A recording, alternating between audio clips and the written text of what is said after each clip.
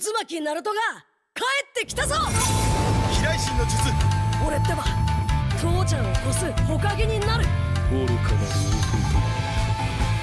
弟。子供騙しか。アマテラス。行くぜ。これが俺たちの力だってばよ。Tonight is movie night.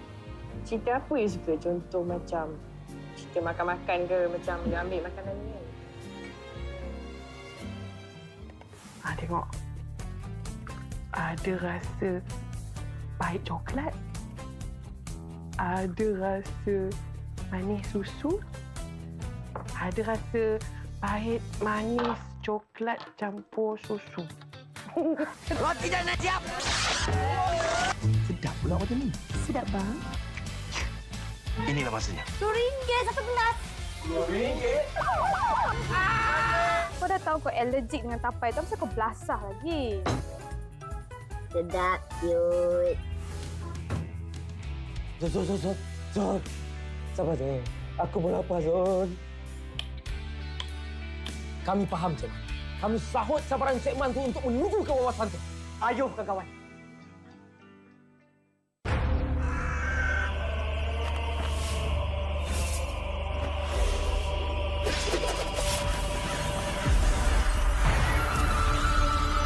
Amaterasu.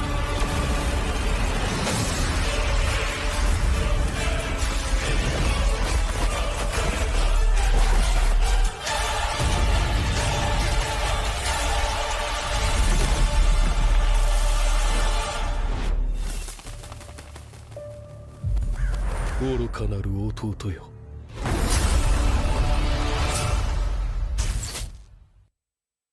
Tengok ending semalam. Tak ada tonton. Tak ada tonton. Tak ada tonton. Tak ada tonton. Tak ada tonton. Tak ada tonton. Tak ada tonton. Macam ni baru boleh kawan. Rasa keping je.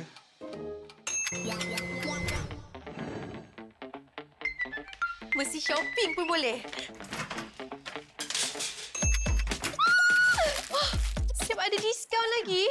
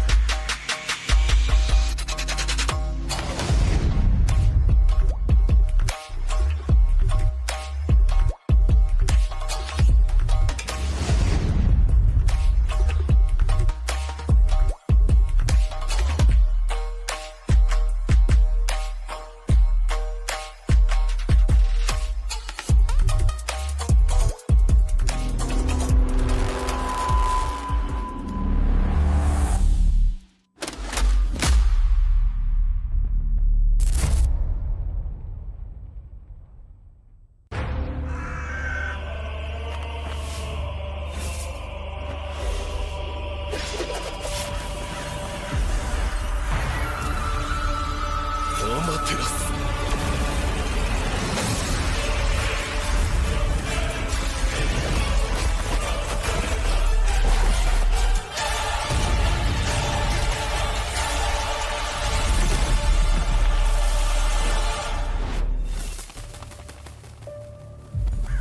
愚かなる弟よ。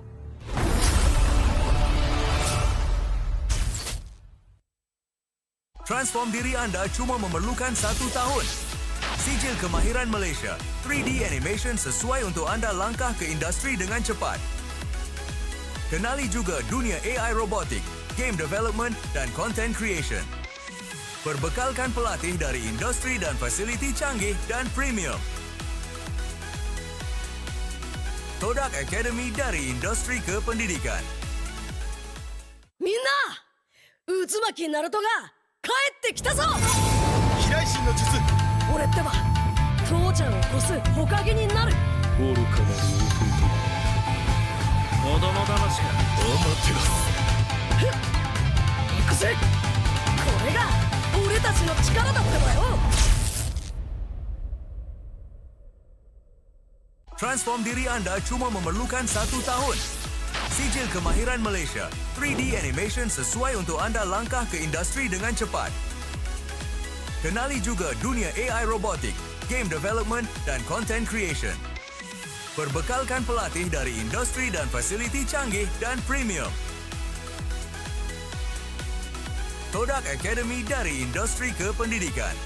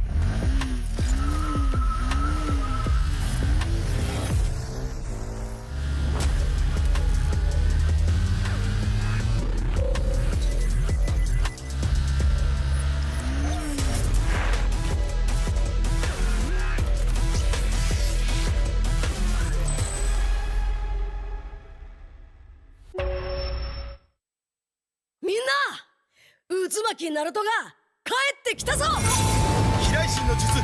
俺ってば父ちゃんを越す火影になる。愚かなる弟よ。子供騙しか。アマテラス。行くぜ。これが俺たちの力だってばよ。Tonight is movie night. Cerita apa you suka? Contoh macam cerita makan-makan ke, macam you ambil makanan ni kan? Tengok. Ada rasa pahit coklat. Ada rasa manis susu. Ada rasa pahit manis coklat campur susu. Roti dah nak siap. Sedap pula macam ni. Sedap bang. Inilah masanya. RM10 satu gelas. RM10? Kau dah tahu kau allergic dengan tapai tu, kenapa kau belasah lagi? Sedap, cute. Zon. Sabar je. Aku pun lapar, Zon. Kami faham, Cik. Kami sahut sabaran Cik Man tu untuk menuju ke wawasan tu. Ayuh, kawan-kawan.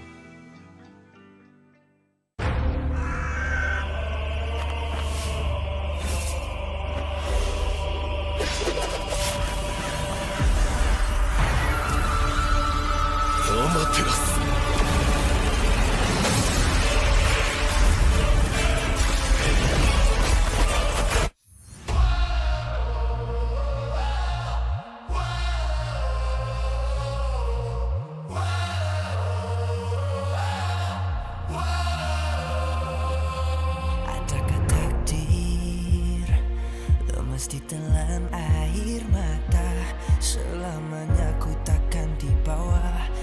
perjalananku sampai ke puncak dalam perjuangan.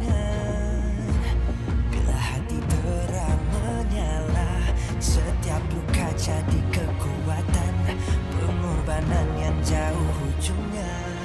Sudah tiba masanya melangkah takdir, jalan yang gentir ku tempuh. Bangkit bersama kita juara, membanggakan negara. Kita kawan pentas dunia, Wira Arena. Bangkit bersama kita juara, membanggakan negara. Kerana di hujung cerita, pastinya kita Wira Arena. Kita Wira Arena. Kita Wira Arena. Blood, sweat and grind, guess we never gon' fade. This that definition of a legend. Every single move that I made, feel it, ain't no doubt. Dorang kena aku, I'm a winner. Cuba check gerak-geri aku, semua tiptoe macam ballerina. Genggam bara api, biasa berjadi arah. Mimpiku mula menjadi, tiada siapa je yang halang. Kalau bikin hari-hari, benda susah jadi senang. Segala cabaran aku ready, masa depan aku terang. Sudah tiba masanya melangkah takdir, jalan yang gentir ku tempuh. Bangkit bersama kita juara, membanggakan negara. Kita kawan pentas dunia, Wira Arena. Bangkit bersama kita juara, membanggakan negara. Kerana di hujung cerita, pastinya kita Wira Arena. Kita Wira Arena. Kita Wira Arena. Satu hati, satu jiwa, bangkit bersama kita Wira Arena. Dari bayangkan nyala api, nama kita terpahat di bumi. Bangkit bersama kita juara, membanggakan negara. Kita kawan pentas dunia, Wira Arena. Bangkit bersama kita juara, membanggakan negara. Kerana di hujung cerita, pastinya kita Wira Arena. Kita Wira Arena. Kita Wira Arena.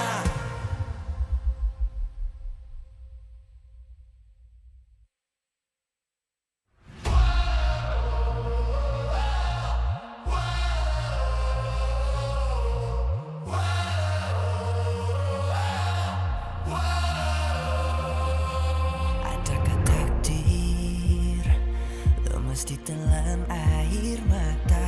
Selamanya ku takkan di bawah, perjalananku sampai ke puncak dalam perjuangan. Bila hati terang menyala, setiap luka jadi kekuatan, pengorbanan yang jauh ujungnya. Sudah tiba masanya melangkah takdir, jalan yang gentir ku tempuh. Bangkit bersama kita juara, membanggakan negara. Kita kawan pentas dunia, Wira Arena.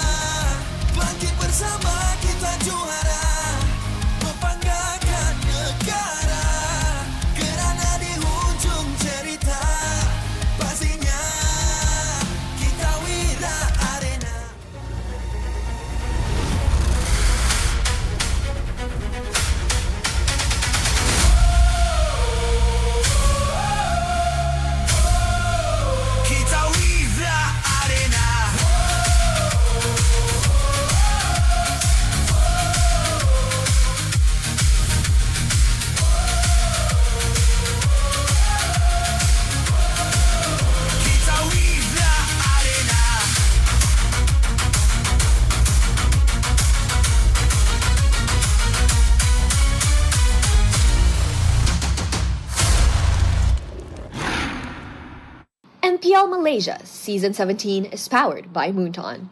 Presented by Celcom DG. Power up now with Celcom DG Prepaid 5G. Climb to mythical immortal with unlimited 5G power, uncapped hyperspeed and endless entertainment. Celcom DG Prepaid 5G. Limitless.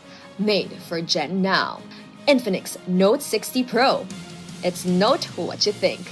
With Snapdragon 7S Gen 4 plus 3D Ice Core Vapor Chamber cooling, active matrix display, and 90-watt wired plus 30-watt wireless charge. Grab your Infinix Note 60 Pro. Available now at Infinix Official Store or TikTok Shop Infinix Malaysia. Official food delivery partner. Grab. Definitely focused when full. When people are hungry, they lose focus and they'll have bad aim or bad performance during game time. Hence, order from GrabFood to stay focused. Cultured by Todak. Todak Culture. Get MPL Malaysia's official merch at Todak's booth or buy online at store.todak.com. MPL Malaysia is now cultured by Todak. Official motorcycle partner, Yamaha. Official content partner, Media Prima. Official streaming partner, Tauntaun. Our strategic partner, Ferry. TNT Co. Obspot. Quill City Mall. Supported by KBS, ESI, Rakan Muda, MESF.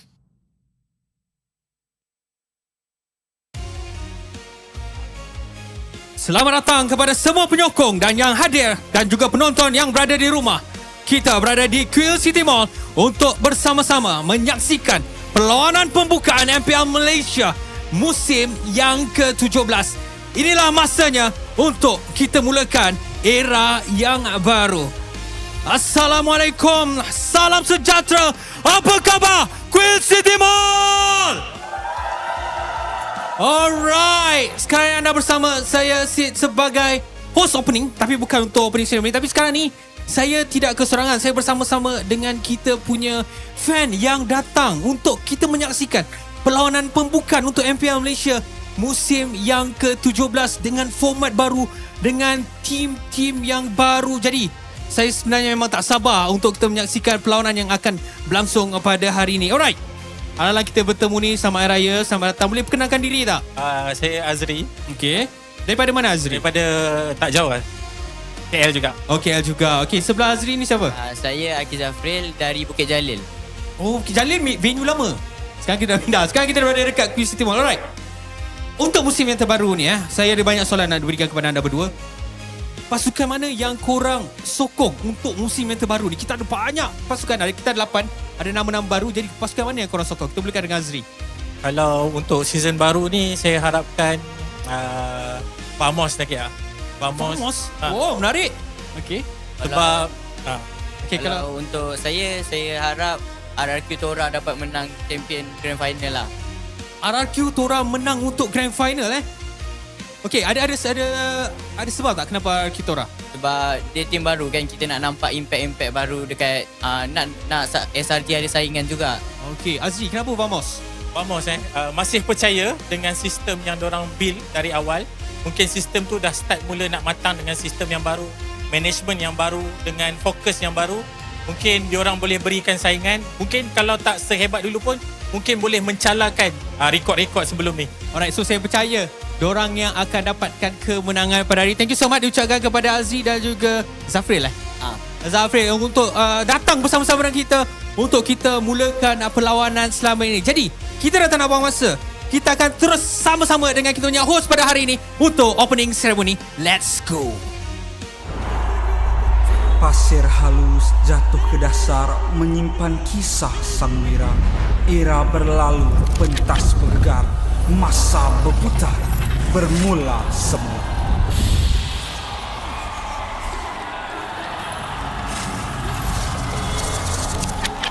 Empat legenda membuka masa, langkah sasa mencipta era.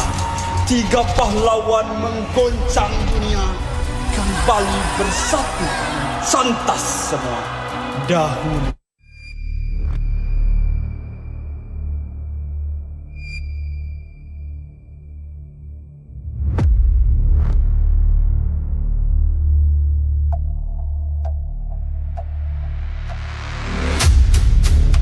Selama 16 musim, a generation was built. Tetapi hari ini adalah detik permulaan baru. Ladies and gentlemen, welcome to MPL Malaysia Season 17!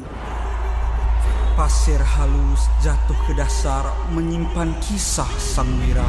Era berlalu, pentas bergegar, masa berputar, bermula semua.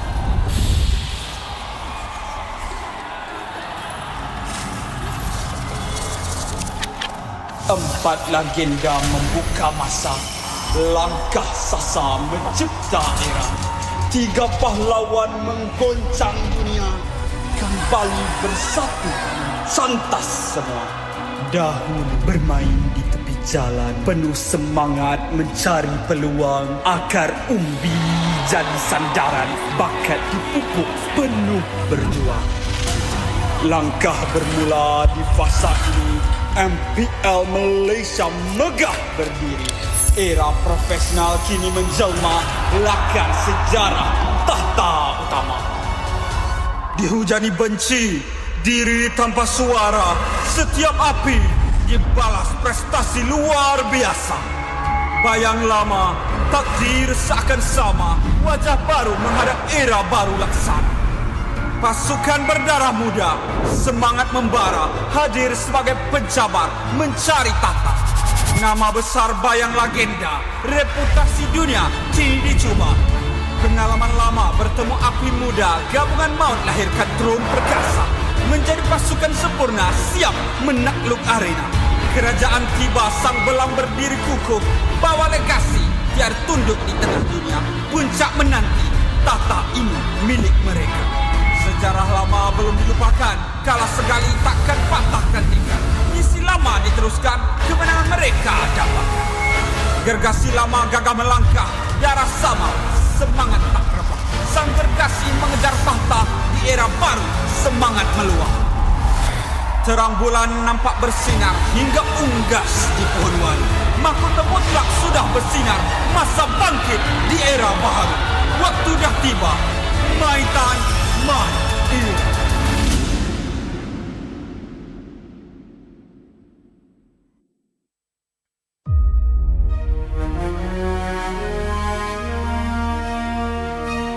Bersama Selcom Digi lighting the way forward. Dari satu generasi to the next.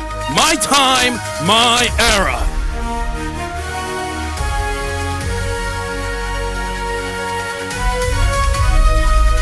Setiap era ada permulaannya.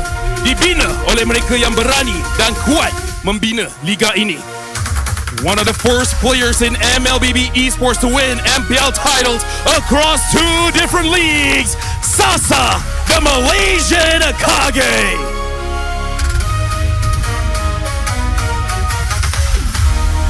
An icon of Toda's Langgar mentality, one of the innovators who brought the Malaysia meta to the world stage, the one and only Ciku guys.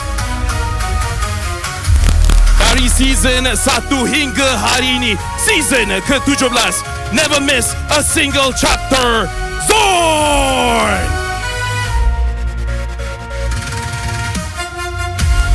And last but not least, pemenang pertama MPL MY Legenda Award, Solos, the one who started the fire, the OG, the original legend.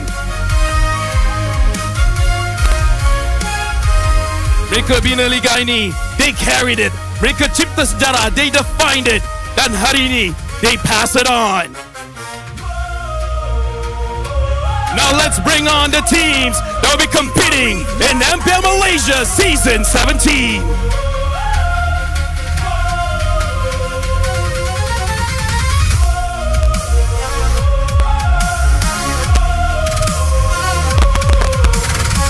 Kita mulakan dengan 2 pasukan yang ingin menjadi the game changer untuk liga kita.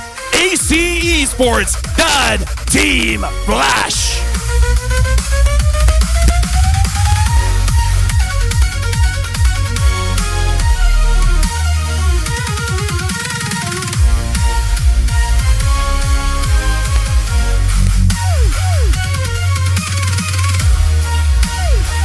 Seterusnya, Team Ray dengan line-up baru sedang mencari kebangkitan mereka. Sementara Bigatron Malaysia by Vitality, Program to Win, akan cuba establish their presence di MPL MY.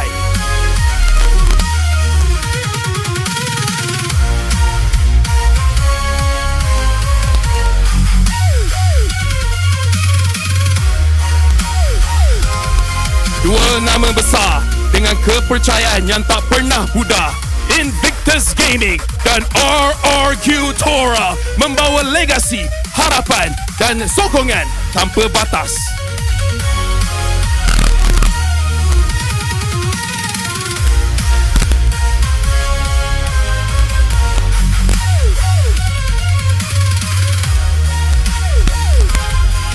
And finally, new era, but same rivalry. Two teams have been head-to-head. It's Team Vamos and Selangor Red Giants!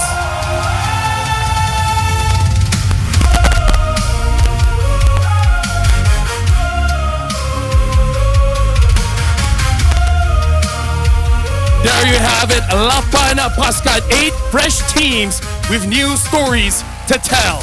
Hari ini bukan sekadar permulaan musim baru. This is the beginning of a new era. Dulu kita hanya ada gaya. Sekarang era baru. Kita sudah ada kita dah partnership. Kita dah ada partnership baru dekat sini. Ini masa mereka, ini masa kita, season 17 of MPL Malaysia. This time, it will be great. Dia lebih sengit, lebih panas, lebih mantap. Better gameplay. Bismillahirrahmanirrahim. Ya Allah, tolong tolonglah kali better gameplay. Amin. Aminkan. And better storyline. Jadi dekat sini, kita dah nampak the teams. Kita dah nampak the legenda. But we want to hear, kita nak dengar suara MPL Malaysia musim ke-17 kali ini. So let's introduce the casters. Kita mulakan dengan caster bahasa Malaysia. Kita ada Mars, Sif dan juga Sunfrost. Come on over.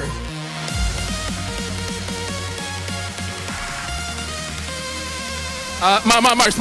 Sekali. Semua sekali. Baik Sif Good job interview. Sunfrost, season ni kasih panas sikit. Kau just buat apa yang kau boleh buat. Okay, you guys can go to your desk. Sebab sekarang kita nak panggil the English casters. Okay, kau dah boleh gerak. Terima kasih banyak. Let's call in Staffa and Gideon.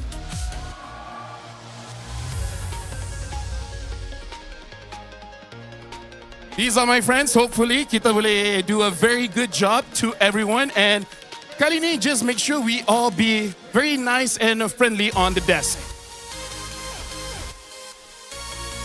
Jadi to all the fans, the casters, dorang dah ready. Even the teams, kita boleh nampak Team Vamos dan Selangor Red Giants. Mereka dah bersedia. Now the question is, are you guys ready? So, I just want to hear your energy. Are you ready? And with that, let's start the new season of MPL MY 17. But before that, we do have a QR code. A CD code here. It's my time. Make sure you guys grab it for yourself and get all the goodies that is waiting for you. Now with that being said, again, it looks like everyone is ready. I want to see the matches. So dengan tu, let's throw it over to the casters and let's start MPL Malaysia musim ke-17.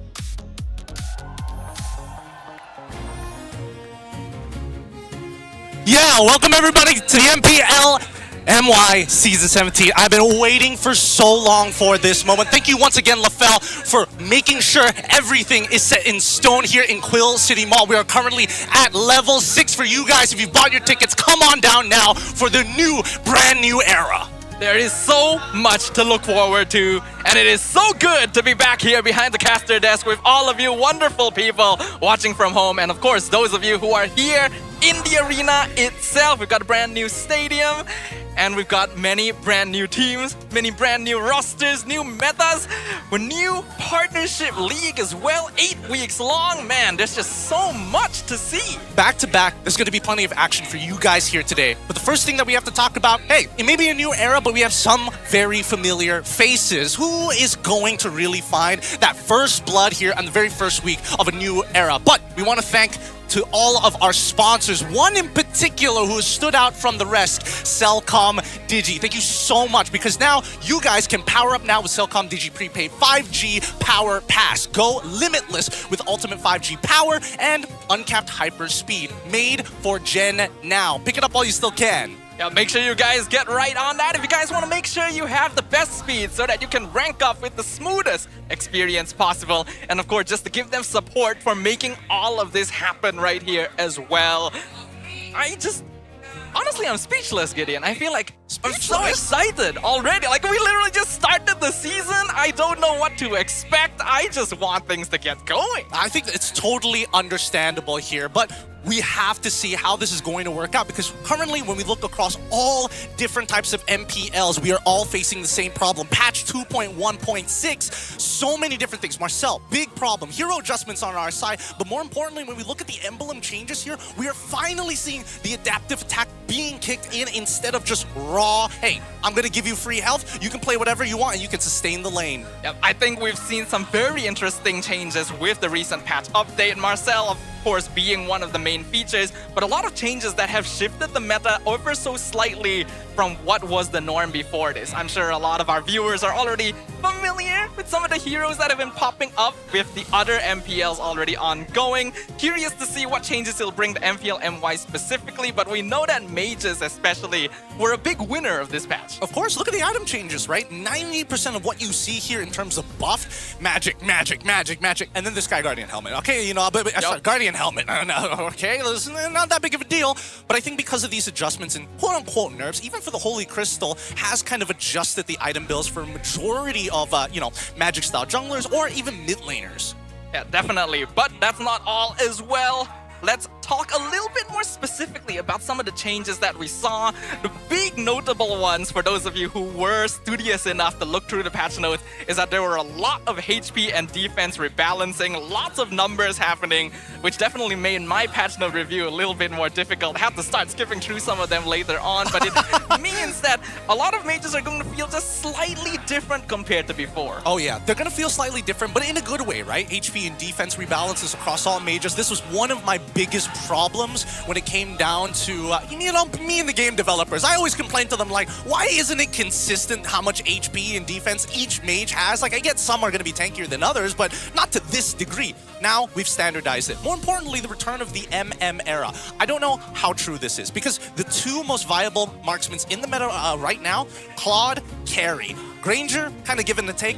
Not 100% sure whether it's going to fall. Harith, always going to be relevant, especially with the mage changes, especially to the items that he will specifically utilize. It's hard to say if it's a total return, but I think we've already seen signs of it, because before this, there was quite the notable presence of fighter gold lanes, Freya being the biggest culprit, and we've not really been seeing her anymore in the other MPLs. Like you pointed out, heroes like Claude, Carry being shown up. Harith, while you say has always been reliable, kind of was unpopular for a few months, though now he has made his return. Of course, mainly because it took too long for Harith to get to that big power spike at the end. But now the adjustments is going to make his late game a little not as powerful. It just means you have to weave in one extra auto attack.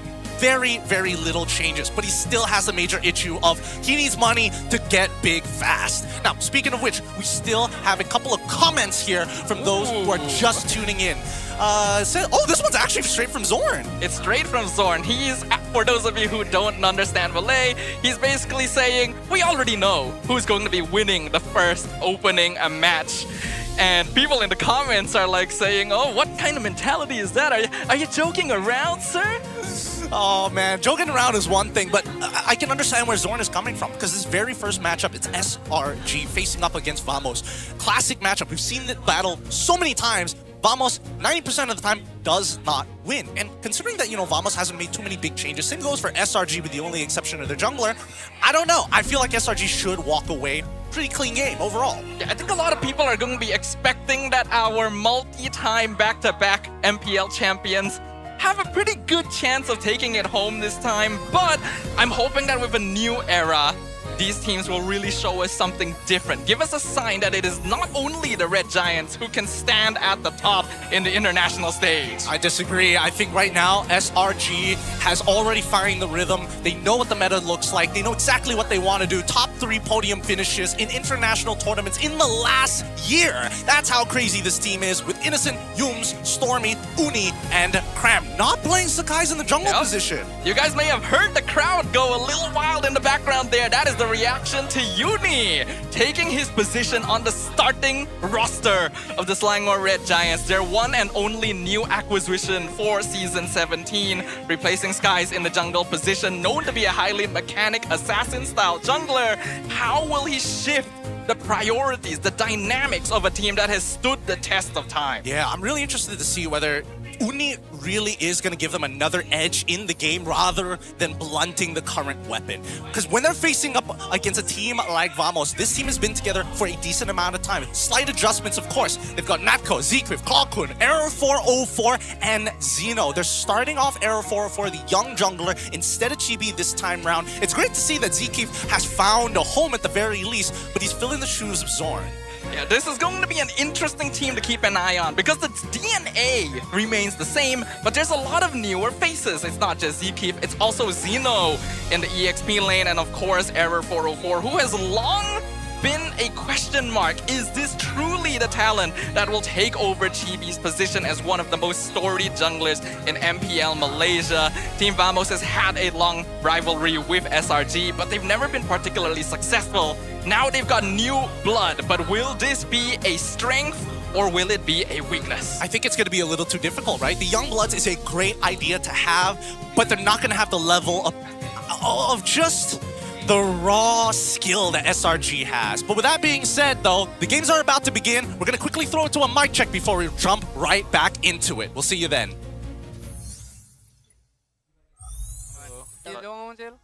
Berapa? Ya. Udah. Ang, aman? Aman. Akib? Lu 100 sih? Aman tak? Lu 100 aja tinggi banget, Cok. Olahragawan, Cok. Lu berapa? Gua 90. Sama gua 95. Hello. Kuat kan? Kat sini. Oh, mak pening ah. Karena awak. Ni je gila. Ni kuat kan? Ha. Ni kuat kan? Atau ni aku, ni kau. Aku nak kuatkan kau. Aku tekan kau. Ada dah merah, P2 kau. Sudah aman. Aku kuat kan? Oh, okey. Tak apa, aku sorry bak ah. Udah gak friendly, Cok. Dah. Ni ikut ni. Stormy ni launchnya boleh-boleh ya. Boleh-boleh. Ni jersey biru ni jersey apa yuk? Now we jersey biru, guys. Tahu? Todak. Oh, Todak punya ni kot, sponsor kot. Crazy. Even the players that are coming into this and they're like, whoa, there's so many new things. Uni doesn't even know how to readjust his audio anymore. Well, I hope they figure it out soon because it's about time for them to walk up on stage for the very first match of MPL Malaysia Season 70.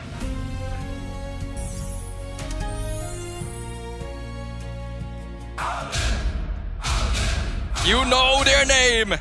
You know their reputation. Putting Malaysia on the map with 4 local and 1 international trophy. Will a similar lineup in a new era continue to bring glory to the red and yellow? Standing tall above the rest, ladies and gentlemen, this is Selangor Red Giants! Uni starting instead of Sakai's. He's been touted as one of the best MY junglers. Is this finally the time for him to showcase he can be with the big boys too? And of course, walking up on stage, our health man, health beast, continuing to be a consistent presence across multiple seasons of MPL. A team that has remained largely the same, eager to bring the same success into a brand new era. This new mid-trio, it's going to be tough, but they've got bigger opponents ahead of them, ones who are looking to test them.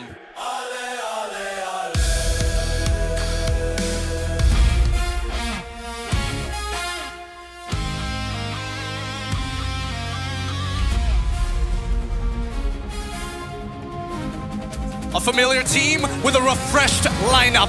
Will blending experience and potential take them to the next level? Maybe counting on young stars like Arrow 4 and Zeke is the secret weapon they've been looking for all this time. Let them cook. It's Team Vamos! The eyes of the crowd will be on Error 404, Zeke and Zeno to fill in the shoes of their predecessors, including veterans like Chibi and Zorn. But let's bring up some more important people. We got the coaching staff of both teams, the masterminds behind every match.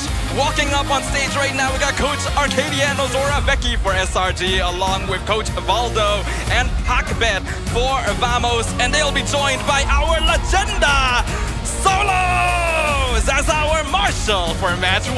The OG gonna make sure that this very first kickoff to our MPL MY Season 17 is only going to be Preem, the best, as these teams make their final physical contact up on this stage. They're gonna be heading over to their battle stations to get ready for war.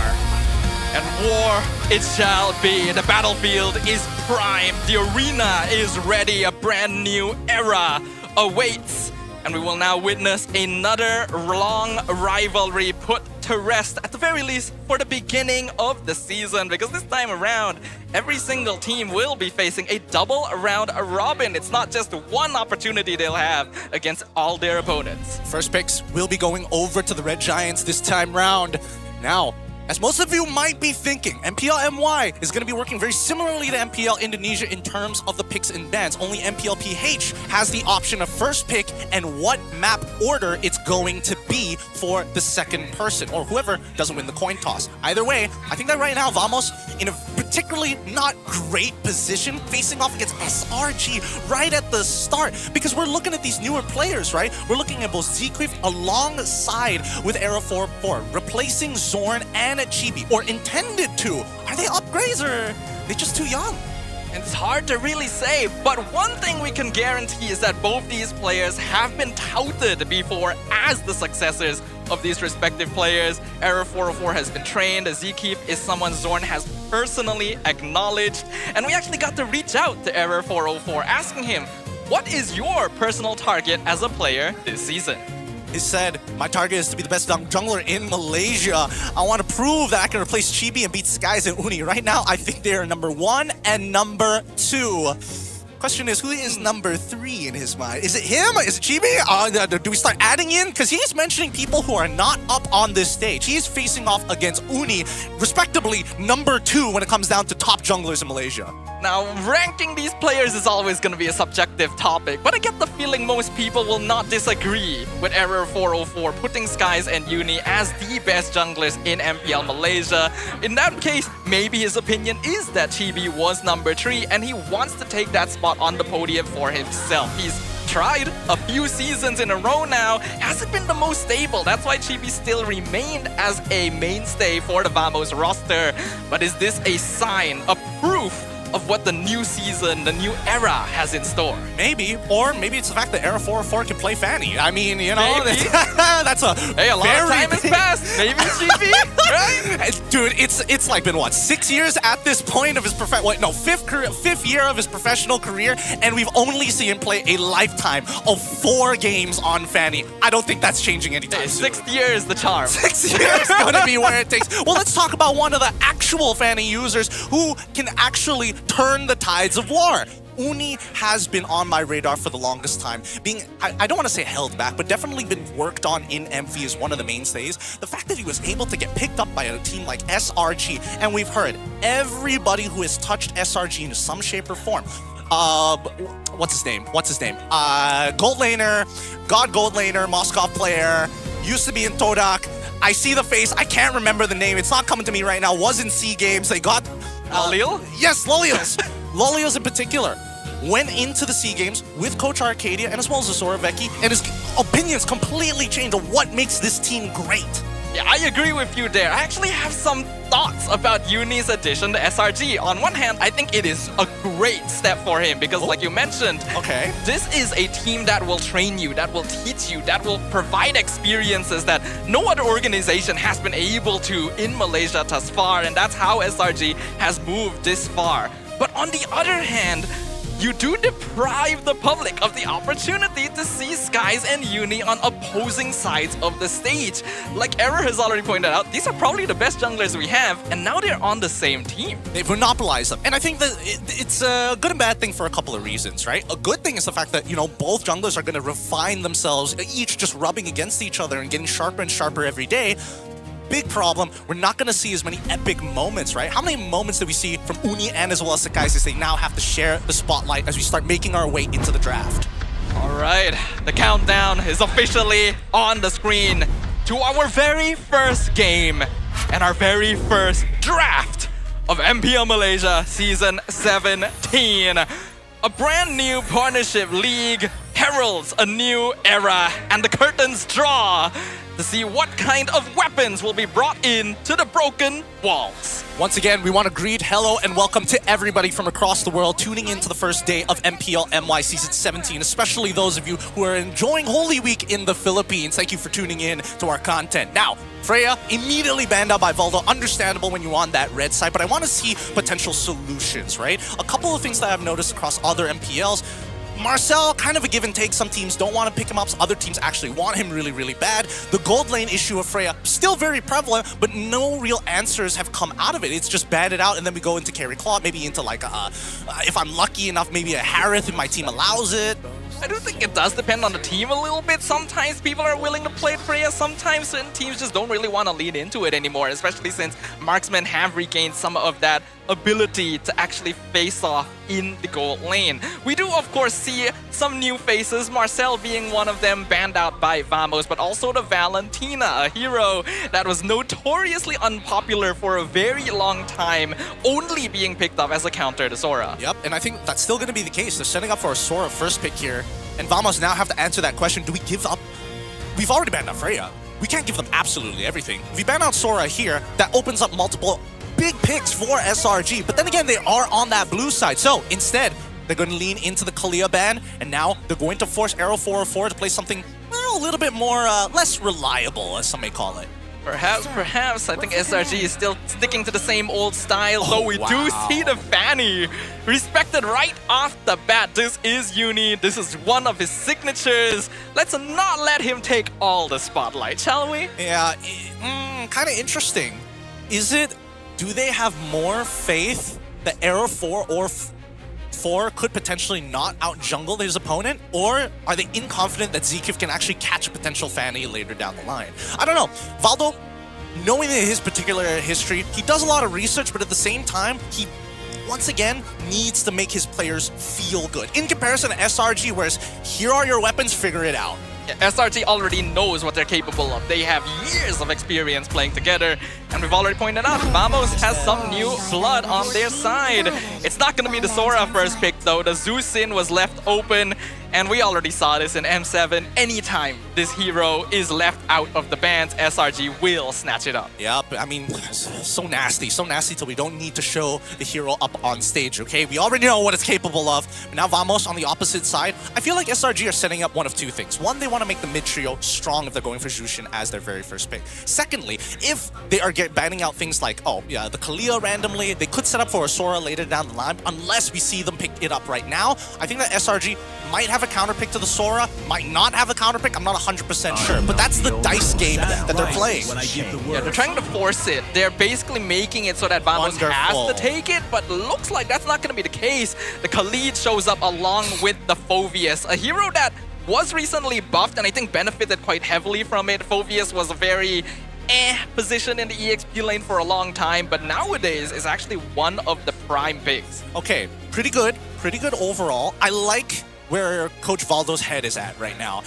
I don't want to pick up the Sora straight away. I know what some of the comfort picks from Cram is going to look like. Picking up the Phoveus is really interesting, right? It doesn't exactly do the greatest against Sora in particular, but he optimizes the entire composition to say, hey, if I'm in front and I can slow them down, maybe you guys can do something else. And that's why they go for the Khalid almost immediately after. Now, this also does deter SRG from actually going for an assassin, but we'll see in just a little bit here because their next two picks looking to be Sora alongside with Guinevere. So they don't want a traditional assassin.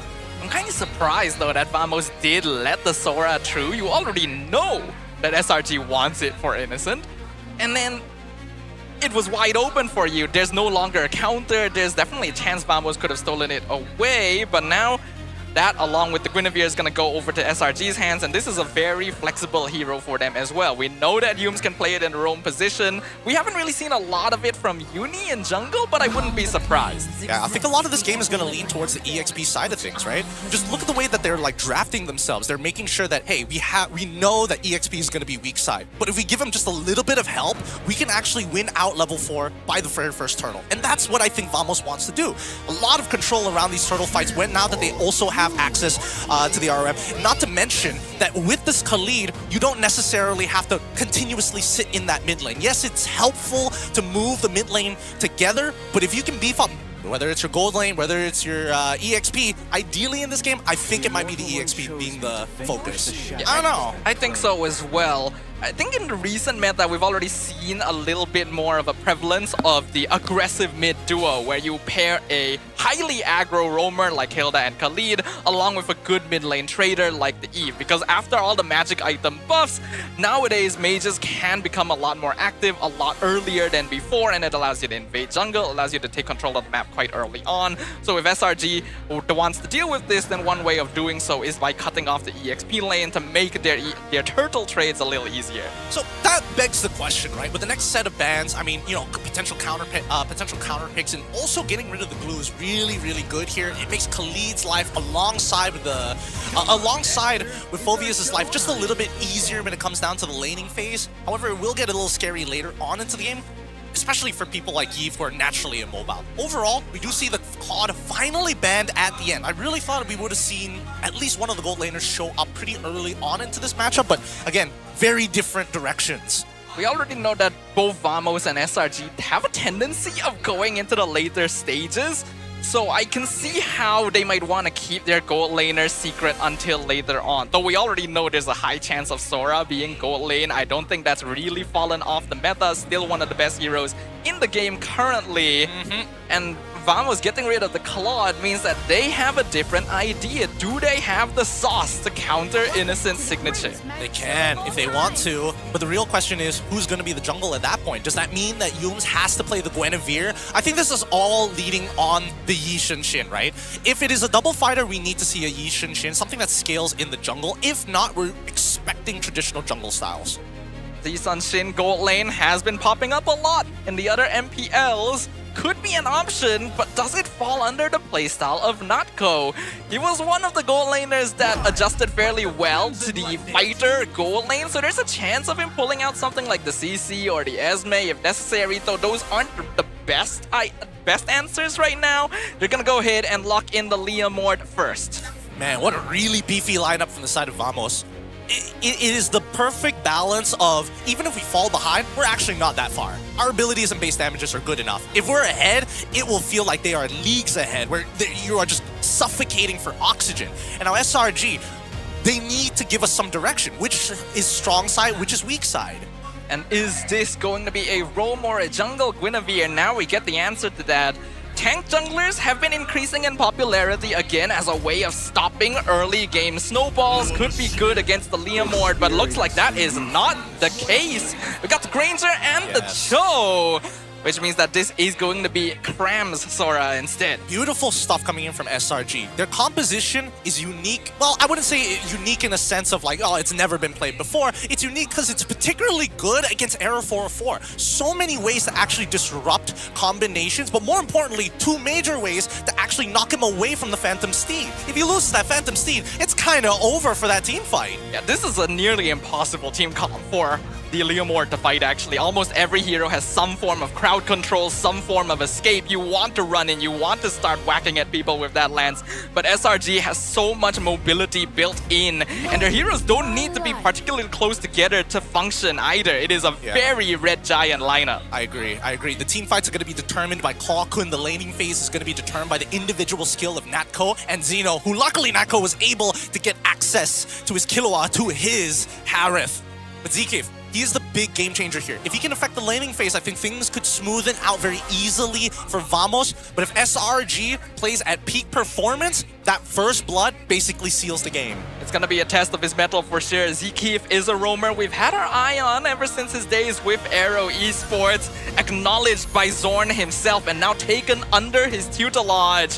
His first time under the banner of Team Vamos against the Titan of MPL Malaysia. It's going to be a very exciting bout here between SRG and Team Vamos as we make our way into the land of Dawn. Thank you to everyone tuning in today to watch our inaugural game of Season 17 and let the games kick off. I'm hoping everyone at home has some popcorn because this is going to be a show, the very beginning, to set the stage and the tempo for the rest of this much longer season of MPL Malaysia. We got SRG on the blue side versus Vamos on the red, and already Zkif doing some good poke damage to Stormy. Now, the mid lane is going to be by far the most important contestation ground for both Vamos and as well as SRG. But with broken walls, at the very least, we know that as long as somebody gets first blood, they get a small lead, things are going to get crazy. Now, if you look on your screen right now with the players' performances, you can tell that they have a heart rate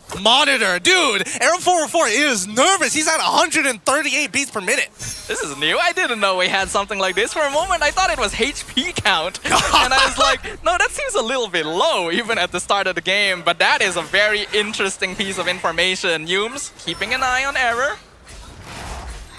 Now they're going to go for the very first invade, which honestly doesn't seem that great for SRG, knowing that Zkif has high base damages. But the same can be said about Yumes. And his performance on this show is going to determine whether or not they find these leads or not. As right now, Cram, he has got the performance that we're looking for. Oh, they should be okay here as they walk away. Just quick trades.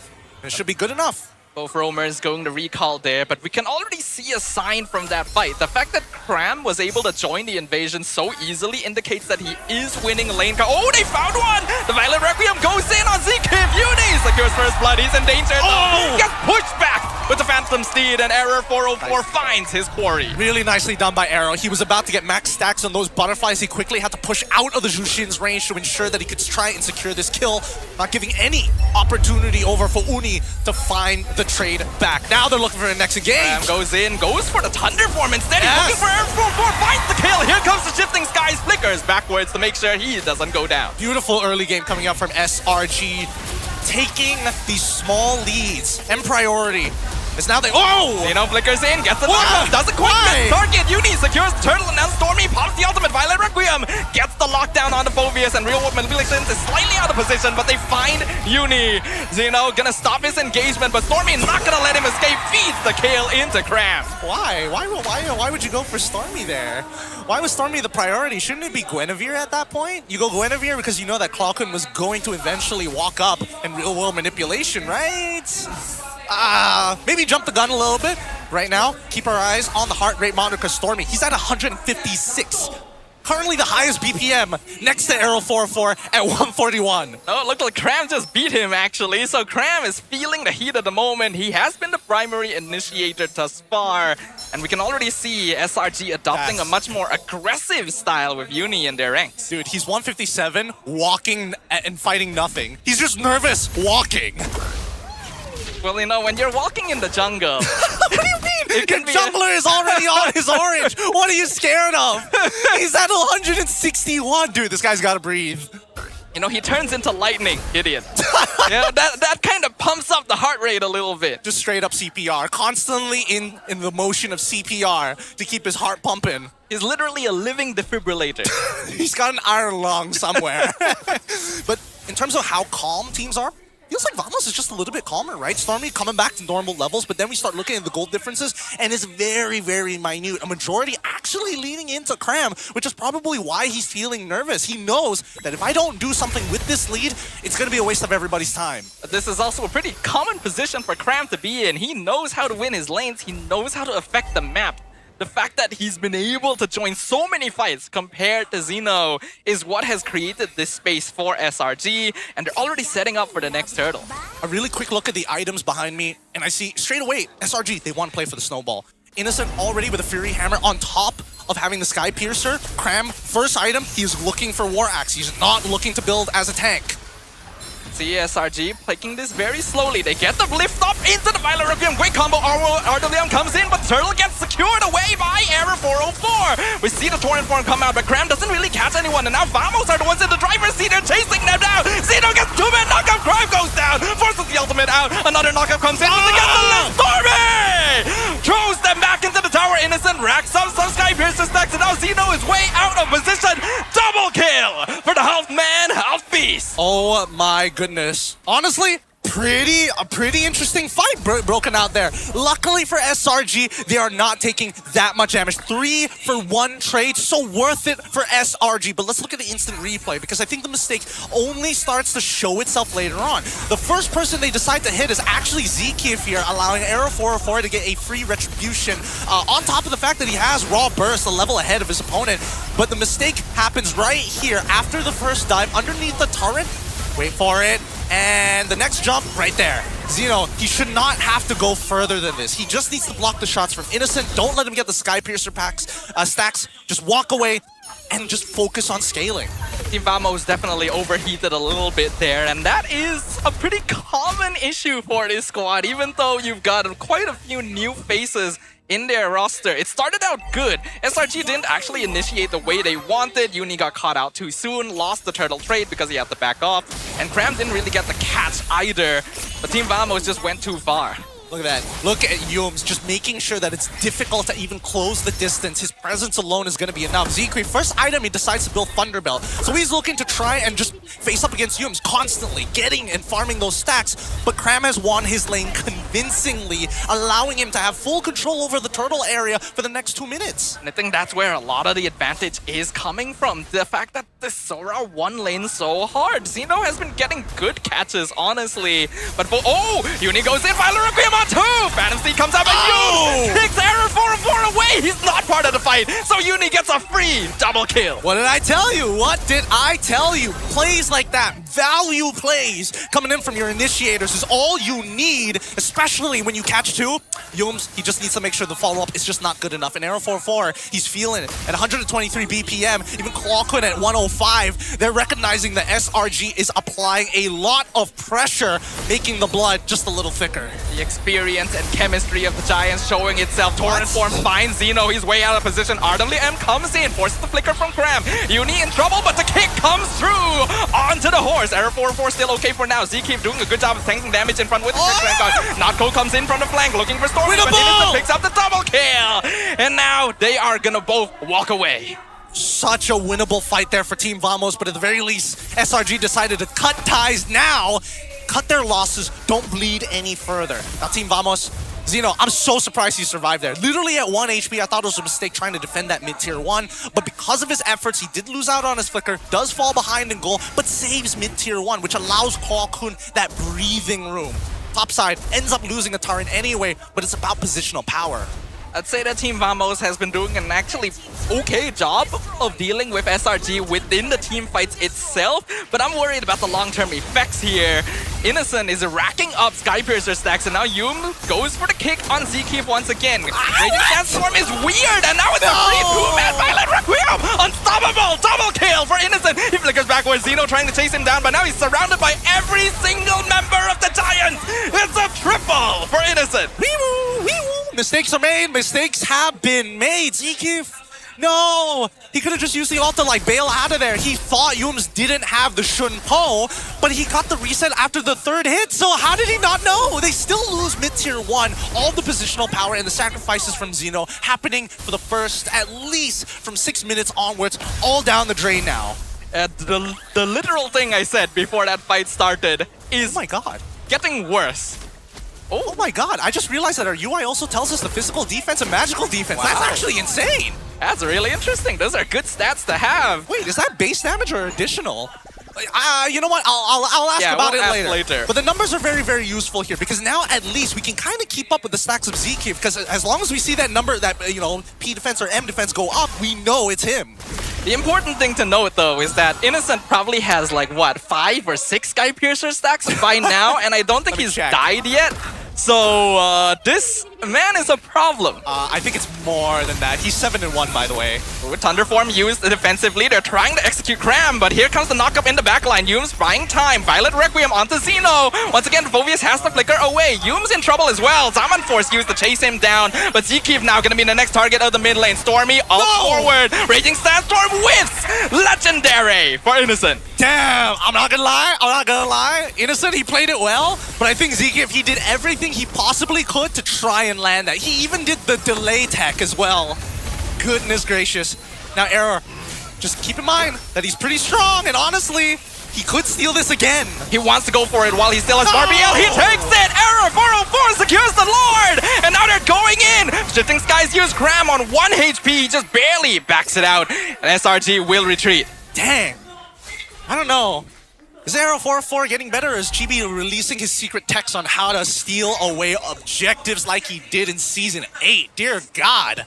How is he getting away with this, honestly? And really, it begs the question, right? Now that we've already moved from Turtle stages to Lord stages, if we're losing Lords at this stage for the side of SRG, are they so purely indoctrinated to just say, you know what? As long as Innocent is max stack, we're going to win this game. Guys, trust. I honestly would not be surprised. Because we have seen this so many times. Hey, look, he's on Granger this time round, all right? And no Roger nonsense, no Moskov nonsense. How could he possibly outplay 5 guys? Well, looks like right now Cram is the one taking damage. Raging Spectrum connects this time. The Sora is in trouble and he goes down. Killing spree for the Leomord. Violet Requiem comes in on top of the Eve and they will execute Clockhood and Killing spree. But Uni now in a really weird spot. He's gonna try and dash away to buy as much time as possible with Natko chasing him down. Will they be able to find him?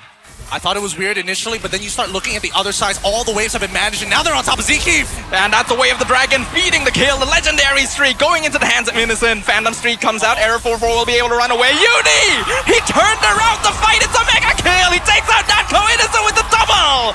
4 members of Vamos have been executed. And I'm looking at Natko, and it's like, oh, I just died.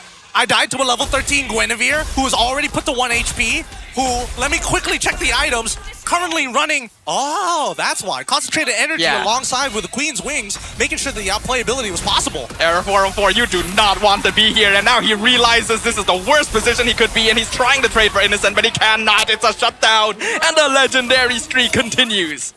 All the lives lost just trying to protect these tier 1s. Now without them, you see that SRG is fully online. Individual players of their own with Yumes alongside with Uni, able to kind of do whatever they want. Cram just needs to be positioned in between them to find those right moments. But look at the damage taken, right? Arrow 404 is only 2nd in terms of damage dealt, because Innocent is already putting so much, but I'm surprised that Uni is actually higher than Cram in these fights. And Guinevere has been popping up a lot in rank these days. I imagine anyone who's been playing knows that this hero is surprisingly strong, especially with all the buffs to the magic items benefiting her ability to brawl in the earlier stages.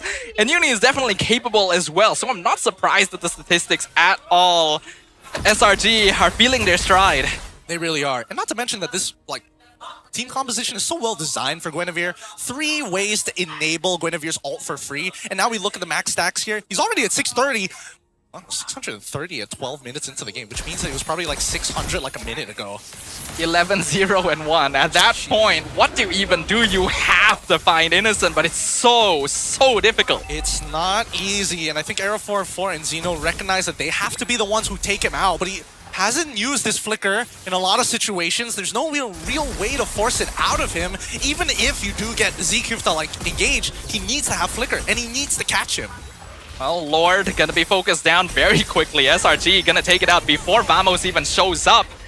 Zeno just gonna be toyed with by Stormy as well. Vamos gonna need to play the defense game. Yeah, it's a little late, but looking at the raw burst damage, we see the major damage dealers for the side of Vamos at the bare minimum. One is, it's majority magic other than Arrow 404, right? Zeno doesn't do enough damage. He's building full tank as well. And TQRS on top of the Radiant armor as they're about to lose their tier 2. They're taking so much poke damage already. Zeno has to try and re-engage, but he gets pulled forward once again. He has to just barely back it off. Zaman Force is good though, splits the fight so that Team Vamos isn't forced. I don't know. Why won't Zkeep just like ult? Trade ults, right? Trade ults, get flickers, something. Something at the very least, because right now they're not really delaying the Lord. It feels like the inevitable is about to happen as the second wave is about to collapse. Well, here comes the conceal. RWM used defensively, which is good, but that means they won't have it for much longer, and SRG is just waiting out the timer. The Lord takes down the tower to half HP. Zkeep nearly melts, but he's okay for now. And Team Vamos have done a good job of splitting up their resources. Hey, Cram, don't get greedy here, Cram. That was a moment for you to actually follow up on the pickup from Zkeep, but now they want a little bit more. They want to dive. Oh, here comes the Violent Requiem. I'm actually not going to commit it just fine. As Uni going to be the first one exploded. Vamo's going to go for the counter attack. They've caught Crab. He's on 1 HP. And Glockon will be his end. SRG going to back it off. Innocent slowly whittling them down from afar. He's looking for more stacks, though he's already maxed out. But Team Vamos will successfully defend. Beautiful cancel. Immediately punishing both Union as well as Cram, who had the same idea. Luckily, Nako still had Purify to get out of there. Worst comes to worse. We look at the items one more time. No idea how many stacks currently for Zkeep, but everybody else is coming to that full build. Rather surprising that we're seeing that Arrow 404 opting to go for the Rose Gold Meteor here. Is that necessary? Would he prefer to actually get the Brute Force Breastplate? I feel that might be a little bit better in this scenario. I mean, I can kind of understand where he's coming from here. The Brute Force would be helpful, but the Rose Gold Meteor offers a little bit of additional attack and allows you to dive in with that shield as well. So you could argue either way. I think Rose Gold is more of a get out of jail free card. I think the answer to that is that he wants the Rose Gold because it's more bursty for the side of SRG. Because even if he does take Brute Force Breastplate, there's just so many lines of CC that even if you get a discount from all of them, it'll total up to about a total of 0.8 seconds, which is basically good to nothing when there's so much already. Yeah, now that we are 16 minutes into the game, Team Vamos have been able to regain a bit of a foothold. They're still looking at a 5k gold deficit, but it's definitely a better situation than what we saw before. Next Lord coming up in about 10 seconds, and SRG is still in control of the map. Yeah, honestly, SRG struggling to find like that opening. Team Vamos making sure that even in the worst possible scenarios, they're not that far away in terms of the goal lead. Conceal though. Yeah, Vamos wants to dive in. Raging Sandstorm will miss, but they will force SRG back. Now Uni goes back in with the Winter Crown, gets the Violent Requiem. RWM catches Innocent, forces him backwards. Zkeep looking for him, has the flicker backwards. Team Vamos has split up their fight. They're forcing SRG into a funnel, but most of their HP is now low.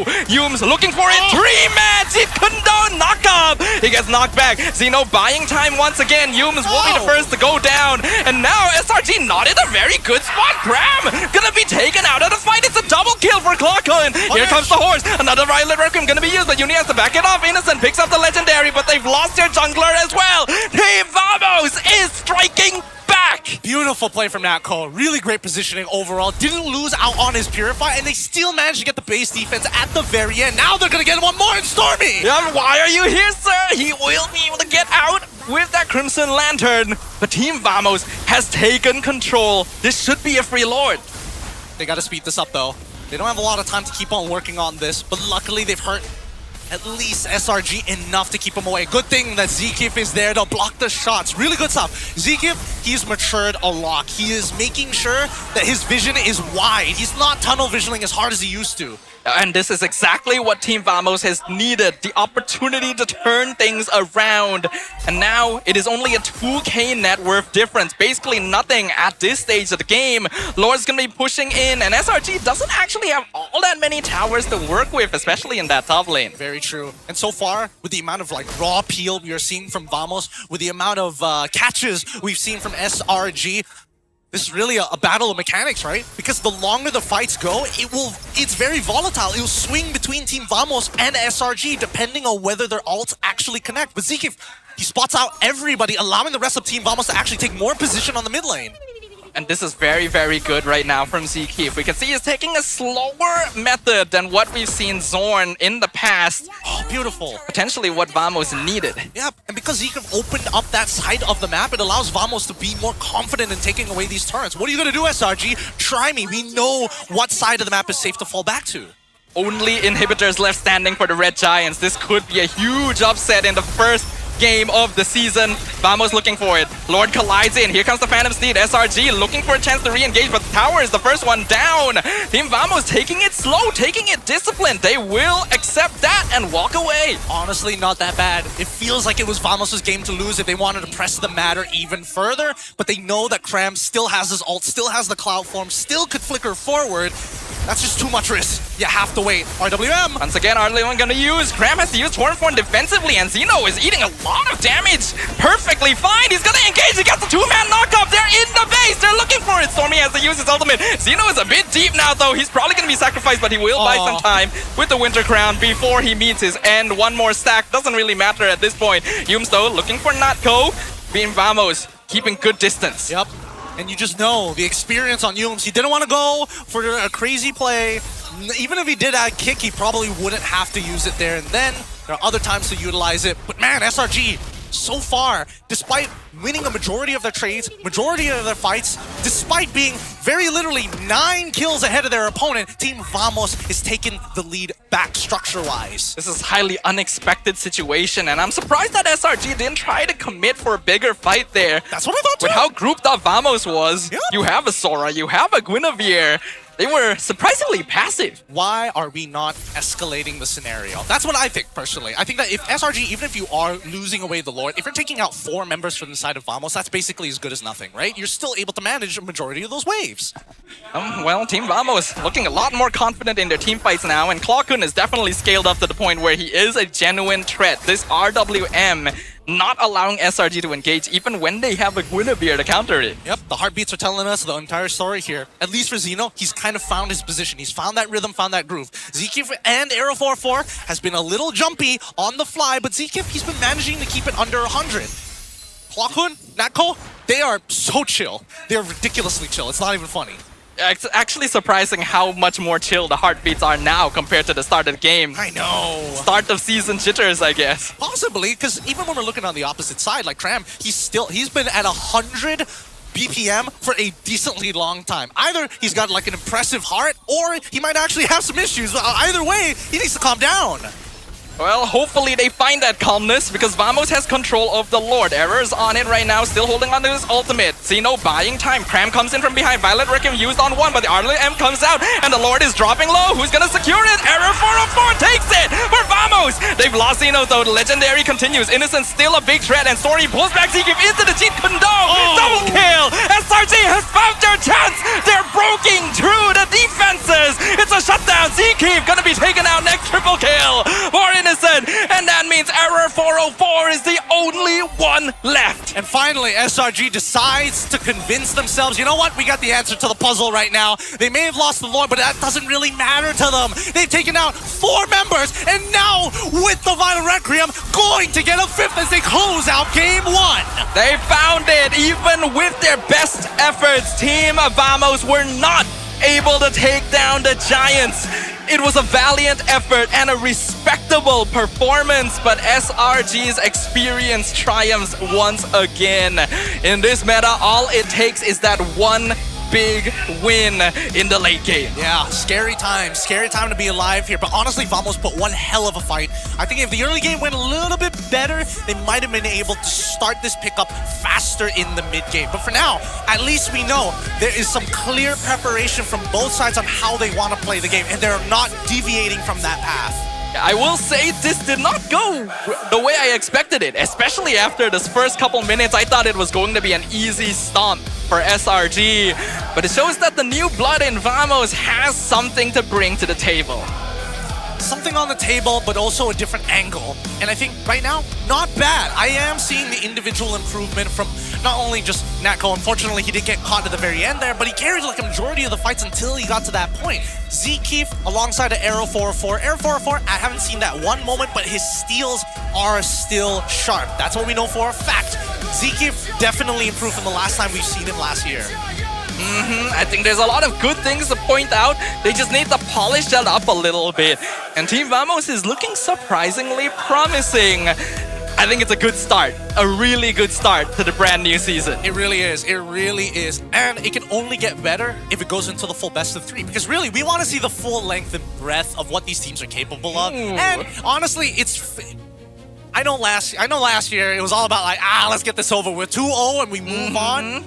But coming this year, I'm not 100% sure where these teams are at least for the first 2 weeks. I don't mind if it goes all 3 games. After those first 2 weeks and we start getting into the second round robin, that's when I'm expecting like, you guys better, pull it together. We definitely could use a little bit more information, which means more games is gonna help us out quite a bit to figure out what makes these teams tick. But to do that, it would imply that Vamos will need to take a game off of SRG. They were close, but can they really cross that finish line? I think what really sets SRG apart at the very end there is whether or not they want to initiate the puzzle-solving problem. And I think that a lot of teams just don't have that at this point of time. Let's look at our MVP of this game. Give it up for the man who just refuses to go down. He just, I've seen him with more Skypiercer stacks than him actually playing the game sometimes.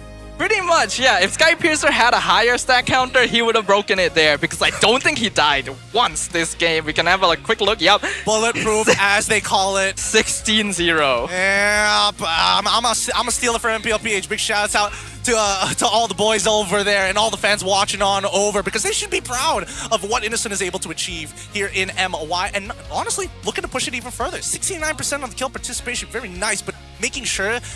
What do you think is like gold stat GPM is going to be at the end of the season? I think it will still be above 800. The question is it above 850 or are we talking just like 820 and above? I think it will probably be low 800s. It's hard low 800s? Yeah, I think it's going to be hard to keep it for 8 weeks, man. Okay, that's a good point. I didn't think about that. And also the double round robin. Also didn't think about that one. Well, okay, we'll see. Maybe a patch update will speed up the game. Who knows, right? Yeah. Let's look at the item builds first, because I think there's a lot of interesting things that we need to talk about. Number one, when we talk about Xeno, he went for the ultra-safe tank Phoveus build. He did not want to fight too hard. He wanted to sandbag during the mid-game. He gave up a huge portion of his early game just to make sure that Cram couldn't move out as often. Well, up to level 4, of course. Prior to that, Cram can do whatever he wants. I think that Xeno's early game, if it had gone a little bit better, Vamos may have had a better foundation to play off of here. Maybe? Because he died so often that he had to go full tank. It's possible that this was always the plan, since they already have Nako, Clawhood, and Error. But even having one Thunderbelt would have actually made a big difference with how long he was surviving those later stages. I don't know about that. Because here's the thing. There's a good and bad about the Thunderbelt. Like on people like Khalid where you can actively get it, yeah, sure. But then when you're losing out to clearing the wave because you're building full tank and Cram isn't, and he's taking Concussive Blast, I would assume, I don't think there's much of a comparison. Like, no matter what, Cram will leave the lane first. What I'm saying is if the laning phase had gone a little better, he could have gone Thunderbelt, and it would have been better. Like in this situation, obviously you don't build Thunderbelt.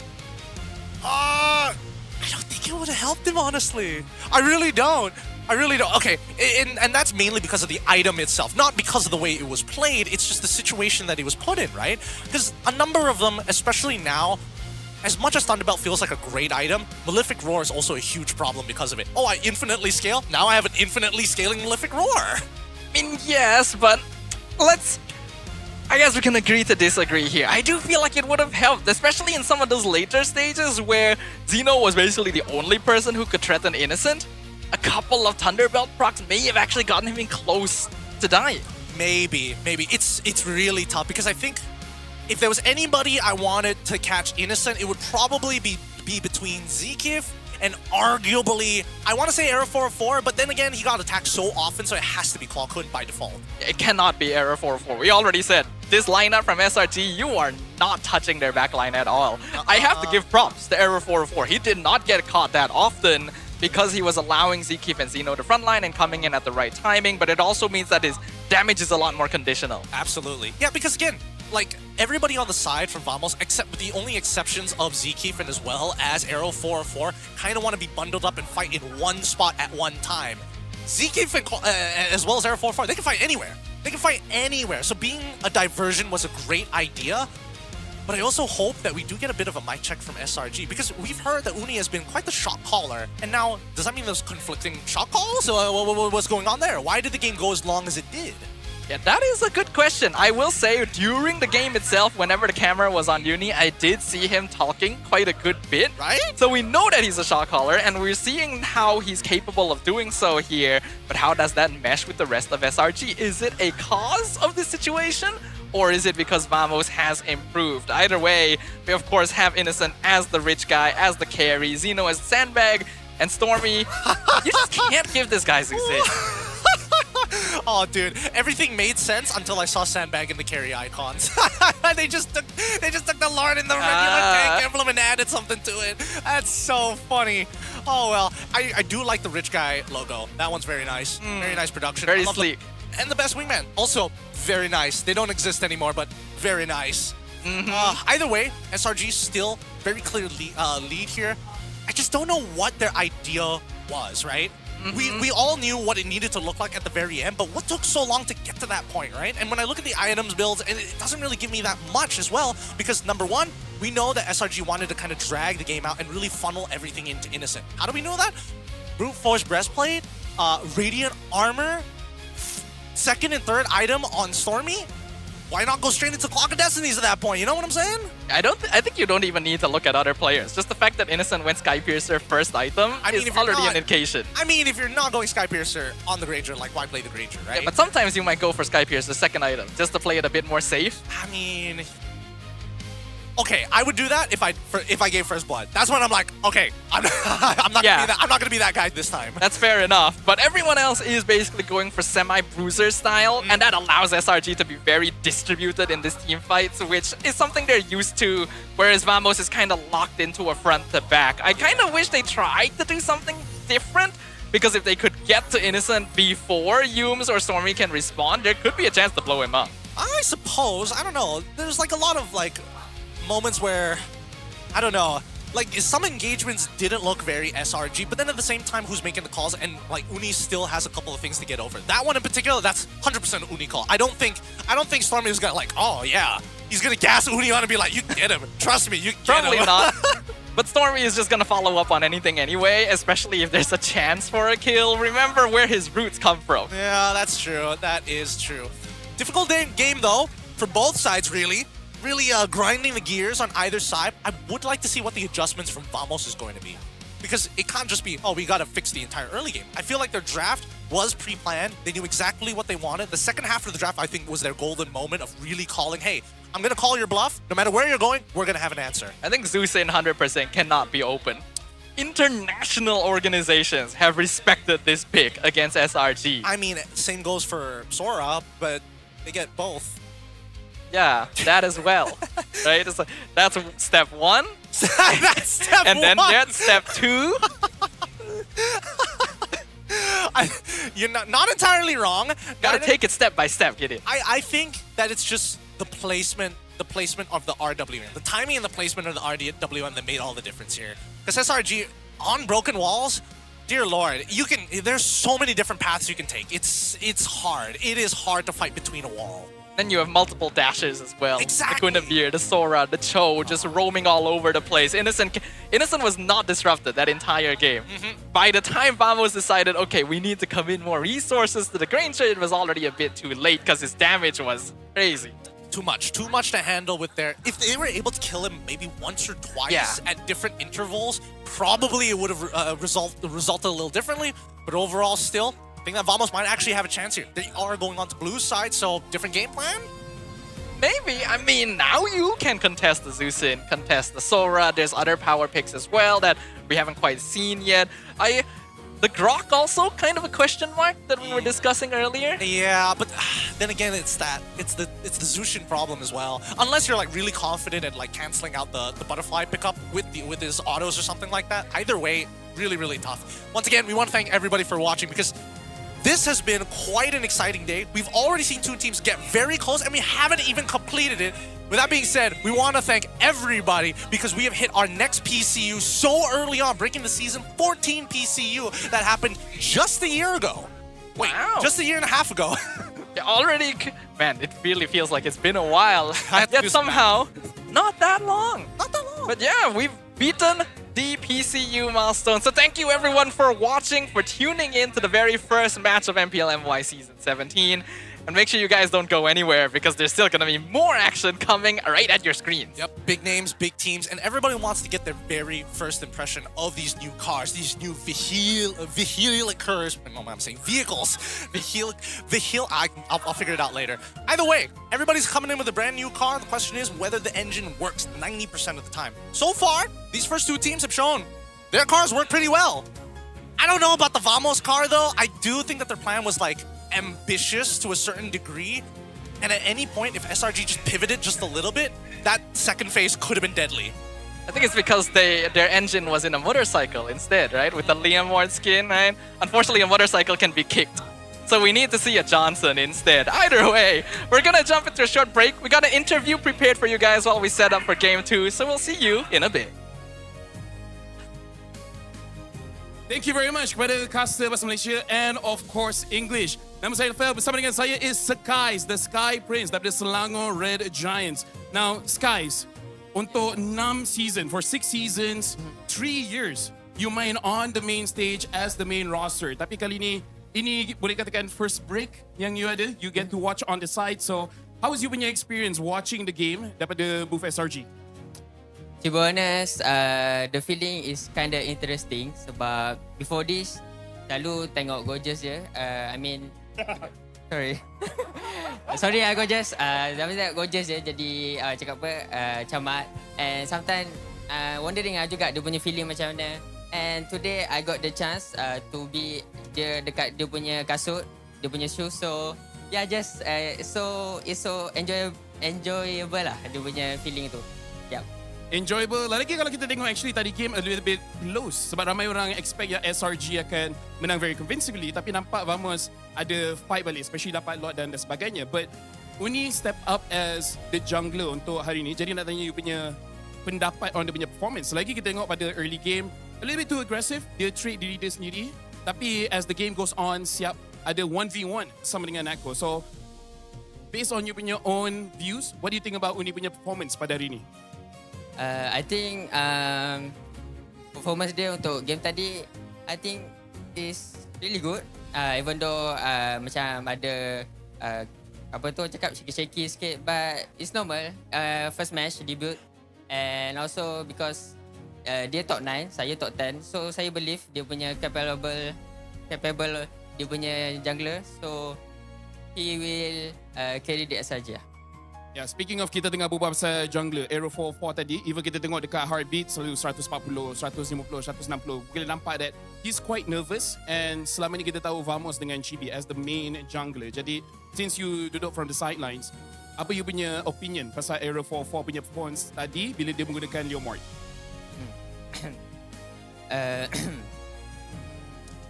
I think mungkin sebab dia lawan SRG kot. So sebab tu dia punya heartbeat boleh jadi macam tengah berlari, but actually tengah main game je. But I think understandable. And for dia punya himself, I think he's is one of good young player. I think in the future dia ada bright future lah. Yep. Alright, thank you very much. And we are about to start the show, start about the next game. But before we let you go, jarang dapat tanya, but is there anything that you want to say to anyone at home? You know, you punya family, friends, and all the SRG supporters. For the SRG fans, thank you so much for supporting SRG, even though I'm not playing. And yeah, keep supporting and see you around. Alright, thank you very much. Ladies and gentlemen, that is Skies, the Sky Prince. Tapi sekarang kita akan pergi balik kepada the BM casters as well as the English casters. So, sambung perlawanan SRG lawan Vamos. Thanks, Lafel. Those are the words coming in from Sakai's himself. Funny how, you know, things come into full circle. He's like, yep, brother Goja. Now I'm in his position. Oh, this is what you feel for all those years, Gojas. For the first time in our 3-year relationship, I understand how you feel, Gojas. And he said it was enjoyable. Yeah, so. it was enjoyable. So who knows? I think it's also kind of funny to hear Sky saying, "Oh, Hero is a great young player." Yeah, and he himself is young. What is he, 19 this year? I think? How does that make us feel? Dude, don't even get me started. Don't even get me started. These kids were little baby boys when I was casting. God dang. Either ways, Vamos now taking first pick on the away side. More importantly, what is that first pick that they're looking for? What was the big conundrum that they had? Because it felt like the second phase was very set in stone.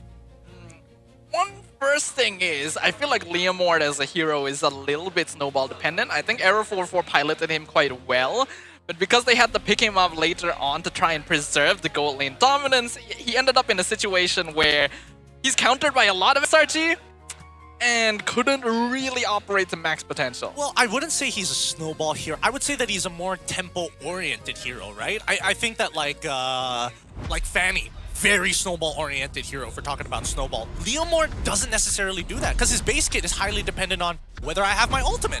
So he needs the early levels first so that his ultimate is basically like 12 seconds. Off cooldown, off rip. Once I'm off of the horse, I just have to wait a couple of seconds and I can do it again. Fair enough, fair enough.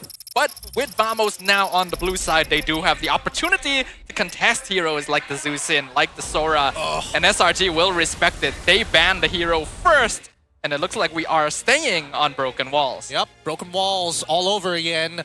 One more time as we get into the drafting section. We are seeing the Kalia band out on blue side. Coach Arcada gets rid of the Zushin as expected.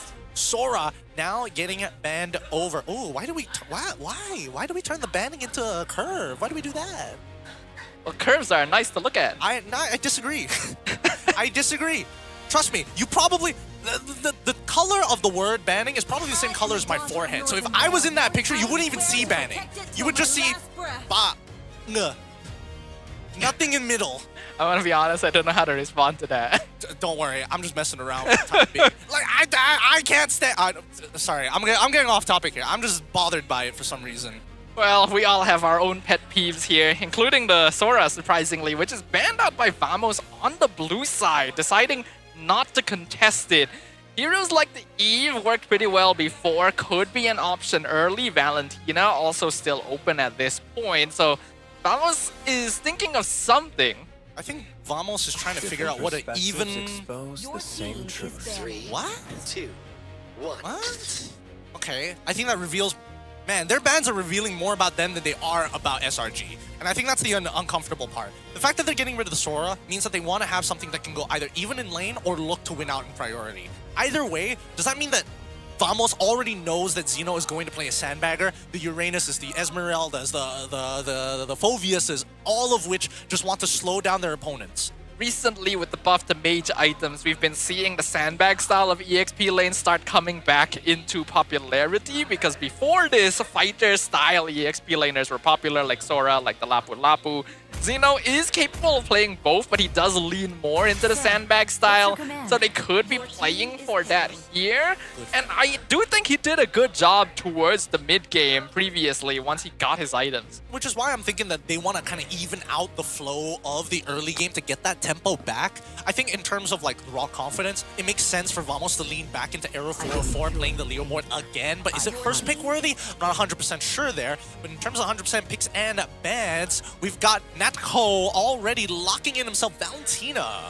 Alright, so they are going for the new flavor of the month. In case anyone is wondering, Valentina got buffed heavily in terms of her skill 1 damage, so her poke in laning is super strong now.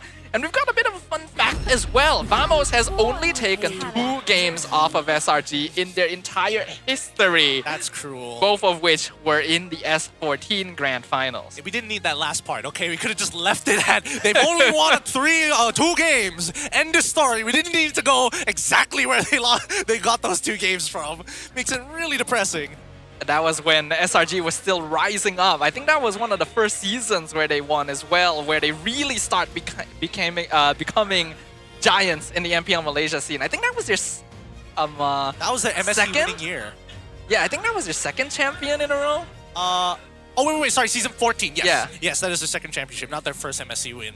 All right. Either way, looking at the previous picks and bans, what's the ultimate that they want from the side of SRG? Because Guinevere back-to-back games just means that Uni comfortable with it, but I think also is a very flexible option for the different types of compositions that Arcadia wants to set up. Because now that we don't have a Jushin, we're leaning back to artillery mages.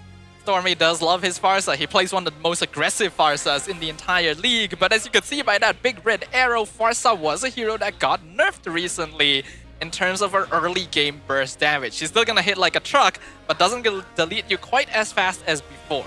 Yup, laning phase could be adjusted with the help of supports. I think in this stage, do they want to lock some? Oh, I was thinking about an EXP laner. I was thinking about Cram going back onto the CC, but there's just not enough to really guarantee it. Like, yes, you can punish Natco. That's like you can punish Phoveus in lane, but really it's the value of the curtain call that we can't find any so far in the first 3 picks. So Uranus, I guess, makes sense. It still could be changed, right? We've seen MPL Indonesia, even on the world stage, Uranus out of nowhere goes into the jungle, and then what do you do once he's level 12? It's possible, but I feel like it's just not Uni style. Plus, I know, Cram right? plays a mean Uranus. He does. This hero is not a sandbag in his hands unless you're literally picking up the sandbag with your hands and hitting people with it. Which is the frustrating part about SRG, because you don't know where these flexible drafts are going to go until the very end. Let's see what Valdo's going to do. He won the second half of the draft in the second phase in the previous game. I want to see whether he has the same reads this game. Perhaps the Hilda now gonna be removed, potentially the Khalid as well if they just want to deny any chance of invasion, since they did lock in the Suyo early. They went for Error 404's hero in the first phase this time to ensure that the jungle pool wouldn't be reduced too much, but it means that they are vulnerable to early game. It's probably why SRG went for Uranus as well, because Cram can quite easily walk into the jungle and start saying hi. Probably could, which would mean that they would need at least the support that's able to kind of clear up that wave fast and minimize the overall damage, or something that goes toe-to-toe with the opposing EXP lane, the opposing support. Because I'm assuming that it's going to be a concussive blast heavy style composition from Vamos, especially for that mid trio. Because if they don't start moving, Valentina is going to struggle. Having a strong front line is necessary right now for Vamos, since the Valentina and Suyo want to play at a slight bit more distance. Khalid is still a possibility. There's also the safe fallbacks of Hylos and Gatot Kacha, still pretty reliable. The Harif, though, is going to get banned out by SRG, as well as the glue from Vamos. Okay. Understandably getting rid of the glue. Understandably getting rid of the Hilda as well. The Khalid could be the pickup for the side of SRG. Unless they want to get like really wacky with it, and then they start going for like the notorious rank picks like Hellcurt Roam and stuff like that. You know, bring out the Beloy specials. Which team? SRG at this point. SRG, Hellcurt. Humans can do it. That's for sure. And what's Valentina gonna do? Steal his ult middle of the blind? Just turn off all the lights. Why not? Nobody sees anything. They're just running around in circles. Oh boy. All right, here we go. Oh, that's a Liam Ward right there. Very, very nice. So that means that it does mean that the Guinevere is going to go into the support position. I think that's totally okay. How much value does Valentina get from that ult? Because right now it's only the Feather Airstrike and the Phantom Steed that's actually worth taking. I think you have to take Feathered Airstrike. I don't think Phantom Steed helps very much for Valentina because you don't benefit from the passive that Liam Ward has. Or do you actually? You do actually. You do convert, but then the build that Valentina goes for doesn't really make sense for that. So it's like probably Feathered Airstrike. And SRG probably is setting up for them to take Feathered Airstrike. That's why they went Guinevere. Does that mean that they have something to cancel it out besides the Gwen? Because we've already seen the support in Rome at this point, right?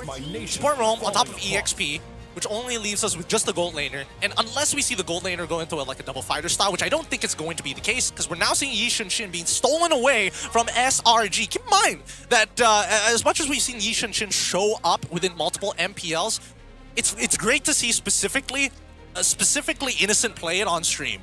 He gets so mad for no reason. It's great. It's so entertaining. Personally, I find it very curious that last season, or it's 2 seasons ago, I think, Loleo played Yi Shin Gold and was lauded for being a bad pick. And now It's a good pick. It's now so good because of the rough adjustments to his attack speed. Oh, now you can be even faster. With more attack speed, you can cancel your autos even quicker. That's crazy. Oh, and also, the MPL carry one has been looking fine. The splash art for it, look at how sharp that bad boy. That's a really good looking skin. I feel like I have to grab that for myself as well. But carry is going to allow a way to melt through the Gatot Kacha a little bit more easily. So SRG does have their options, but I do like the balance of both these drafts right now. There's definitely tools on either side, and we've seen that Vamos has improved enough to be able to go toe-to-toe to SRG in Game 1, but was that a fluke? And will the Red Giants figure it out? Yeah, I mean, I love seeing diversity in these team compositions. Just like how I love seeing another diverse skin for carry. Every single time we get a new one, and you never know which color it's going to be. Either way, SRG, with the way that they need to play their composition, if they can just mitigate the early game, that will save so many problems in the future. Definitely. Either way, ladies and gentlemen, once again, say hello to the land of Dawn as we draw the curtain on game number 2. Vamos now on the blue side versus SRG on the red. For a moment, I was wondering if this was Sun Jungle, but no, that is Natko. And honestly, the scary part is that Natko actually wins level 1. Yep. That's the worst part. Unless Innocent accidentally, takes the wrong ability, doesn't take his dash, then it's a different case. If he takes the dash, it's a very different scenario. Is going to be killing spree on both Natko and Error 404. So Team Vamos want to fight this game, and they have a comp that allows them to play for early mid, but they ideally want to get some kills under their belt. Yeah, it would be ideal, but this mid lane struggling. I look at how much punishment Zkeef and Clockun have to take from Stormy and Yums, and they don't mind. Stormy and Yums are like, as long as we're getting good trades against you, forcing you to recall, that's a win for us. Yums nearly canceled the recall. Clockun gonna be able to back it up there, but he will also get information that Error 404 is currently on the bottom half of the jungle. So they are matching each other's pace. And Cram, he's not even bothering to proxy the wave. He doesn't want any chance whatsoever. He wants to make sure that this is going to be a painful experience for Xeno, and he needs to know this and acknowledge it. What are you going to do, buddy? Trade against me. Try it. Punch him. And Cram doesn't care. Yep, he's just a very shiny sandbag that is perfectly fine with all of that. And he's not going to proxy the wave until it's necessary. First turtle is going to be up. I wouldn't be surprised if he proxied the next one, but he might play it safe because he knows Error is up here. Yum's in trouble! One hit! Jumps back in! What the The playmaker himself! Why does he get to do that? What? How does he get away with that? That is disgusting! Well, let's focus on what's happening here because Clockun steals the turtle away and Uni's the first one down. They cancel the Fender District and now Stormy has to flicker out to safety. So Vamos does still kind of win the trade. They kind of do. That was, some scary stuff all across the board. And here comes Zkeef onto Innocent, forcing an early flicker out as Natko needs some help to get a quick recall. I think that's perfectly fine right here. After winning that one, Zkeef can extend his presence in the bot lane just a bit. Smart. We can see that Innocent is definitely winning these trades. Oh, that's so smart at Innocent. Not only is he wasting 2 members worth of times for their recall, he even pops his ult to give them a guarantee of, hey, you come in, I can all in and kill you. So you have to wait until I give you that space. Absolutely. The side laners for SRG have been masters of their craft for a very long time, and Team Vamos are on the receiving end. Stormy looking for a chance up here. Just in case they had a secret attack, but I'm pretty sure they know the positioning. Oh no, they actually don't. They haven't been able to scout out early on, so they're not 100% sure what start or what the path is now. Perhaps around at 1v4, you're a Uranus, but you're not sustaining that, especially this early. Yeah, I think he was expecting less people to be there. Here comes the AOG, cuts off the escape, but Yums can dash out. Vamos, though, on the aggression now. Really good stuff, honestly. Like, Yums is making sure that his doppelgangers are in some key positions to make sure that it actually denies Arrow 4-4 a free engage. Oh! Better dare strike onto Natko, forces him back, doesn't get the kill, but I think that's fine for SRG. They will have it back up by the next turtle. Very good idea, but a good read coming in from Vamos as well. Clockun making sure that he's relaying the information well, and they find the stun! Blade Surge into the beautiful taunt! Great stacking of CC from Zkeef. they take out the Guinevere. The layers upon layers of CC that they can't seem to get through. As Cram, again, he's got to be careful here because every single one of these deaths are kind of painful for him. The longer he sticks around, the more money he gets and the more, and honestly, the thicker these Uranuses become. Clockwood is nearby. It looks like they will give out the turtle. Now Cram in trouble again. He has to use Flicker, but that is up against the Valentina, stealing away the Phantom Steed. Violet Requiem comes in, gonna connect with Error 404, and the Feathered Airstrike finishes him off. Forces the defensive AOG as well. Nicely done by Uni as well. Right now, Stormy doing a lot of the heavy lifting for SRG in the damage departments here. Luckily with Yums, he doesn't have to do too much, right? Find these engages, set it up for everybody else, and then find small advantages, even if they don't net themselves the kill. I think it is interesting though. We talked about how maybe the Phantom Steed wouldn't be a very good ult to steal because the item build might be a bit weird, but the passive still works out against tankier heroes like this Uranus. Yeah, I would agree that the Feathered Airstrike probably is better, but then look at the way that Stormy is playing. He's like showing up in bushes in random spots across the map. First on top side, now on bottom side. Even in by mid, he's refusing to give his ult for free to Clockhood. I mean, that's the Stormy style right there. Even if there wasn't a Valentina, you're not going to see him until he blasts you with that Feathered Airstrike. Game is going to slow down now, but the Violet Requiem comes in on the Gatot Kacha. Do they have enough damage? Feathered Airstrike comes in, they stop the AOG. Zkeep will go down. Yep, more than enough. And now Natko is going to get some free damage onto this turret. Quickly has to Traceless away, knowing that the rotation is coming towards his side of the map. Yums, he has to get out. Spatial migration, a little bit awkward. The Flicker, dark away from Zeno. A little bit of revenge from game one. Nicely done here from Vamos. Now they're going to take advantage of this. Proxy this wave and then look to get bot tier 1 as soon as possible to unlock Natko out of this lane. Stormy doesn't have much mana, actually. Hey, are they going to check that bush or no? They will. Well, they're gonna engage. They're going on Stormy. Feathered Airstrike stolen away, but he flies away. And Zeno, he dies to the tower. Oh man, this is why you gotta check bushes, dude. That is literally public service announcement. Check your bushes. You check your bushes. And honestly, you gotta give it to SRG because this is the conditioning that I'm talking about, right? Oh, guess what? Innocent got some help from specifically Sakai's down on the bot side. So then when they look down on the tier 2 and see it's only Stormy, there's a good chance that Innocent is probably missing. They're messing with behaviors and another engagement. Hume is gonna take a good bit of damage, but he's able to dash out. Feathered Airstrike flickers forward, cancelled by the AOG, but that's a really weird place. You know, Zkeep is now completely out of position, and they're gonna punish him for that. Uni secures the turtle, but the Revitalize keeping Zkeep alive a long time. He gets knocked up.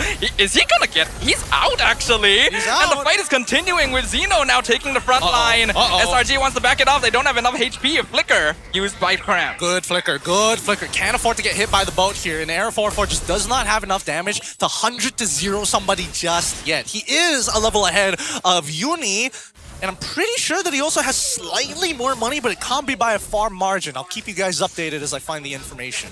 And right now, the goal difference between the teams is literally nothing. Right, we are looking at a very even game thus far. Even the kill score is the same, so I will say Vamos has been doing some practicing. They've been doing some good work here. Now they're making sure that the rotations are nice and clean. Cleared up the mid lane, straight away said, you know what, we're gonna have to trade top for bottom. We have the initiative. We need to start pushing the tempo further. Even if they trade back against us, we're still maintaining a very small lead. Both teams giving proper respect now, but Vamos still with the slight advantage. This is a team that works well with tempo, but here comes the Violet Requiem onto the Gatot Kacha once again. Feathered Airstrike doing good damage. Zeno in the back line. It is absolute chaos, but Zeno is the one isolated, and Innocent will pick him off, but Arrow 4-4 comes in, blows up the carry. Here comes the AOG, not going to be able to save his jungler, so Uni will be able to pick up that kill. Revitalize used defensively. Team Vamos wants to get out of here, but SRG is not going to let them do it for free. Zkeep gonna be locked down. He's tanky, but it's only a matter of time. And Cram picks up the kill. Yep, finally we see Cram now participating in the battle, looking to cut people off, making them feel like Vamos is stretching through mud. Every step a battlefield, every step so heavy. Now, with mid-tier 1 already open, SRG opened themselves up for potential ways to find more leads. With 1.8k, it's not that bad, but it's not the end of the world for Vamos either. Definitely not, but SRG starting to adjust. Cram now going to be the main target. He's just barely hanging on by a thread. Uni is here as well. Phantom Steed stolen. They're trying to engage, but Stormy is there, so Vamos will say no to this one. Yep, and I don't know, probably wasn't the best bet. I think the Clockhood didn't have to waste the ult, but here comes the Feathered Airstrike too. Error 44 is trying to rush down the tower. He's going to be dropped down to 10% by the Feathered Airstrike, but that is honestly worth it. Yep. As long as he doesn't die, it's always going to be worth it, as the rest of SRG's members are now recognizing that it's a battle of tempo, right? It's fighting for not only the waves, but these small little advantages. Despite them only having 2 extra kills, a 1.3k lead might be what they're looking for, assuming that they get their second items already completed, which I'm seeing a Golden Staff and a Corrosion Scythe from the side of Innocent. We have to note, Cram dropped Error 404 to half HP already, so he's keeping an eye on the enemy jungler while the next Lord is coming up. Though Error will be able to heal back up. Both teams taking this quite slowly. Yep. Somebody's got to clear that bot wave. And once Stormy shows himself, oh, he's going to use the Feather Airstrike to clear it up so he doesn't put himself out there. I don't know if Vamos noticed it, though. Even if they did, looks like they're giving proper respect to the Red Giants. Cram is going to walk into the jungle. He'll scout out Xeno first. Error 404's position is still unknown as of right now. Xeno kicking things off slowly. Innocent aggroing the Lord. Very deliberate, very disciplined movements being made by both sides. Zkeep with the conceal, but will be spotted. And now the Mount Shocker goes in. They found Humes on his own, but Feather is going to be used. And Error 404 is going to be the one getting caught out with the Spatial Migration. Uni now chasing down Natco in the backline. He finds the double kill. He is dismantling Vamos' backline while SRG is dealing with their front. They've already lost Xeno. Zkeep not even on the target priority list because SRG knows they've won that fight. This is a free Lord. And that's how they get them every single time. They take the core concepts away from their composition, then they start working on those front lines. Everybody else just does not matter. Even for Clockwood, once he's out, there's no point chasing him once he's used his big abilities. But if Natco dies, all of a sudden, SRG start to put more fuel on this fire. Now threatening inhibitor turrets, looking to crack open that holy shielding. That previous engagement definitely felt a little bit desperate. Vamos knows they need to start a fight with a pickoff, so the moment they saw Humes, they're like, we have to take him right now. He's just a little bit too far away from his team, but weren't able to finish him off in time, and the chaos resulted in Uni getting a free pass into the back. But keep in mind, at least Humes, we know that he doesn't have to chastise Pauldron passive for the next couple of seconds, right? At least for the next minute or so. And this could make the opportunity for Team Vamos very possible, other than the fact that Trinity is already complete, Holy Shielding already breaking on that mid turret, and now multiple waves to manage. Well, the Lord gets cleared up pretty easily right here from Team Vamos. SRG doesn't have the angle. AOG actually finds Stormy. Cancels the Wings by Wings. They got him. But now the Violent Raccoon comes into the backline. Error 404 is the first one down. Clockhood gonna be great next. And Xeno trying his best, but he is fighting into the Red Giants. They walk straight in like they own the place. It's a double kill. Only Natco left standing. And even Graham is going to be able to hold him by himself. The crystal is wide open. And SRG continues to make their mark straight into a new era. Trying to make sure that at least from game number 1 that the oppressions of SRG are maintained. They came here to dominate and make it to the next international. This is just a simple stepping stone in a long journey ahead of them this year. We are seeing good signs from Team Vamos. I'm liking the adaptations. I'm liking the dynamics with the new players. But the strength of SRG continues to be a major headache for anyone looking to claim that MPL Malaysia throne.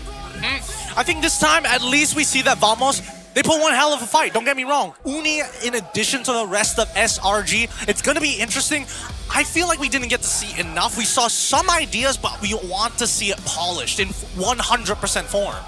Doesn't feel like they were really pushed into a position where they had to display that yet. So it is back to the drawing board, but I hope that other teams will have been able to gain something valuable from this one. It is possible to make the Giants bleed, but you gotta be able to topple them as well. Yep, individually, before you even start thinking about those team fights, man. It's gonna be a very long journey for all of our MPL teams, all eyeing out for what SRG has achieved, and they want to break it down to go for something bigger. Fortunately, that means that Vamos will not be able to add on to the 2 victories they've taken against SRG, but this new lineup looks promising. Perhaps somewhere down the line, hey, perhaps the next time they meet in the double round robin, the results will be different. Could be different, I don't know, but at least there's potential, and I'd rather potential than nothing else at all. Vamos, a lot of work for them to do. But with that being said, we're going to be throwing it over to an interview with the SRG members. LaFell with Cram and Yums up on the stage. Take it away, LaFell. Ladies and gentlemen, give it up for Selangor Red Giants. So sekarang ni bersama dengan saya Yums dan juga Cram. Yums, first question, ini opening match untuk MPL kali ini, partnership program, and lagi pada game pertama, nampak macam pasukan Vamos ada bagi fight sedikit. So apa pendapat Yums tentang Vamos punya performance dalam game tadi? So masa first game tu kita orang agak shaky juga. So props to them. Tapi second game tu, tu lah, performan. So overall dorang main bagus lah. Tapi dorang jumpa kita orang kan, so tak boleh expect lebih lah. I understand. So, Cram, I would like to ask you as well, because opening up the season, it's been like what, a few months since your last tournament. And we saw your heart rate was actually quite fast as well. It was 140 and above sometimes. So, how were you in that game? Were you actually nervous in the game going up against Vamos? I don't know, maybe because I talk a lot. Honestly, that makes sense. If you talk a lot, your heart rate does raise a little bit. So now, balik kepada Yums, main bersama dengan Uni selama 6 season, 3 tahun, sekais as the main jungler. Jadi bila Uni main dengan korang, ada ke perbezaan yang besar lagi dalam perlawanan tadi? Saya rasa tak ada beza pun, tapi Uni lebih okey lah dengan shot call dia. So Cram macam boleh relax sikit lah. Well, kita nampak tadi Uni punya reaction, Uni macam, yeah, aku punya shot call agak bagus. So, very good on that. So, Cram, just to let you know, I'm pretty sure you understand what Yum said, but because Uni was there shot calling, you don't have to shot call too much. So, what do you feel about that? Does that really help you out to make sure that the team fight is more cleaner? There's some difference, but I think for me, it's still the same. I still want to shot call for the team. Yeah. Well, so sekarang ni, ladies and gentlemen, kita akan tengok siapakah MVP dalam perlawanan tadi. So, I think everything is ready. So, on the count of 3, we'll see the MVP in 3, 2, 1. MVP is... Okay, is it actually in the room? Stormy, did good, my boy. Very nice. And the MVP goes to... Yums! So Yums, big congratulations on getting the MVP. Lagi game kedua pakai Gwyn tadi. Ada berapa kali kau memang nak mati, dapat flicker keluar, masuk balik, get a win. So macam mana kau rasa kau punya own performance pada kali ni? Kau rasa kau makin improve ataupun kau rasa kau dah stagnant sikit? Saya rasa macam biasa je kot saya punya performance. Aku harap bila maksud kau biasa, maksudnya lepas ni kita boleh nampak much more. Dan dengan tu aku akan lepaskan korang. Is there anything yang kau nak cakap kepada semua orang yang datang hari ni, di mana agak ramai juga yang datang hari ni? Yeah, go ahead. Me? Yes, sure.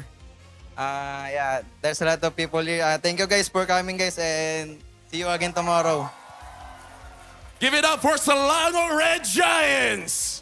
And with that, congratulations to SRG for winning the first match of this season of MPL. But with that, we're going to be throwing it back to our casters, both English as well as Malay. The floor is yours.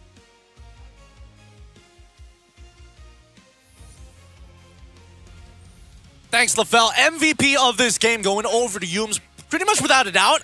There's too many times where you just lose track of him in the middle of a spatial migration into a flicker, just gone, disappeared. He's so good at outplaying people, getting into your head. The Cho in game 1, then the Guinevere in game 2. I think just that play alone, I don't even need to mention which one. We know that play.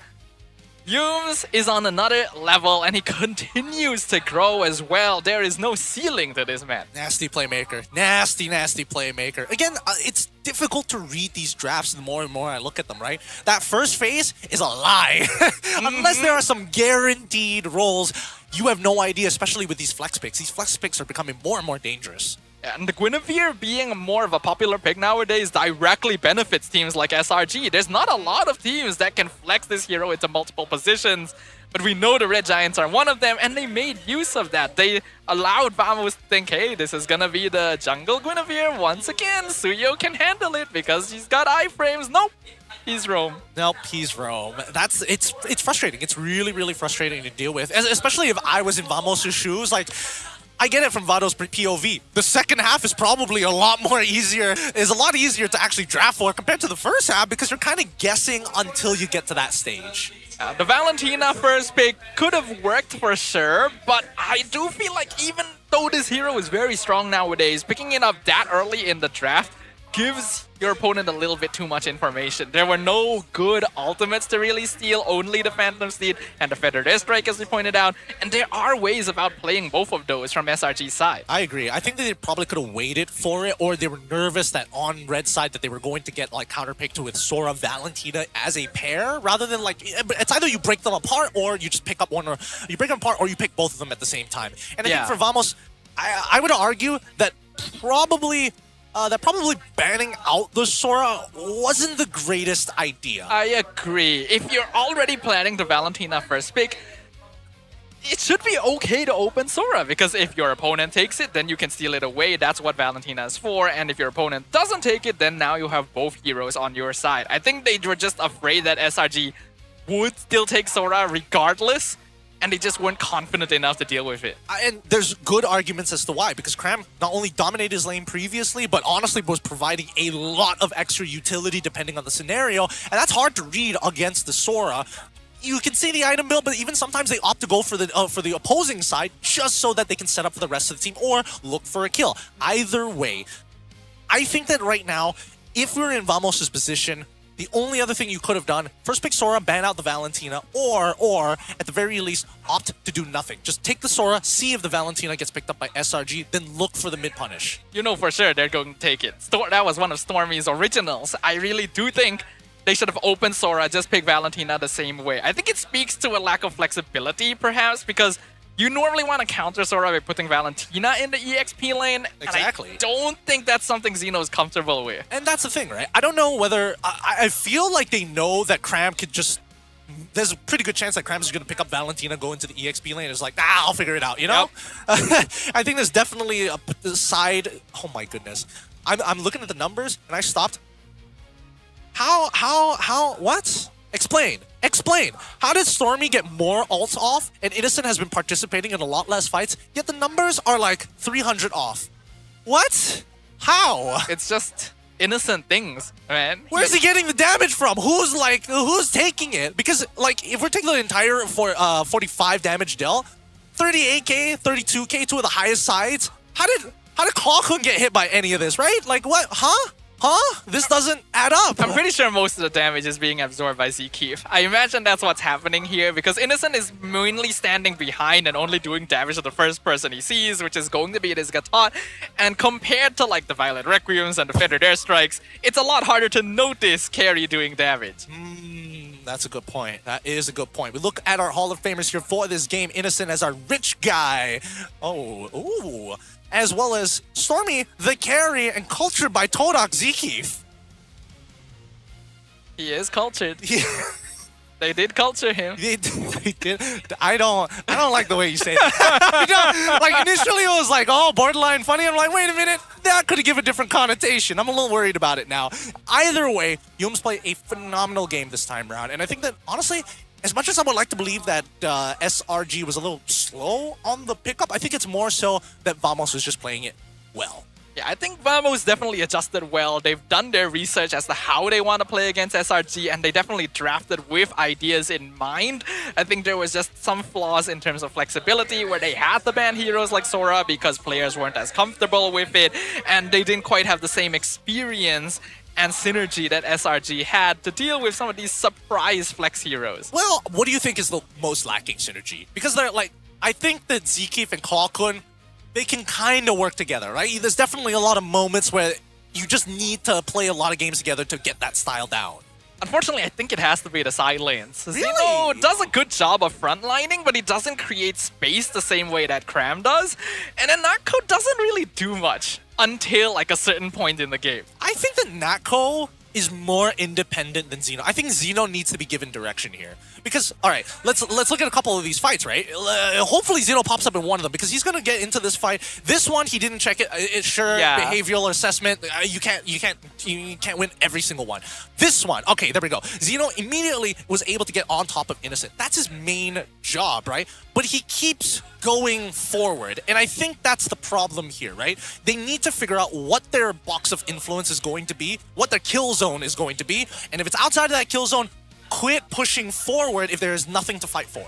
He knows he's joined Vamos, so he just has to go. Jokes aside though, Phobius, that's one of the risks, right, of the hero. When you're in, you gotta keep going. And no, I mean, like that, like you don't, like that's when you start walking away. There are very clear moments when Zeno Zeno, don't press your ult, just walk away from it. He's like, no, I will press it. Get me in there. We play EXP lane, idiot. As a Phobius, you don't want to walk away. I agree. It's just not a good feeling. The difference is he is a paid professional. If you give me paid professional money, I won't run it down. I swear. I swear, team, I won't run it down. Hey, every paid professional was one of us at one point in time. That's true. He hasn't grown up yet. He's still and I think SRG is kind of baiting him as well. You can tell. It's true. In the middle of that game, they realize, hey, Xenos is just going to keep pressing the button. So let's kind of jumpy, drag him backwards. Carry is very good at doing this because you just keep dashing backwards as Xeno's like, I have to follow you now. You silly little woman, what are you going to do? Dash backwards and trigger my passive again? Oh, he did it. Okay, I guess I got to go. It's pain, but at the very least, there's hope. And remember, this is only the first rotation of the round robin. Once we get to the second one, we expect it to look probably not similar. It might be different. It's also another patch note as well. So who knows? The game could be completely separate at that point. Yeah, I'm looking forward to it. It's been a very long time since MPL Malaysia has been 8 weeks long. So there's so much to look forward to. And I imagine the teams will slowly grow over time. I hope. Cross my fingers, because that's not always been the case. One bad patch. It's just down the drain. It's completely... Like, Natgo had to go through a lot of work to get him off of traditional marksmen to put him onto fighters. And even then, there was still moments where I was like, I don't know, dude. And now he's back to marksman again. Now he's back to marksman again. Hey, at least he got his classics out. True. The Ascension was not bad. They definitely used the vision well, but yeah, the synergy still needs to be there, but we're seeing the potential, and that's the important thing. Just like you guys could potentially catch matches here at Quill City Mall. We still got ticketing. This is for SRG's regular season schedule. Most of it is selling fast, which, well, I guess is to be expected. I mean, that's why I scanned jump the QR on that. code. Go. Now's the time. Be like Vamos. Run at it. Please, from May 2nd onwards is where it's all the free stuff. But who can plan that far? Quickly get the selling fast ones. I will tell you, those will run out very, very quickly. You need to be Phobius, and every one of these matches needs to be triggering your passive. And ideally, you need to be Malaysian as well, because if we have an international audience purchasing these tickets, and just like, I'm sorry, I'm sorry. What are we supposed to do? You're out of range. Yeah, out of range. Your skill range is not long enough. I'm sorry. I'm sorry. But if you do decide, an international member decides to purchase a ticket, please come on over to Quill City Mall level 6. We're having a great time here. And honestly, the energy, considering this first game, has already kind of set the tone for what is to happen later down the line. Vamos! If you are a fan of Vamos, they still have plenty of games to go to. Quickly pick up their tickets too. It may be a little bit disappointing to know that Vamos lost their first match, but I think we saw some good things from that one, and if they can continue building off of this foundation, this team will be quite the contender the later we go. So make sure you guys grab those tickets while they're still available. After first impressions, do you think that Vamos' potential is higher than some of the other teams? Like, this including SRG, you still have like, what, a total of 8 other teams to potentially have just as much potential, if not a higher ceiling? I think it's a little unfair to compare for now, because this is Vamos' actual potential compared to other teams' theoretical potential. So it's a little bit hard to say for certain. Actual potential to theoretical. Okay. For the sake of the YouTube video, where are they on your list right now? They've definitely gone up a little bit. Top 4 maybe? Maybe a 4. Who knows? Let us know in the comment section down below. We got a little bit of a mic check. Let's hear what our players have said during the game.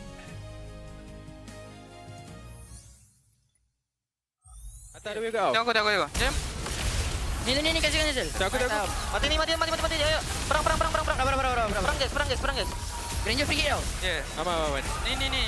Belakang lu. Sabar weh. Tengok guys. Fok bang. Nice bang. Si bang, bang. Aku boleh tengok kali. Timi sen. Aman, bang. Just fight. Boleh lagi. Boleh fight. Hari. Timi behind. Mati. Nice bang. Boleh bang. Boleh balik. Dapat dah. Sabar, jangan tinggal. Come on. Gua nggak bisa lari guys. Wah, nggak bisa sih. Kita all in Lord. Mana. Yes, sir. Gatot. Wah, okay, bro.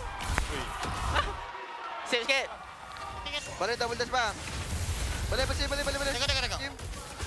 Tengok. Vincent. Aisan. I with you, sir. Gatot. Oh, Zeno. Zeno, what are you doing? Zeno holiday. Saya biar lah. Apa main bang? Aku tahu kau man. Kanan. No. Ya, Bot kanan. Bot. Baca aku. Gua pian. No, purify je. Dapat. Play with yourself. Aman. Kanan ah. Zeno. Trader tau. Hai. TP. Kita dulu guys. Set. I want to die, bro. We will die. Nice try. Ui, tiba-tiba boleh kalah duk. Nice try guys. Nice try.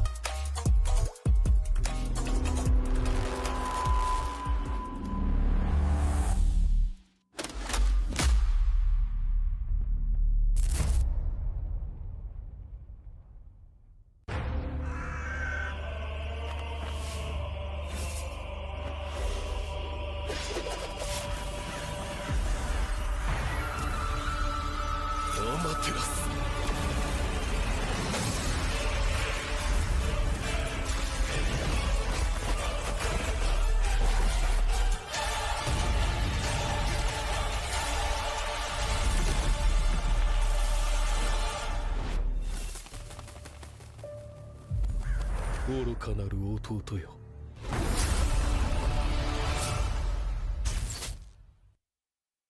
Transform diri anda cuma memerlukan 1 tahun. Sijil kemahiran Malaysia, 3D animation sesuai untuk anda langkah ke industri dengan cepat. Kenali juga dunia AI robotik, game development dan content creation. Berbekalkan pelatih dari industri dan fasiliti canggih dan premium. Todak Academy dari industri ke pendidikan. みんな渦巻きナルトが帰ってきたぞ。飛来神の術。俺ってば父ちゃんを越す火影になる。愚かなる弟。子供騙しがアマテラス。行くぜ。これが俺たちの力だってばよ。 Transform diri anda cuma memerlukan 1 tahun. Sijil kemahiran Malaysia, 3D animation sesuai untuk anda langkah ke industri dengan cepat. Kenali juga dunia AI robotik, game development dan content creation. Berbekalkan pelatih dari industri dan fasiliti canggih dan premium. Todak Academy dari industri ke pendidikan.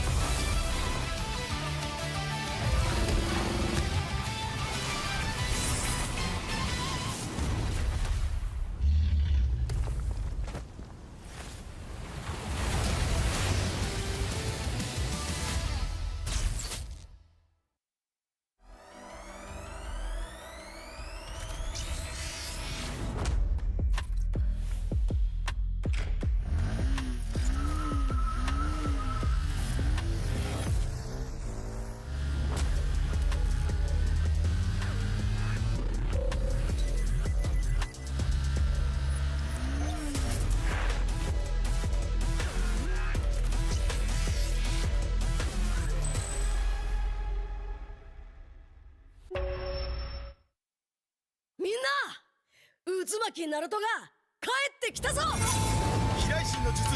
俺ってば父ちゃんを越す火影になる。愚かなる弟。子供騙しがアマテラス。行くぜ。これが俺たちの力だってばよ。 Tonight is movie night. Cerita apa you suka? Contoh macam cerita makan-makan ke, macam dia ambil makanan ni kan? Tengok. Ada rasa pahit coklat.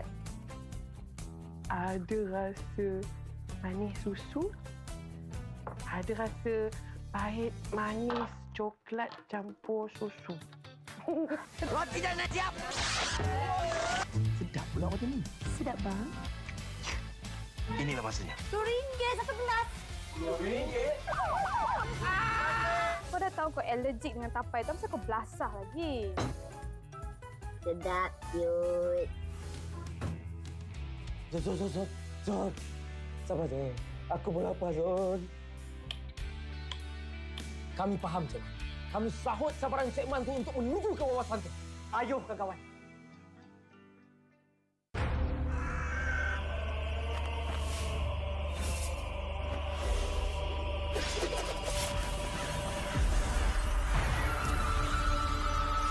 Teras.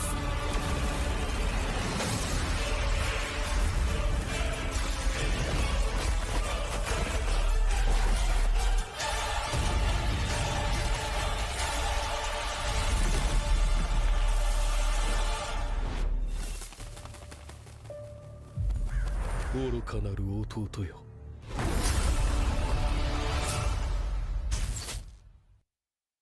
Saya tengok ending semalam. Tak ada tonton. Tak ada tonton. Tak ada tonton.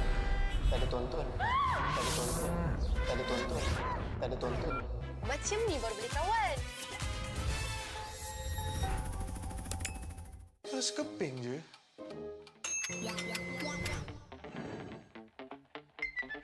Mesti shopping pun boleh.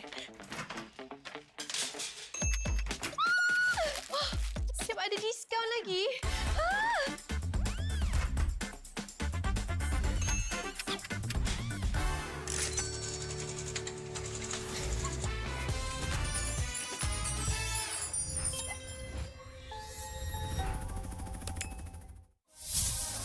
Membanggakan negara, kerana di hujung cerita pastinya kita wina arena. Kita wina arena. Kita wina arena.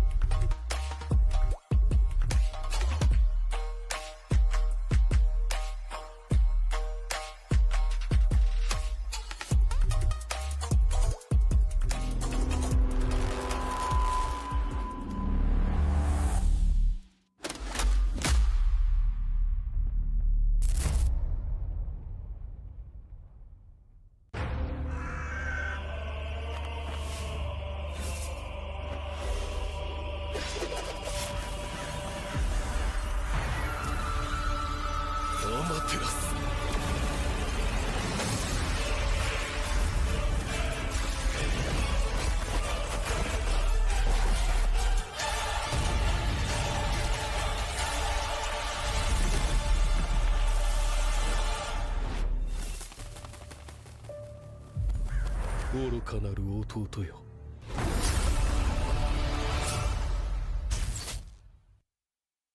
Transform diri anda cuma memerlukan 1 tahun.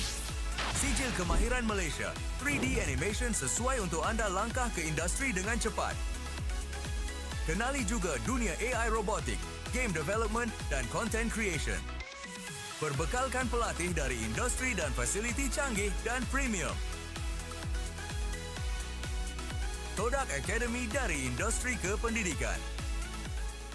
みんな渦巻きナルトが帰ってきたぞ。飛来神の術。俺ってば父ちゃんを越す火影になる。愚かな子供騙しか。アマテラス。行くぜ。これが俺たちの力だってばよ。Transform diri anda cuma memerlukan 1 tahun. Sijil kemahiran Malaysia, 3D animation sesuai untuk anda langkah ke industri dengan cepat. Kenali juga dunia AI robotik, game development dan content creation. Berbekalkan pelatih dari industri dan fasiliti canggih dan premium. Todak Academy dari industri kependidikan.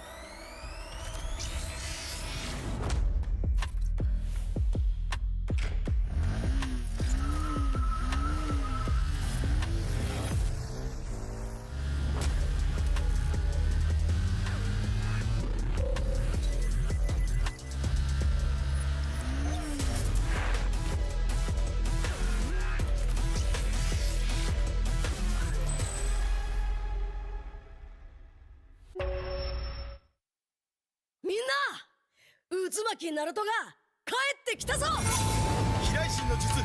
俺ってば父ちゃんを越す火影になる。愚かな子供騙しか。アマテラス。行くぜ。これが俺たちの力だってばよ。Tonight is movie night. Cerita apa you suka? Contoh macam cerita makan-makan ke, macam dia ambil makanan ni kan? Tengok. Ada rasa pahit coklat. Ada rasa manis susu. Ada rasa pahit manis coklat campur susu. Roti dah nak siap. Sedap pula macam ni. Sedap bang. Inilah masanya. RM2 satu gelas. RM2? Kau dah tahu kau allergic dengan tapai tu, masa kau belasah lagi. Sedap, cute. Zon. Sabar, Zon. Aku pun lapar, Zon. Kami faham, Cik. Kami sahut sabaran Cik Man tu untuk menuju ke wawasan tu. Ayuh, kawan.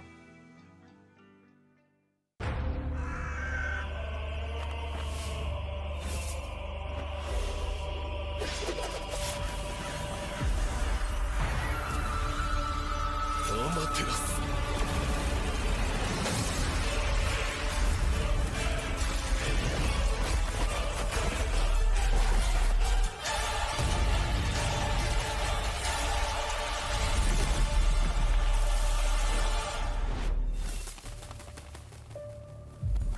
Oruka naru ototo yo.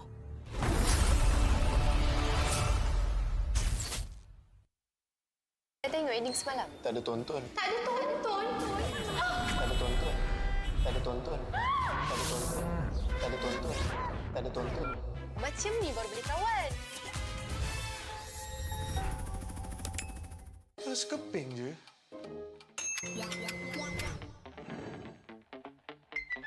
Mesti shopping pun boleh. Siap ada lagi.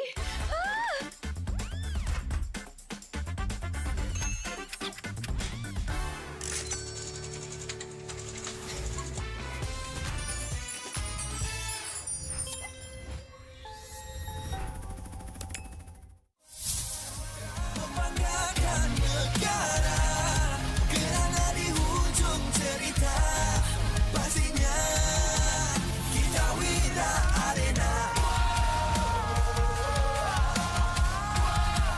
Kita wina arena.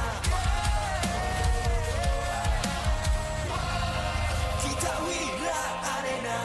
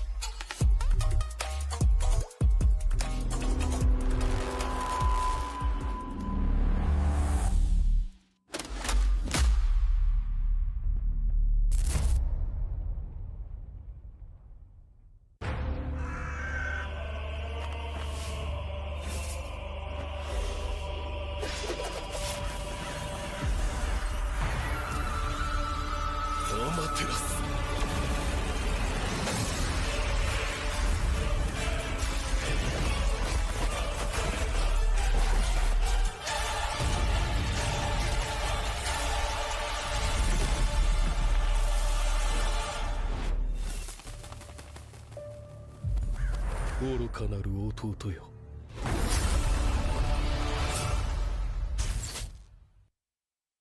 Transform diri anda cuma memerlukan 1 tahun. Sijil kemahiran Malaysia, 3D animation sesuai untuk anda langkah ke industri dengan cepat. Kenali juga dunia AI robotik, game development dan content creation. Berbekalkan pelatih dari industri dan fasiliti canggih dan premium. Kodak Academy dari industri kependidikan. みんな渦巻きナルトが帰ってきたぞ。飛来神の術。俺ってば父ちゃんを越す火影になる。愚かなる弟よ。子供騙しか。アマテラス。行くぜ。これが俺たちの力だってばよ。 Transform diri anda cuma memerlukan 1 tahun.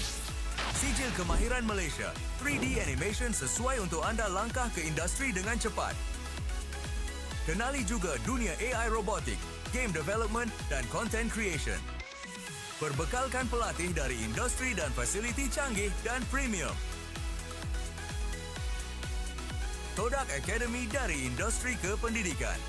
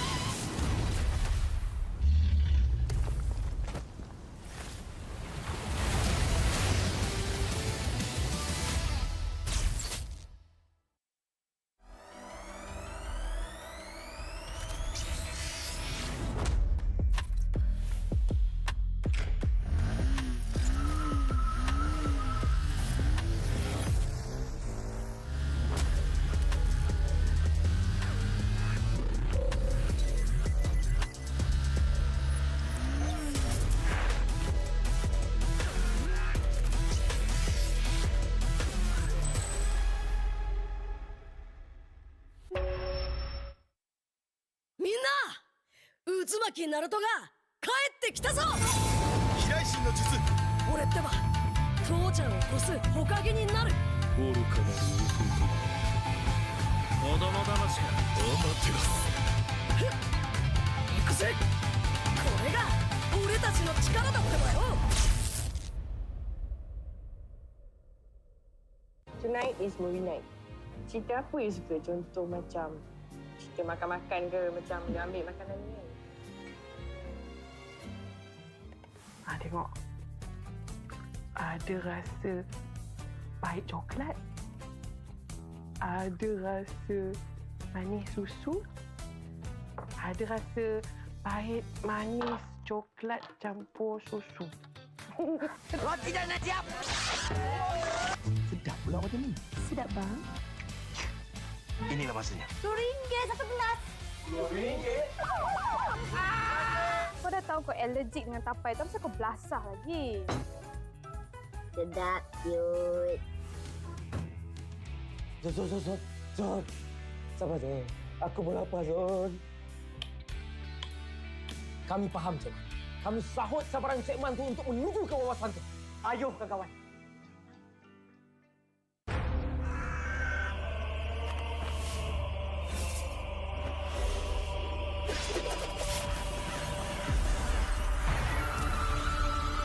Amaterasu.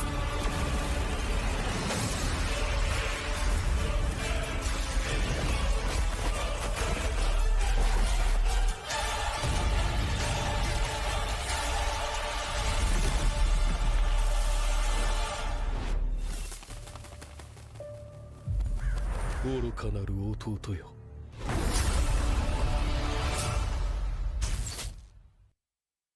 Saya tengok ending semalam. Tak ada tonton. Tak ada tonton. Tak ada tonton. Tak ada tonton. Tak ada tonton. Tak ada tonton.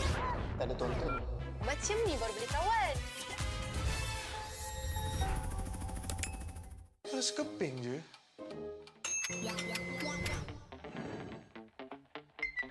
Mesti shopping pun boleh. Siap ada diskaun lagi.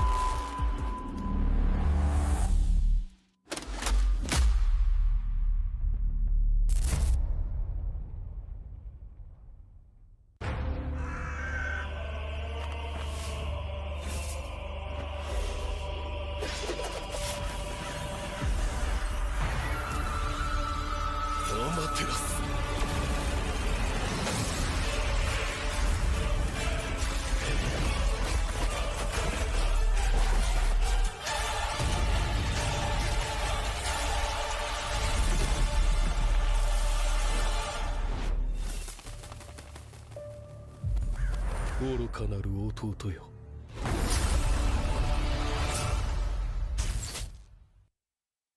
Transform diri anda cuma memerlukan 1 tahun. Sijil kemahiran Malaysia, 3D animation sesuai untuk anda langkah ke industri dengan cepat.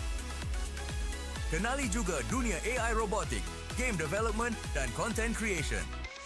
Berbekalkan pelatih dari industri dan fasiliti canggih dan premium. Todak Academy dari industri kependidikan. みんな、渦巻きナルトが帰ってきたぞ。飛来神の術。俺ってば父ちゃんを越す火影になる。愚かなる弟。子供騙しか。アマテラス。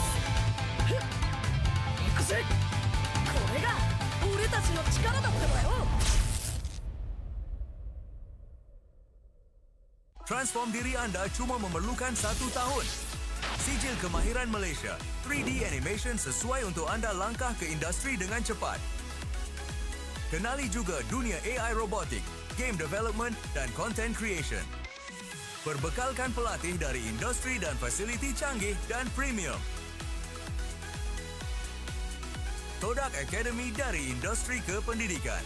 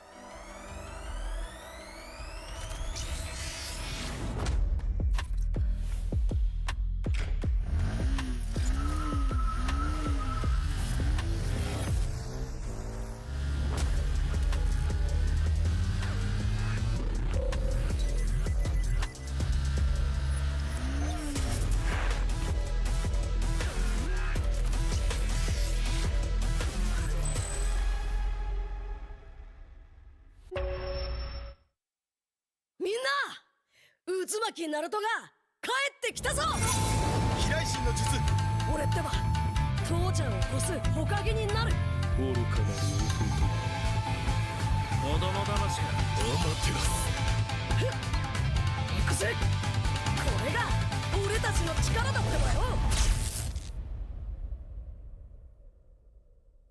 Tonight is movie night. Cerita apa you suka? Contoh macam cerita makan-makan ke, macam you ambil makanan ni kan? Tengok. Ada rasa pahit coklat. Ada rasa manis susu. Ada rasa pahit manis coklat campur susu. Roti dah nak siap. Sedap pula macam ni. Sedap bang. Inilah masanya. RM2 satu gelas. RM2? Kau dah tahu kau allergic dengan tapai tu, masa kau belasah lagi. Sedap, cute. Zon. Sabar je. Aku pun lapar, Zon. Kami faham, Zon. Kami sahut cabaran Cik Man tu untuk menuju ke wawasan tu. Ayuh, kawan-kawan.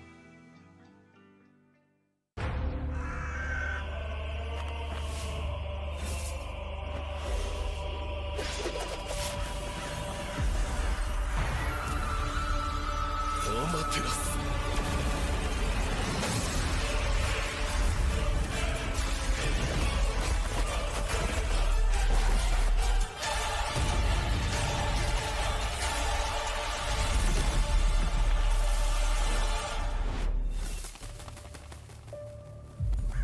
Oroka naru ototo yo.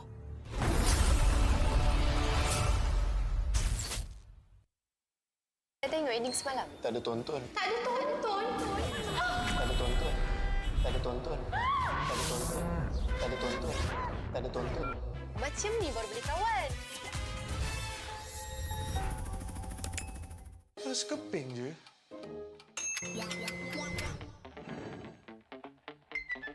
Mesti shopping pun boleh.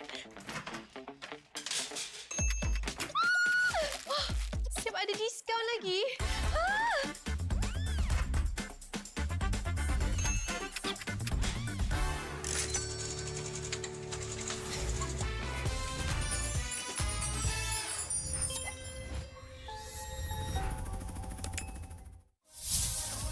Membanggakan negara, kerana di hujung cerita pastinya kita wira arena. Kita wira arena. Kita wira arena.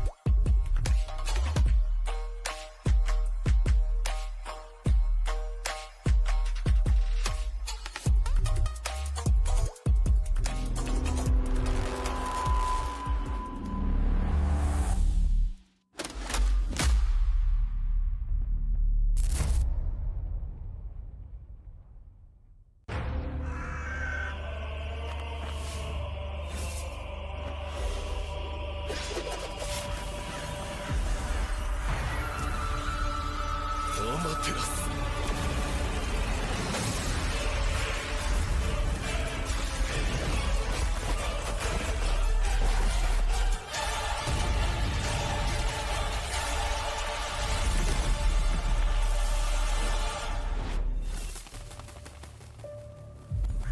愚かなる弟よ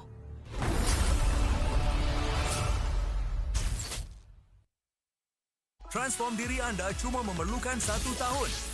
Sijil kemahiran Malaysia, 3D animation sesuai untuk anda langkah ke industri dengan cepat. Kenali juga dunia AI robotik, game development dan content creation. Berbekalkan pelatih dari industri dan fasiliti canggih dan premium. Todak Academy dari industri ke pendidikan. みんな渦巻きナルトが帰ってきたぞ。飛来神の術。俺ってば父ちゃんを越す火影になる。愚かなる弟子供騙しか。アマテラス。行くぜ。これが俺たちの力だってばよ。 Transform diri anda cuma memerlukan 1 tahun. Sijil kemahiran Malaysia, 3D animation sesuai untuk anda langkah ke industri dengan cepat. Kenali juga dunia AI robotik, game development dan content creation. Berbekalkan pelatih dari industri dan fasiliti canggih dan premium. Todak Academy dari industri ke pendidikan.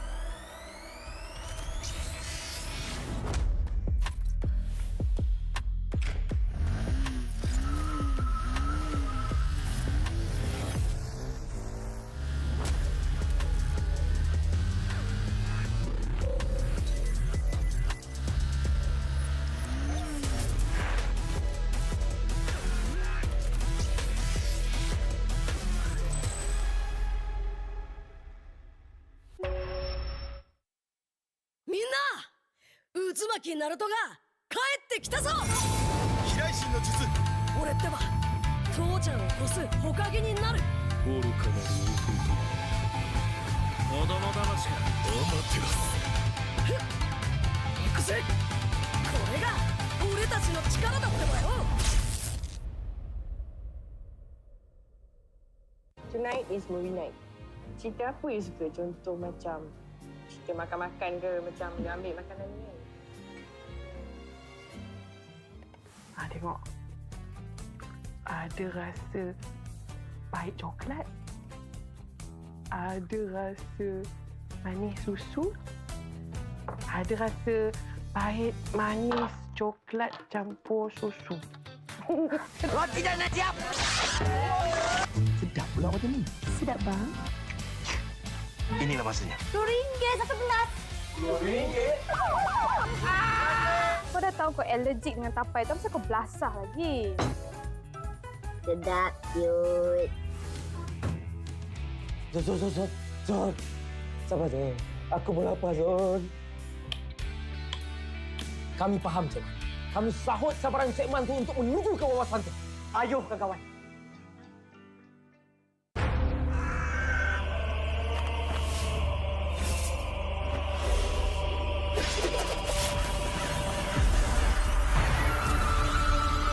Amaterasu.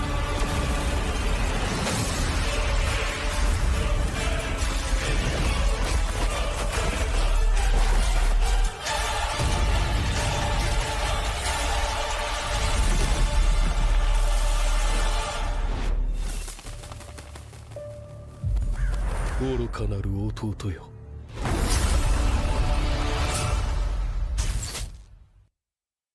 Saya tengok ending semalam. Tak ada tonton. Tak ada tonton. Tak ada tonton. Tak ada tonton. Tak ada tonton. Tak ada tonton. Tak ada tonton. Macam ni baru boleh kawan. Rasa keping je.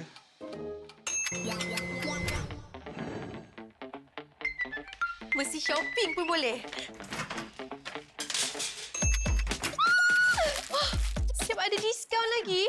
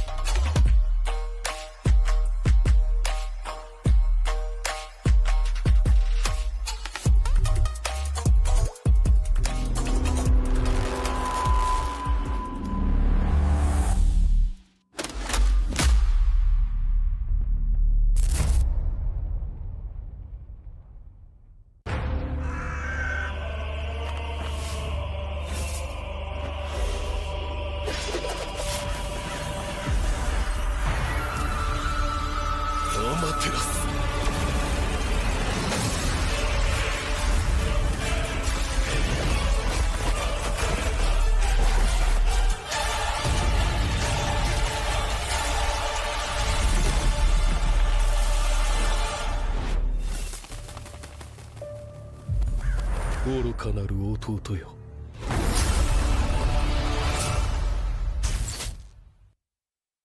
Transform diri anda cuma memerlukan 1 tahun. Sijil kemahiran Malaysia, 3D animation sesuai untuk anda langkah ke industri dengan cepat.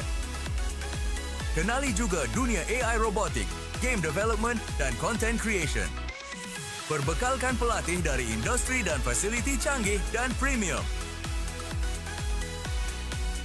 Todak Academy dari industri kependidikan.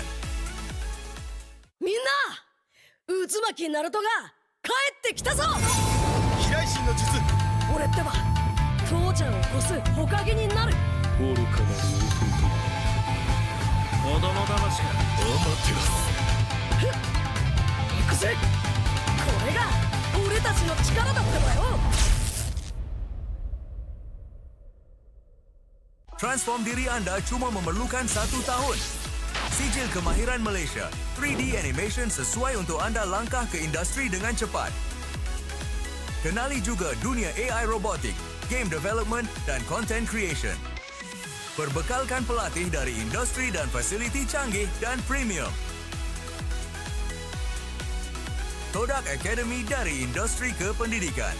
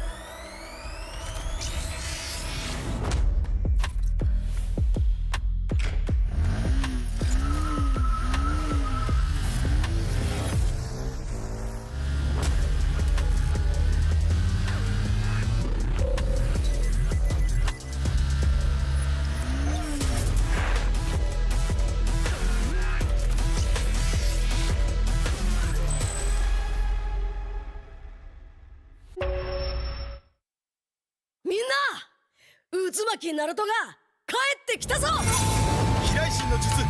俺ってば父ちゃんを越す火影になる。愚かなる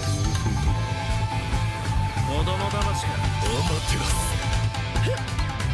行くぜ。これが俺たちの力だってばよ。 Tonight is movie night. Cerita apa you suka? Contoh macam cerita makan-makan ke, macam dia ambil makanan ni kan?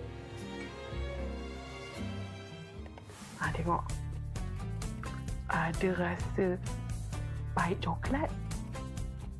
Ada rasa manis susu. Ada rasa pahit manis coklat campur susu. Roti dah nak siap. Sedap pula macam ni. Sedap bang. Inilah masanya. RM10 satu gelas. RM10? Kau dah tahu kau allergic dengan tapai tu, kenapa kau belasah lagi? Sedap, cute. Zon. Sabar, Zon. Aku pun lapar, Zon. Kami faham, Cik. Kami sahut sabaran Cik Man tu untuk menuju ke wawasan tu. Ayuh, kawan.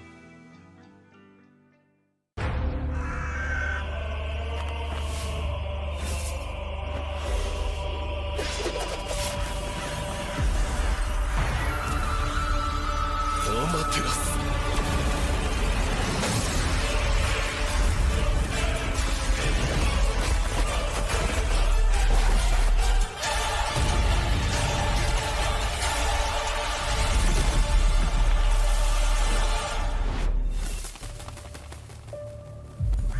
Oruka naru ototo yo.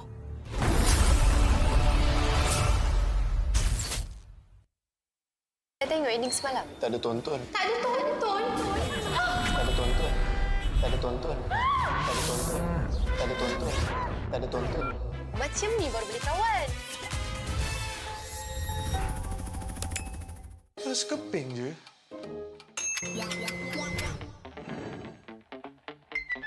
Mesti shopping pun boleh.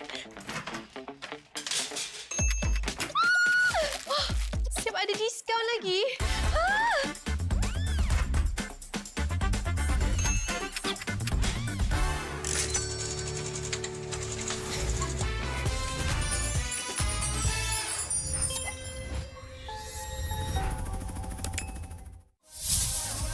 Membanggakan negara kerana di hujung cerita pastinya kita Wira Arena. Kita Wira Arena.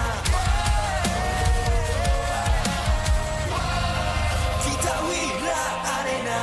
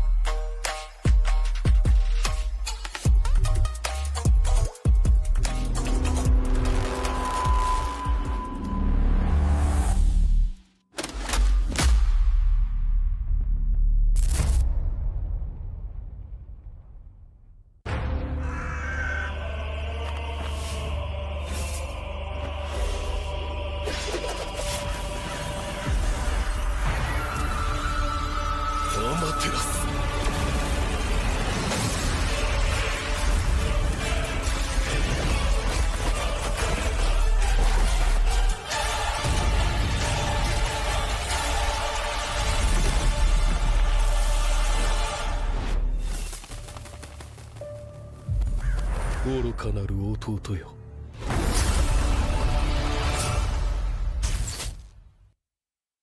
Transform diri anda cuma memerlukan 1 tahun. Sijil kemahiran Malaysia, 3D animation sesuai untuk anda langkah ke industri dengan cepat. Kenali juga dunia AI robotik, game development dan content creation. Berbekalkan pelatih dari industri dan fasiliti canggih dan premium. Todak Academy dari industri kependidikan. みんな渦巻きナルトが帰ってきたぞ。飛来神の術。俺ってば父ちゃんを越す火影になる。愚かなる子供騙しか。アマテラス。行くぜ。これが俺たちの力だってばよ。 Transform diri anda cuma memerlukan 1 tahun. Sijil kemahiran Malaysia, 3D animation sesuai untuk anda langkah ke industri dengan cepat. Kenali juga dunia AI robotik, game development dan content creation. Berbekalkan pelatih dari industri dan fasiliti canggih dan premium. Todak Academy dari industri kependidikan.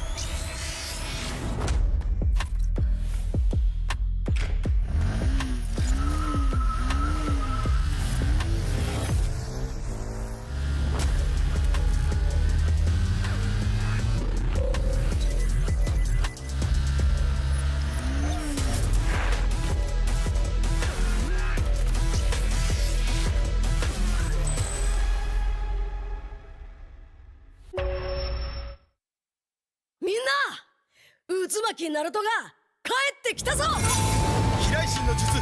俺ってば父ちゃんを越す火影になる。愚かなる子供騙しか。アマテラス。行くぜ。これが俺たちの力だってばよ。 Tonight is movie night. Cerita apa you suka? Contoh macam cerita makan-makan ke, macam you ambil makanan ni kan? Tengok. Ada rasa pahit coklat. Ada rasa manis susu. Ada rasa pahit manis coklat campur susu. Roti dah nak siap. Sedap pula macam ni. Sedap bang. Inilah masanya. RM10 satu gelas. RM10? Kau dah tahu kau allergic dengan tapai tu, kenapa kau belasah lagi? Sedap, cute. Zon. Sabar je. Aku pun lapar, Zon. Kami faham, Cik. Kami sahut sabaran Cik Man tu untuk menuju ke wawasan tu. Ayuh, kawan.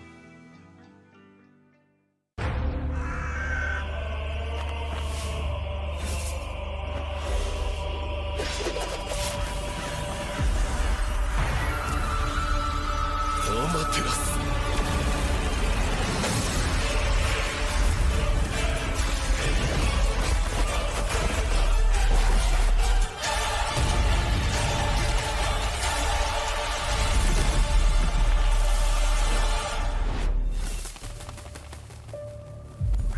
Oruka naru ototo yo.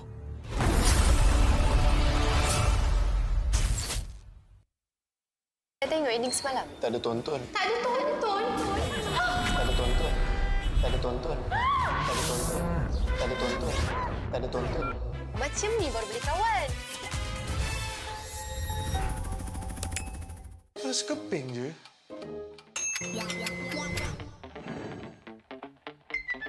Mesti shopping pun boleh.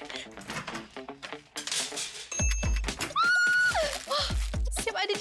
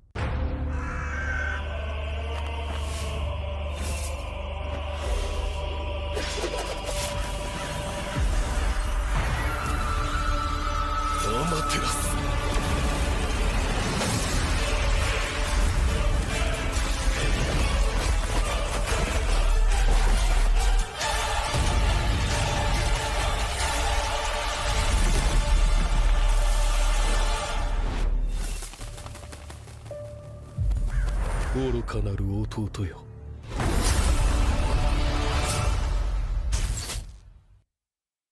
Transform diri anda cuma memerlukan 1 tahun. Sijil kemahiran Malaysia, 3D animation sesuai untuk anda langkah ke industri dengan cepat. Kenali juga dunia AI robotik, game development dan content creation. Berbekalkan pelatih dari industri dan fasiliti canggih dan premium. Kodak Academy dari industri kependidikan.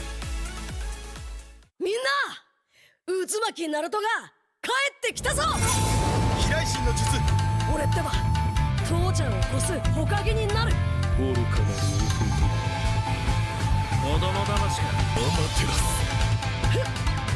行くぜ。これが俺たちの力だってばよ。 Transform diri anda cuma memerlukan 1 tahun. Sijil kemahiran Malaysia, 3D animation sesuai untuk anda langkah ke industri dengan cepat. Kenali juga dunia AI robotik, game development dan content creation. Berbekalkan pelatih dari industri dan fasiliti canggih dan premium. Kodak Academy dari industri kependidikan.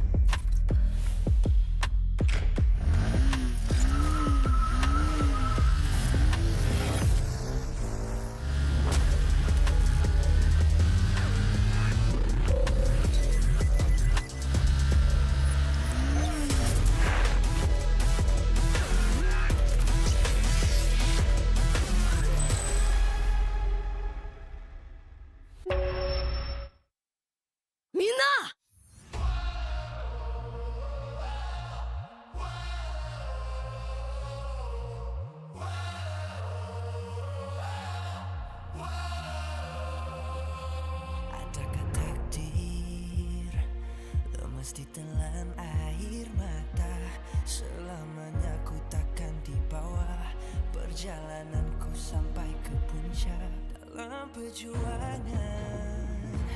Bila hati terang menyala, setiap luka jadi kekuatan, pengorbanan yang jauh ujungnya.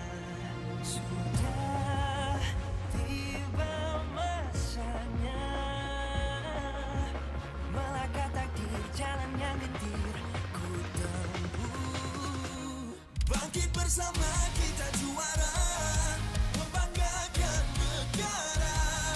Kita kawan pentas dunia, Wira Arena.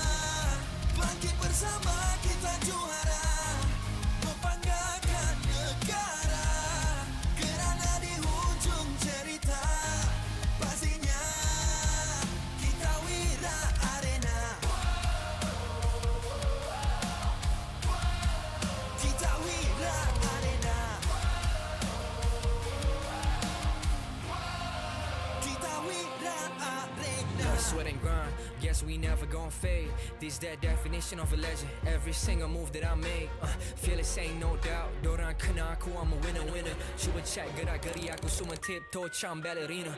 Genggam bara api, biasa berjadi arah. Mimpiku mula menjadi, tiada siapa je yang halang. Kalau bikin hari-hari, benda susah jadi senang. Segala cabaran aku ready, masa depan aku terang. Tiba masanya melangkah takdir, jalan yang gentir ku tempuh. Bangkit bersama kita juara, membanggakan negara. Kita kawan pentas dunia, Wira Arena. Bangkit bersama kita juara.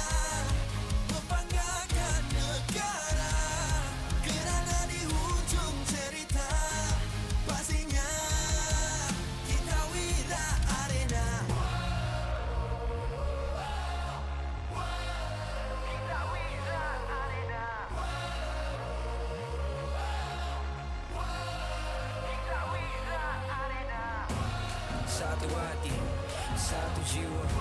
Bangkit bersama kita wira arena. Yeah. Dari bayang kenyala api, nama kita terpahat di bumi. Yeah. Bangkit bersama kita juara, membanggakan negara. Kita kawan pentas dunia, Wira Arena. Bangkit bersama kita juara, membanggakan negara. Kerana di hujung cerita, pastinya kita Wira Arena.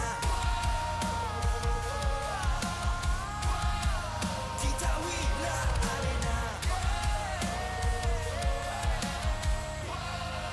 Kita Wira Arena.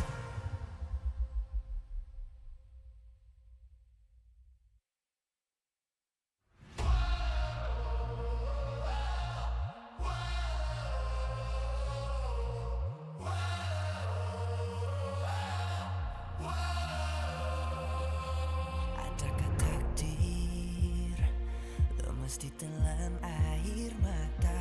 Selamanya ku takkan di bawah perjalananku sampai ke puncak. Dalam perjuangan, bila hati terang menyala, setiap luka jadi kekuatan. Pengorbanan yang jauh ujungnya. Sudah tiba masanya melangkah takdir, jalan yang getir ku tempuh. Bangkit bersama kita juara, membanggakan negara. Kita kawan pentas dunia, Wira Arena. Bangkit bersama kita juara, membanggakan negara. Kerana di hujung cerita, pastinya kita Wira Arena.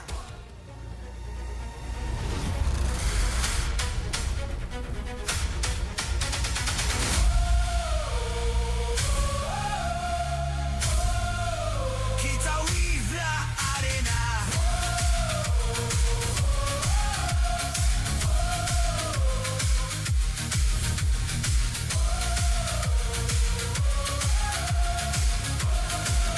Kita Wira Arena.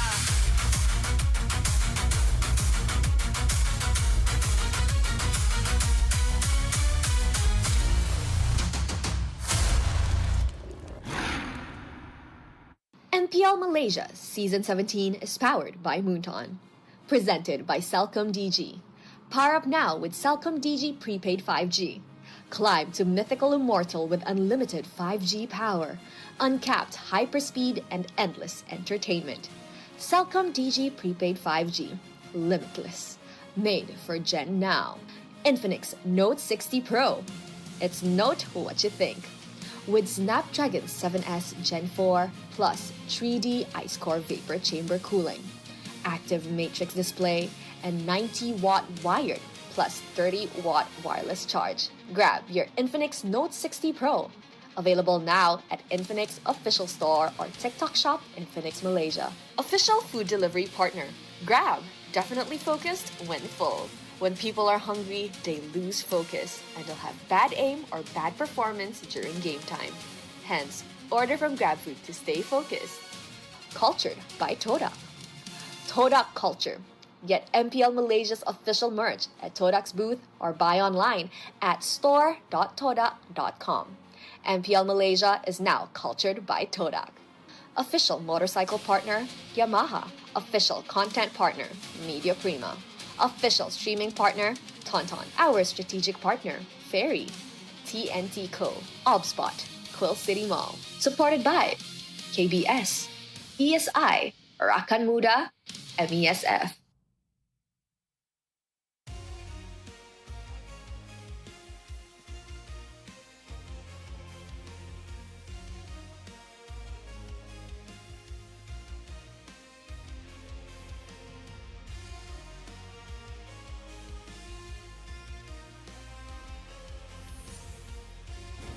Our two casters here at the desk for the English broadcast. My name is Gideon Q, of course, together with Sadafa here at the desk. We've already watched SRG take a great victory with a lot of resistance from Vamos. Will that be the same with our two new franchise teams here today? Even though it seemed like things went the way of Eld with SRG taking a clean sweep, we did see some potential, some sparks and signs of a new era forming.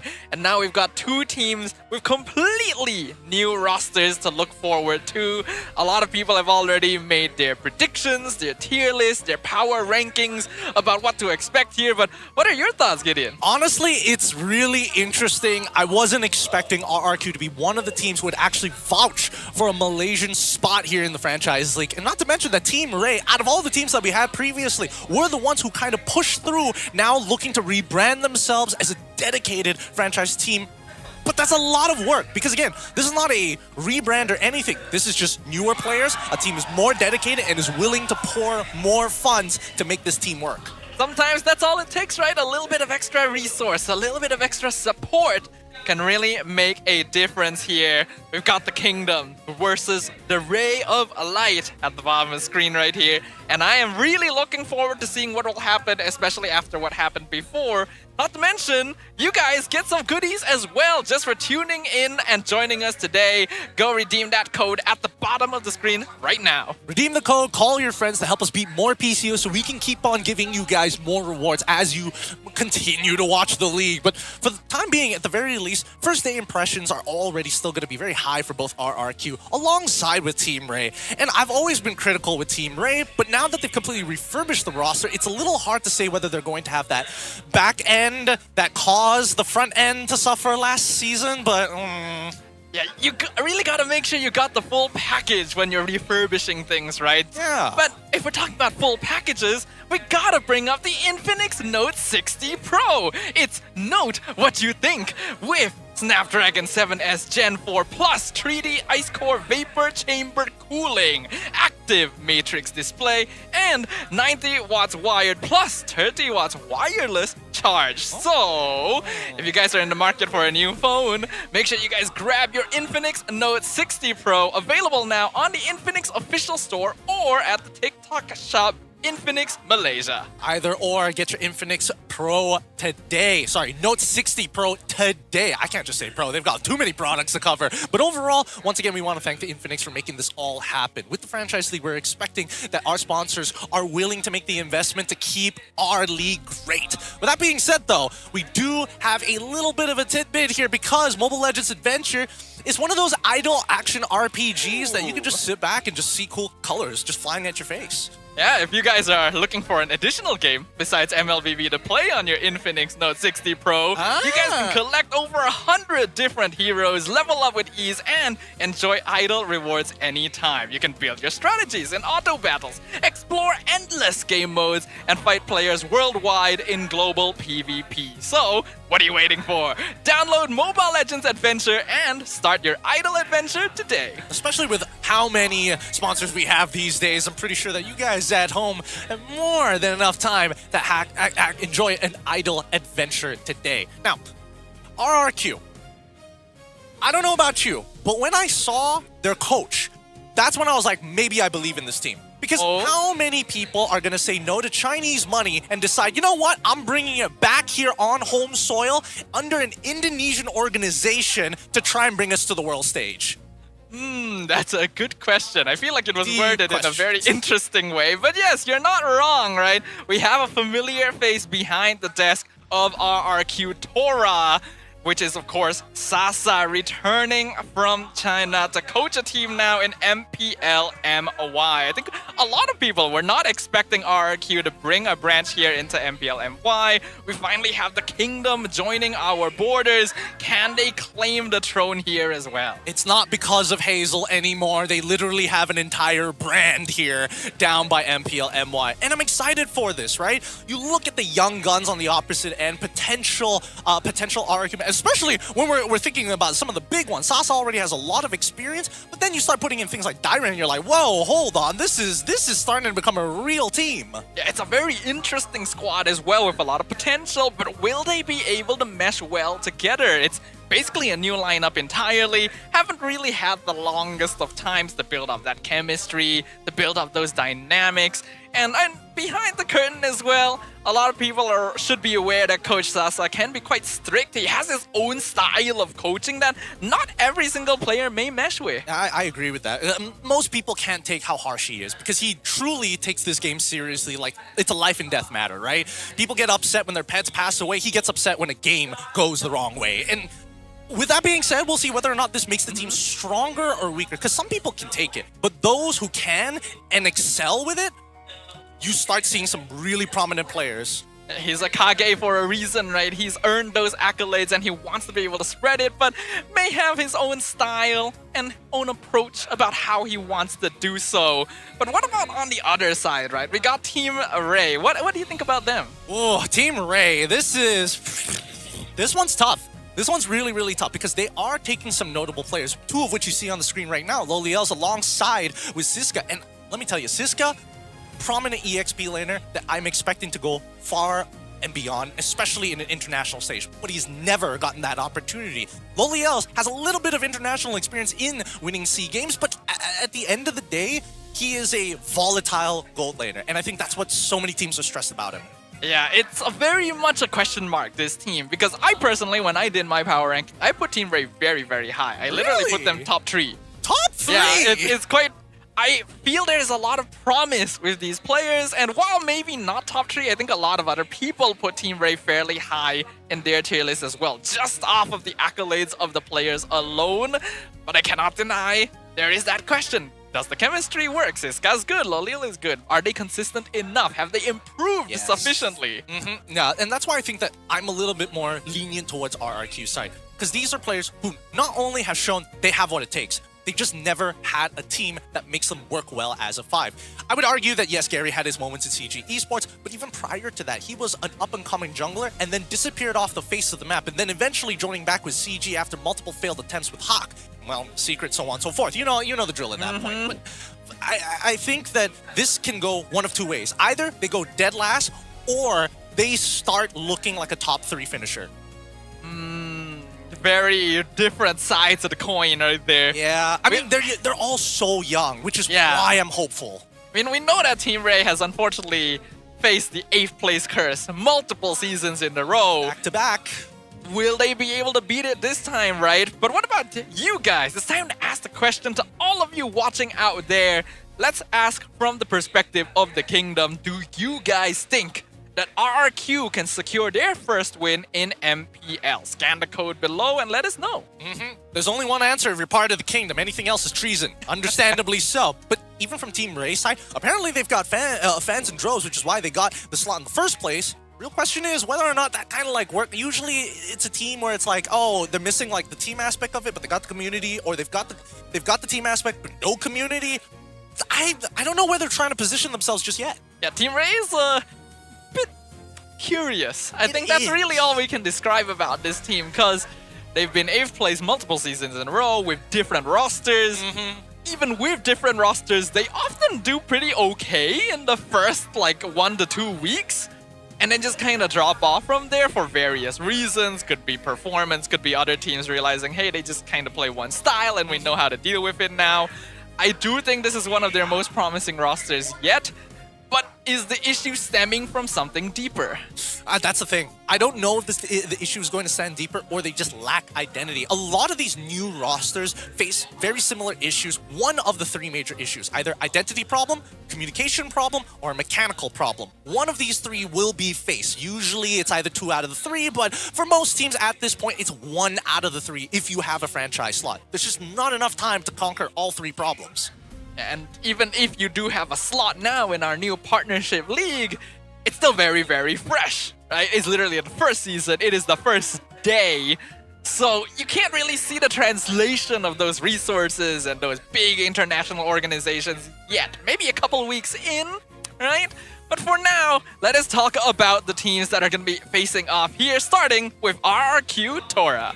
With Ruff, Super Yoshi, Kim, Gary, as well as Dyron. An exciting team on paper, but do they have what it takes to jive well together? Gary has been more soft-spoken, generally speaking, and then he joined CG, and now he's an actual more vocal compared to where he was last time. Kim, natural leadership skills, short stature, big personality. I think one thing that RRQ Tora definitely has going for it here is that the majority of these players have naturally aggressive leaning styles. Ruff is one of those gold laners that wants to fight. That's why he actually was one of the more effective fighter gold lanes when that was the popular meta. Kim is a very vocal, very aggressive style of mid lane, likes to make plays across the map. Gary maybe leans a bit more towards utility, but does definitely fulfill the niches where it's necessary. And you've got Dyron finishing off the lineup for some pretty solid side lanes. I mean, we talk about a solid side laner. We've seen Malaysian teams not really utilize it, right?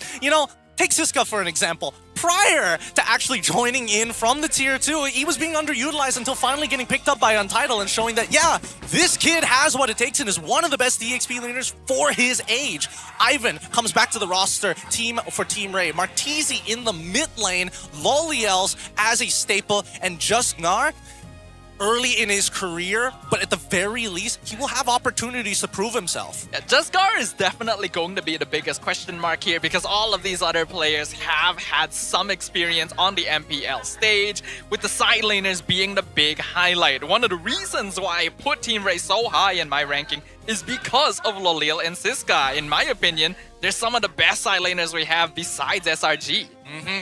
We'll see whether or not that's going to be the case. We're gonna go for a quick ping test mic check. We'll be back right after.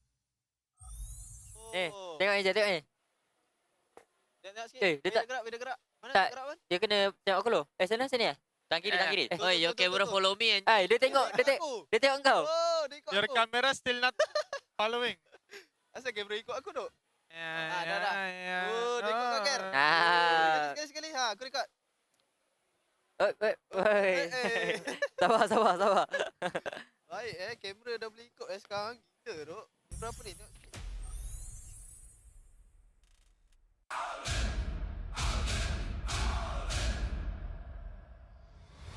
Ruling over their kingdom with ferocity, tenacity, and resilience. The Tigers have landed in Malaysia to prove they're the king of the jungle. Bow to the king of kings, RRQ Tora!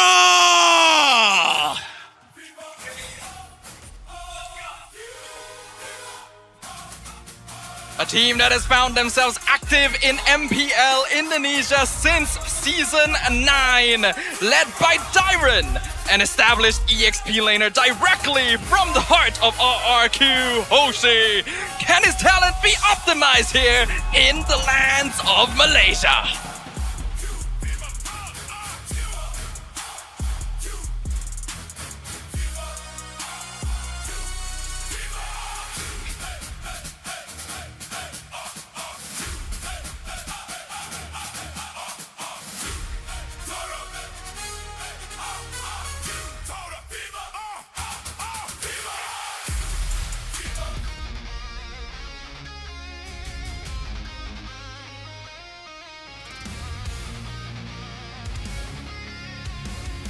A team reborn, a fight reignited, blending Malaysian and Indonesian talent into one new force.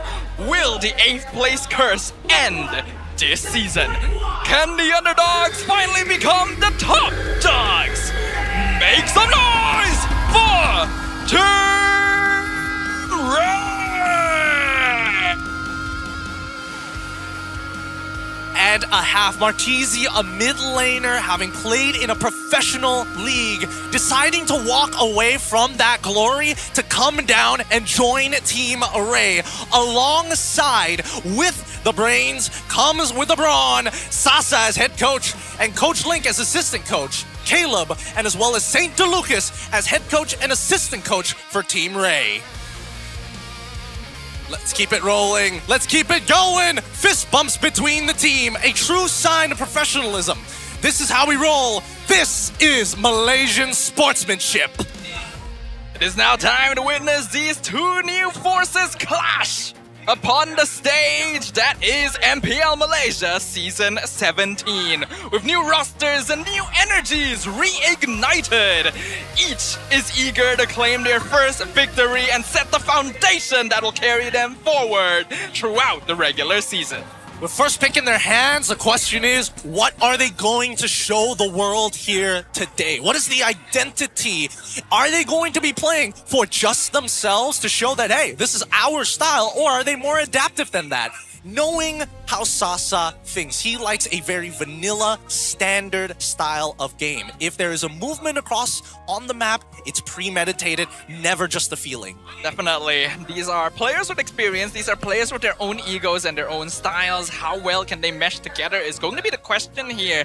And how much preparation both sides have had going into this season compared to the past seasons of MPL MY or any MPL in general. This has been one of the biggest reshufflings in general, which means there's a lot less information for most of these teams and these coaches to work with outside of just the player lineups themselves. So that is going to be put to the test. Yeah, honestly, I'm looking at Team Ray. I'm looking at Ivan because this man is able to lead a team. He's done it with Homeboys, and now he might do it again with Team Ray. But quickly, let's look over at Ruff. Another, some may say he's been dominating T2 for too long. And we asked him, hey Ruff, do you have anything to say to your ex-teammate Martizi on the other side, who they used to play on MV together with? And he says to Martizi, get ready to lose.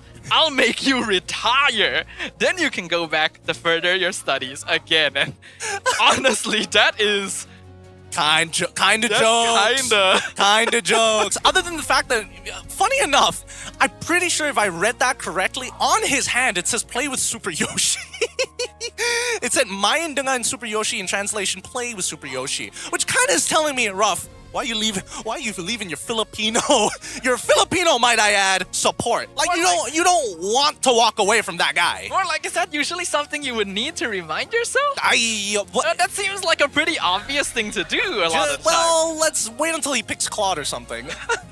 Oh wait, oh dude, what if they get Claude Moskov? For Lolios and Martizi, both of them just like ulting into nothing. That's definitely possible.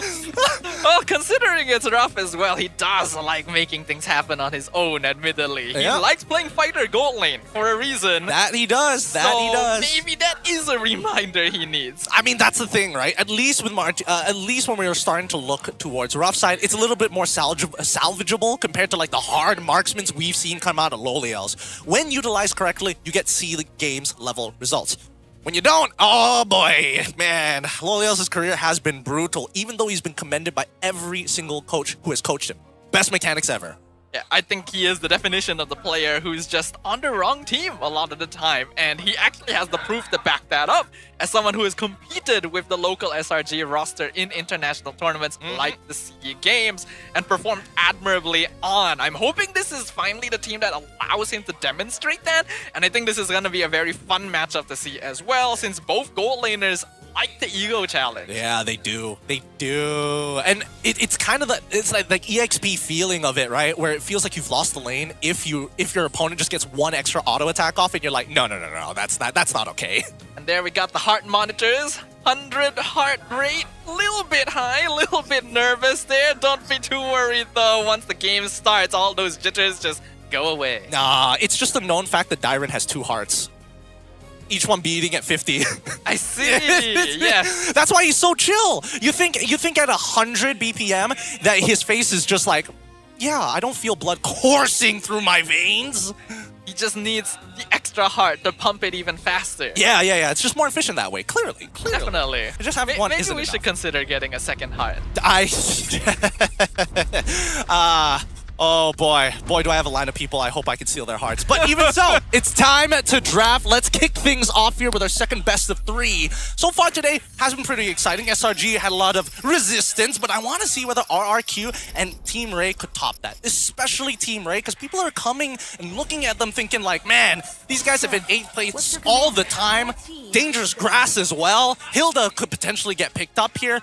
does Team Ray have enough? Yep, that is going to be the question here. Hilda, definitely a high pick rate on the side of Dangerous Grass, and we've already seen Khalid earlier. Aggressive roamer is going to have very high value under the current circumstances to force junglers to play uncomfortably. RRQ going to be on that blue side, already banning out the Baxia and the Fanny, so focusing on that hero pool on the opposite side. Interesting. It is just Gar, though.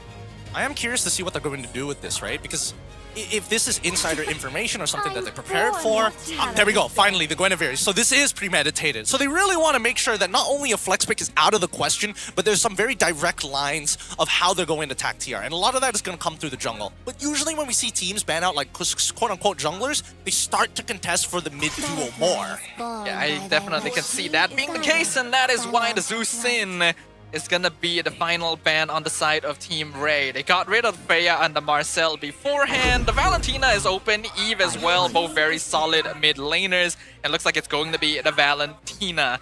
And a little bit of a fun fact for all of you guys. Tora means tiger in Japanese. That is where the name comes from. But will they be the tiger or the snack? That's very Malaysian. I don't want to have to explain. I don't want to have to explain the joke, but it's all right. It's all right. It's good to know that Tora actually means tiger. Did not know that. Really thought it meant something else, or there was a different association. Well, I mean, considering the boss of RRQ, like, he's named his organization based on, like, important things in his life, right? So this feels very, like, tutor to the Malaysian audience. Definitely, for sure. The Valentina, though, we already saw the issues with picking this too early on, and if T-Ray has the correct hero pool, they can play around it. But they will go ahead and grab that Leomord as well as the Hilda we mentioned earlier. Really surprised that they didn't want to take the Hilda early on. But at the same time, now we have to actually think, because this opens up potential for like EXP laners who actually dominate, and that could open up jungle pathways for RRQ later down the line, knowing that Hilda's going to kind of be in their face. Same problem. If we look at from RRQ's POV, that Hilda could just go into EXP, which seems unlikely, but you never know with the Malaysians. They roll the dice a lot. It's possible. We know there's a lot of local players that enjoy playing the Hilda in the EXP lane, but I wouldn't really consider Siska to be one of them. Yeah. So I feel like he's good on kind of anything. Yeah, he's so good on playmakers especially, so putting him on Hilda feels like a bit of a waste, but that means that Sora is open, along with the Suyo for RRQ. I'm actually down to Hilda versus Sora, because it's such an unwinnable lane for Sora. It's like you can commit everything and still not kill the Hilda at the end of the day. That's the frustrating part about it. So unless they want to, you know, take away Siska's playmaking capabilities and put him on a hyper peel roll, it'd be sad, but at least with Phoveus, there's a little bit more that can be done here. And my guess, he's going to build full tank.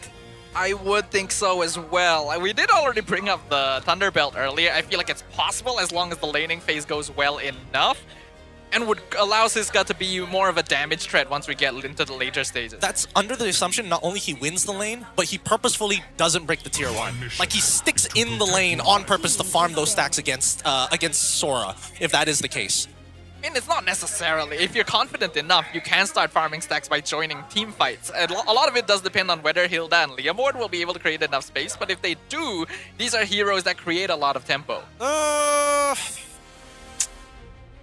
Is it going to be good enough? Wait, let me think about this for a moment. Would I rather to be halfway through a Thunderbelt on the first hurdle rather than just have a Dreadnought armor?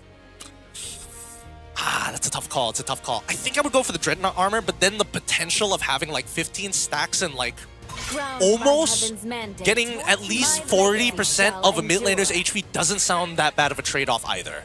I think it really does depend on how well the laning phase goes. And we know that Siska plays a pretty mean EXP, so there's a chance, but it is very dependent. There is variation in how that build can go, and it also depends on what the rest of his team needs. If they already have sufficient damage overall, then he could probably bypass it. Yeah, or if they're winning so hard, they can go into War Axe, and I think that's where the game gets really, really fun for Phoveus players, especially when the enemy team is delayed on the Glowing Wand and the Dom Isis. Second half of the draft, however, a lot of like CC-heavy things. Hylos, pretty good ban here overall for the Slime Team Ray, but then I'm looking at RRQ, they're getting rid of the Zetienne, which I would only assume.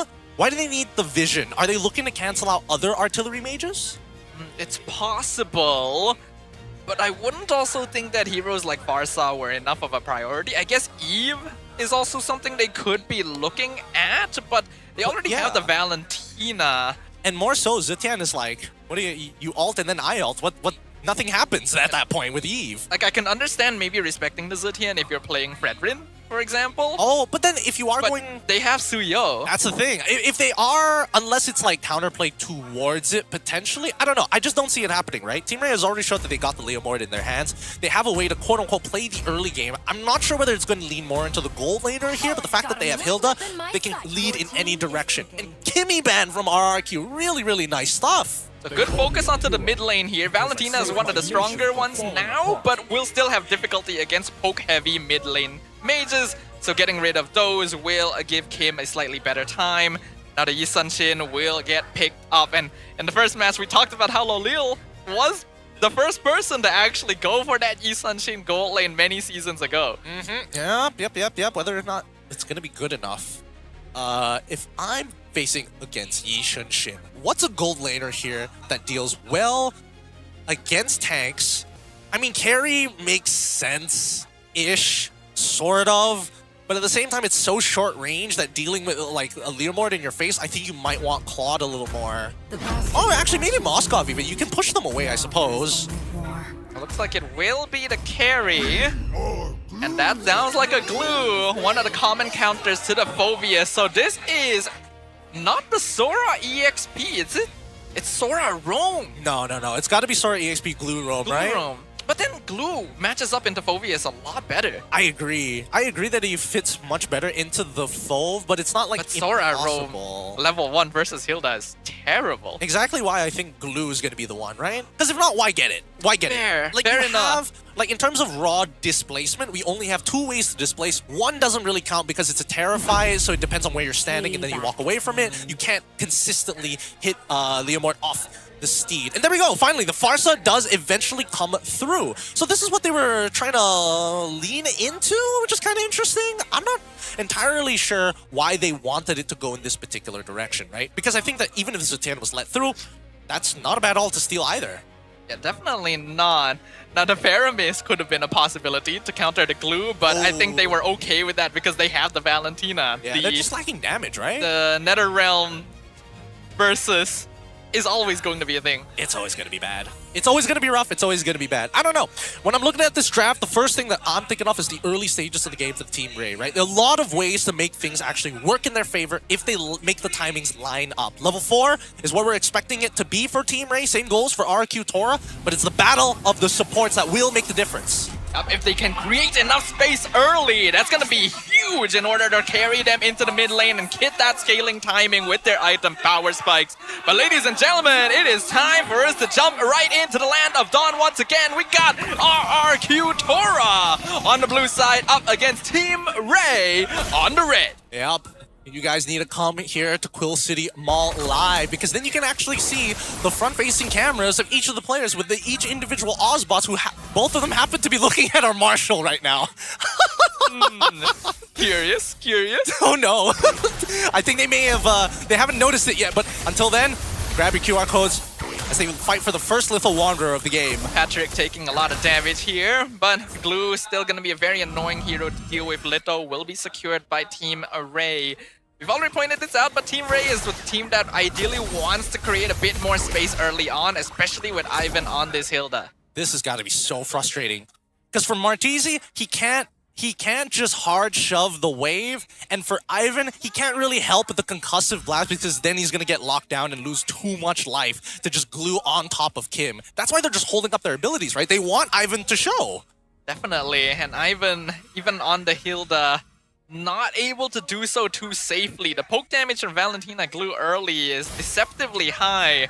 And now Gary's nearby as well. Looks like Team Ray knows there's some potential funny business happening. Yeah, but considering that both junglers have already finished their clears, they should collide now. I don't know. They're engaging on Super Yoshi. They force the flicker out. Gary comes in, but knows he's outgunned, so he will back off. Yep, really good call there. Very, very good call. And a huge resource actually being lost for Juskar. I think at this point, Juskar, whether he contests for the turtle or not is going to be dependent on the EXP, and that's why more resources being dedicated by Team Ray to ensure that at least the EXP laners can get involved. Gary was able to steal that crab away from Jaskar. Now gonna be the first one to control the turtle. Ivan comes in, takes so much damage. Here's the lightning form from the Sora, forces the flicker out. Siska resetting the turtle at least. Ivan looking for chance, not able to get that last hit. Flickers forward, gets the shifting skies, but the Feather District finishes him off, and Phantom Steed comes out as well. Kim gonna need to back this off and abandon the Super Yoshi, who's one hit away from death. Jaskar should be able to finish this. No! He gets the tower in time, and now the Feather District is stolen!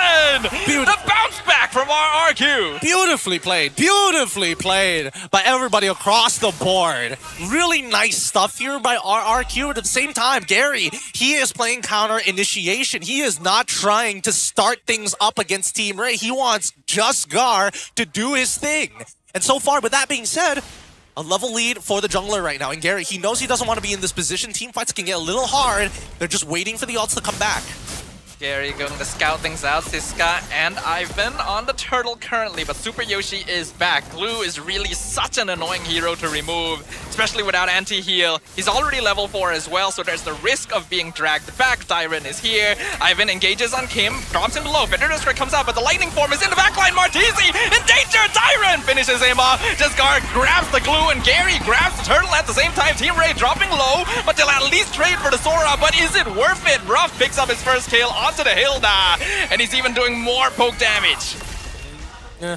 There was a moment they could have thought about going back in there, but Siska understands, hey, as soon as Carry pops that ult, there's no need for me to be there. I'm not playing Vengeance. All I got is Peel, and if I have to use my Flicker, then so be it. With still gold plating available, all laners haven't really gotten too much. It's a lot of it just comes down to rotating and team fighting, less of individual leads other than Gary. And Gary is perfectly okay with that. This is a similar style of play to when he was on CG as well. He plays a very controlled jungle style. In the top lane, they are engaging on Siska 1v2, and he has to commit. He has to try and buy as much time as possible, but I don't think he's winning that one. Yep. Really good setup from Dyron, and now the next trade is Super Yoshi flickers away. Oh no. He jumps back in on Jaskar for the HP. This is gonna be very awkward. Yep. The poor guy. All he had to do was just get over the wall. No. And now Kim losing so much pressure just because of that. Sometimes you just want to ride a horse as well, Gideon. You know? Mom, it's only 25 cents, I swear. It'll only be 5 minutes. So maybe you should make sure someone else isn't on it too. Oh no. Wait, hold on. Ruff actually doing some good damage here. Really good light wheel there. TR just kind of didn't do anything. Like, I was expecting Martizi to maybe trade flickers, but I think they're playing a very safe style of game. I want to see whether Team Ray is trying to stick to the book as well, because I know, at least for RRQ Tora, they've adjusted the rules a little bit, changed the parameters, make sure that Gary is the counter engager. Team Ray, very standard. I think both teams are playing to their own strengths currently. RRQ Tora, you can see the discipline, the communication is there, and they have a lot of resources to work with how tanky Super Yoshi is. Team Ray has already missed a bit of a window to get an early snowball going, but as long as they don't fall too far behind, they're still okay. Here comes Dyron, they get the stun, Turtle already at half HP, Siska comes in, Jaskar on the flank as well, but he's instantly zoned out by Dyron. Feather District can be used, Gary secures the Turtle, he's stuck in the pit, but he dashes back out, and Ivan goes down to Ruff. The damage from the carry is too much, it's a killing spree for the Suyo. So far, so very good for Ruff.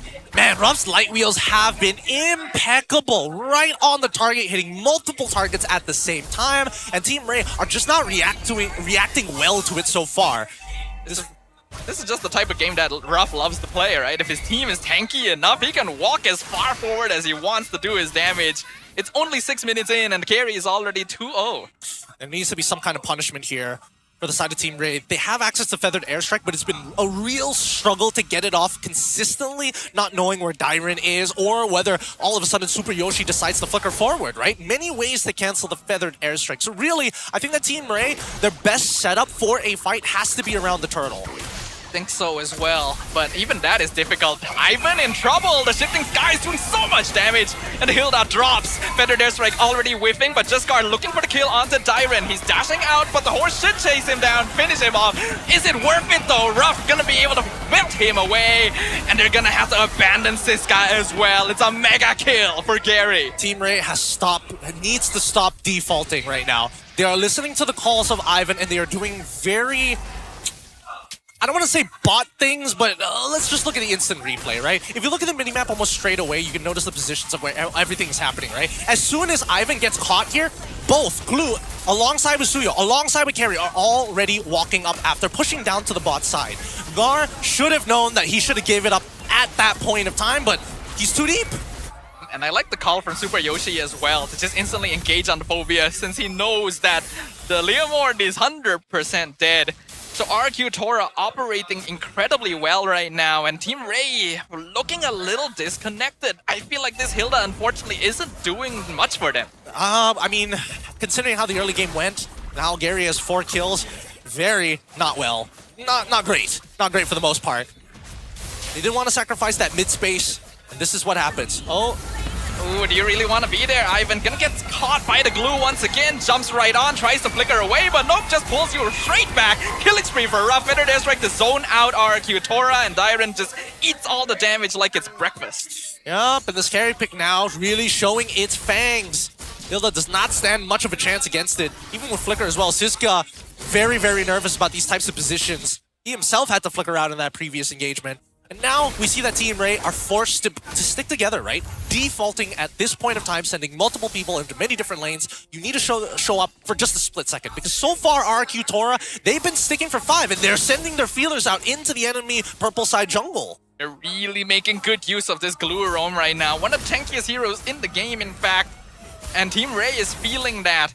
They've already finished the Chastised Pauldron as well on both Super Yoshi and Dyron at the same time, so Team Ray doesn't have enough damage to work through anything. Yeah, I didn't realize how far ahead Dyron actually was. He's 1.6k ahead.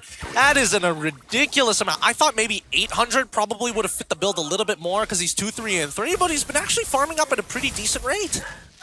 Super Yoshi can literally just stand there, take all the damage he needs to provide information. Flickers in, gets the stun, and Lolil is gone. Here comes the catch from the Sora. Finds 2 into the knockup. Feathered Airstrike doing good damage, but is it enough? Ruff already picks up the double kill, and Dyron is still alive. He's able to walk out scot-free. Damn, big chunks. Big chunks. And right now, Ruff, he's having the time of his life, unpunished as he walks through confidently with 4 other members to support him. Pillars to make sure that this roof does not collapse just yet. And Team Ray, this is such an awkward time for them to not only lose Siska, but worse yet, feel the power spike of RRQ Tora as they start hitting their second items, third items even for some people. This game already spiraling out of control. We're looking at a 7k goal lead in 10 minutes when Team Ray has heroes like Leomord, Barca, and Hilda who should be in control at this stage. But RRQ Tora has made their presence known, a free Lord in their hands. With Lord in their hands, let's see how they break inhibitors, right? Because this is the best setups for Lords. No side lanes to worry about. Only on the top side there's a single T2. But wait, whoa! Yo! Are we fighting this hard just for purple? They really want to commit that? They're going in. It's a nice dark wave, but is the damage sufficient? Look at RRQ Tora. They're just surviving everything! And Team Ray is melting! Like cheese on a hot car hood! Martisi left by his lonesome, being chased down by Sasuke of all people. It's a monster kill. I can see the memes. I can see it already. I can imagine it. Clippers out there, you know what to do. All they have to do to get a good meme about Team Ray that at this point, purple buff over losing a game. And it looks like they're just going to be pushing straight in right now. Dyron does drop. Probably a little bit unnecessary, but it's still fine. It's 3v3 situation. Lord has already taken the inhibitor. RRQ Tora does not need to stay any longer. Yeah, I think at this point, the only thing I need Team Ray to do is really talk about the way that they're going to fight and why they are fighting. I think a lot of the times we see these newer teams, they fight out of instinct and they don't really understand, like, what are we doing here, right? Like, the Lord is going to spawn anytime soon. The longer the fight drags on, the more hurt you're going to be for when the Lord actually spawns and gets to your inhibitors. And ideally, you end the fight before or after that, right? Within the first 10 seconds of impact. I'm gonna be honest, I feel like this is already a GG scenario for Team Ray. I don't really know if they have the right tools for stopping RRQ Tora's push. Ruff is very farm 7-0. Gary's perfectly fine as well. The only way they turn this around is if Lolil can somehow get a huge gold influx from picking up multiple bounties. Well, I think it's going to be a little hard. Dealing with Super Yoshi and Dairon, like, together is hard enough. He could probably 1v1 a good chunk of them, with the exception of Ruff. Perhaps. But even then, you're not gonna get those situations. The one, like, you're hoping for a 1v1, RRQ Tora's not gonna give it to you. Their positioning has been very clean. I mean, they've given up on the default, right? Dairon is standing right next to Ruff. He's got Super Yoshi in the wake. He is following what he literally wrote on his hands. The only one who's allowed to be individually selfish, or at the very least do his own thing, has to be Gary. Because he knows that if he shows up first, he gets 100-0 straight away. Yeah, I think Gary's timings have been great, and it's been a lot easier for him to find those opportunities because Super Yoshi is so difficult to remove. And he's only got 2 items completed in 2, so this glue is only going to get more sturdy. Yeah. Second question, why are they allowing Team Ray to walk out here? Like, Team Ray should not be able to get out of their base. Like, touching this wave, there should be some kind of tax. Like, well, then again, there is the missing mid inhibitor doesn't really change that fact. But I'd like it, at least for RRQ side, hey, interact with them when they show up on the map. We've got a pushing wave down bot that Gary can handle, so all we gotta watch out for, Lord Pit, top side, and mid lane. I do feel like Super Yoshi could be scouting a little bit more aggressively here, walk up into the jungle, since you're probably not gonna die even if all 5 members are there. Team Ray being allowed to have a bigger presence than you would think. Yeah. Oh, do you really want... Oh, they're trying to go for the concealed flank, but Gary's already finished off the Lord. Kim does drop quite low, but here comes the shifting sky. Is Iron gonna be able to finish off Siska? And now they're diving into the back line. Just Scar gonna be grabbed and fed to Ruff. It's legendary double kill for the gold laner of RRQ Tora. That's got to be upsetting. Very, very upsetting for Just Gar. And even Martese, they did not give him any space to play this entire game as they close out the first round. Ivan finally falls 20-7. RRQ Tora, these young guns, invested in by the kingdom, take game number 1. We are seeing some very clean, controlled aggression coming in from RRQ Tora in their very first game of MPL Malaysia Season 17. Stopping Team Ray from being able to play at all for that early game snowball. And after that, everything else just falls into place. Yep. Oh my goodness. Tough. I'm thinking... Is this a draft issue more than anything else? To a certain degree, yes and no. And I think where could they have adjusted a little bit better? It's tough because it's a difficult comp to read unless you know that their playstyle was going to be, hey, once we break the T1s, we stick as 5, we have a 2-2 kill squad, and then Gary does what he likes.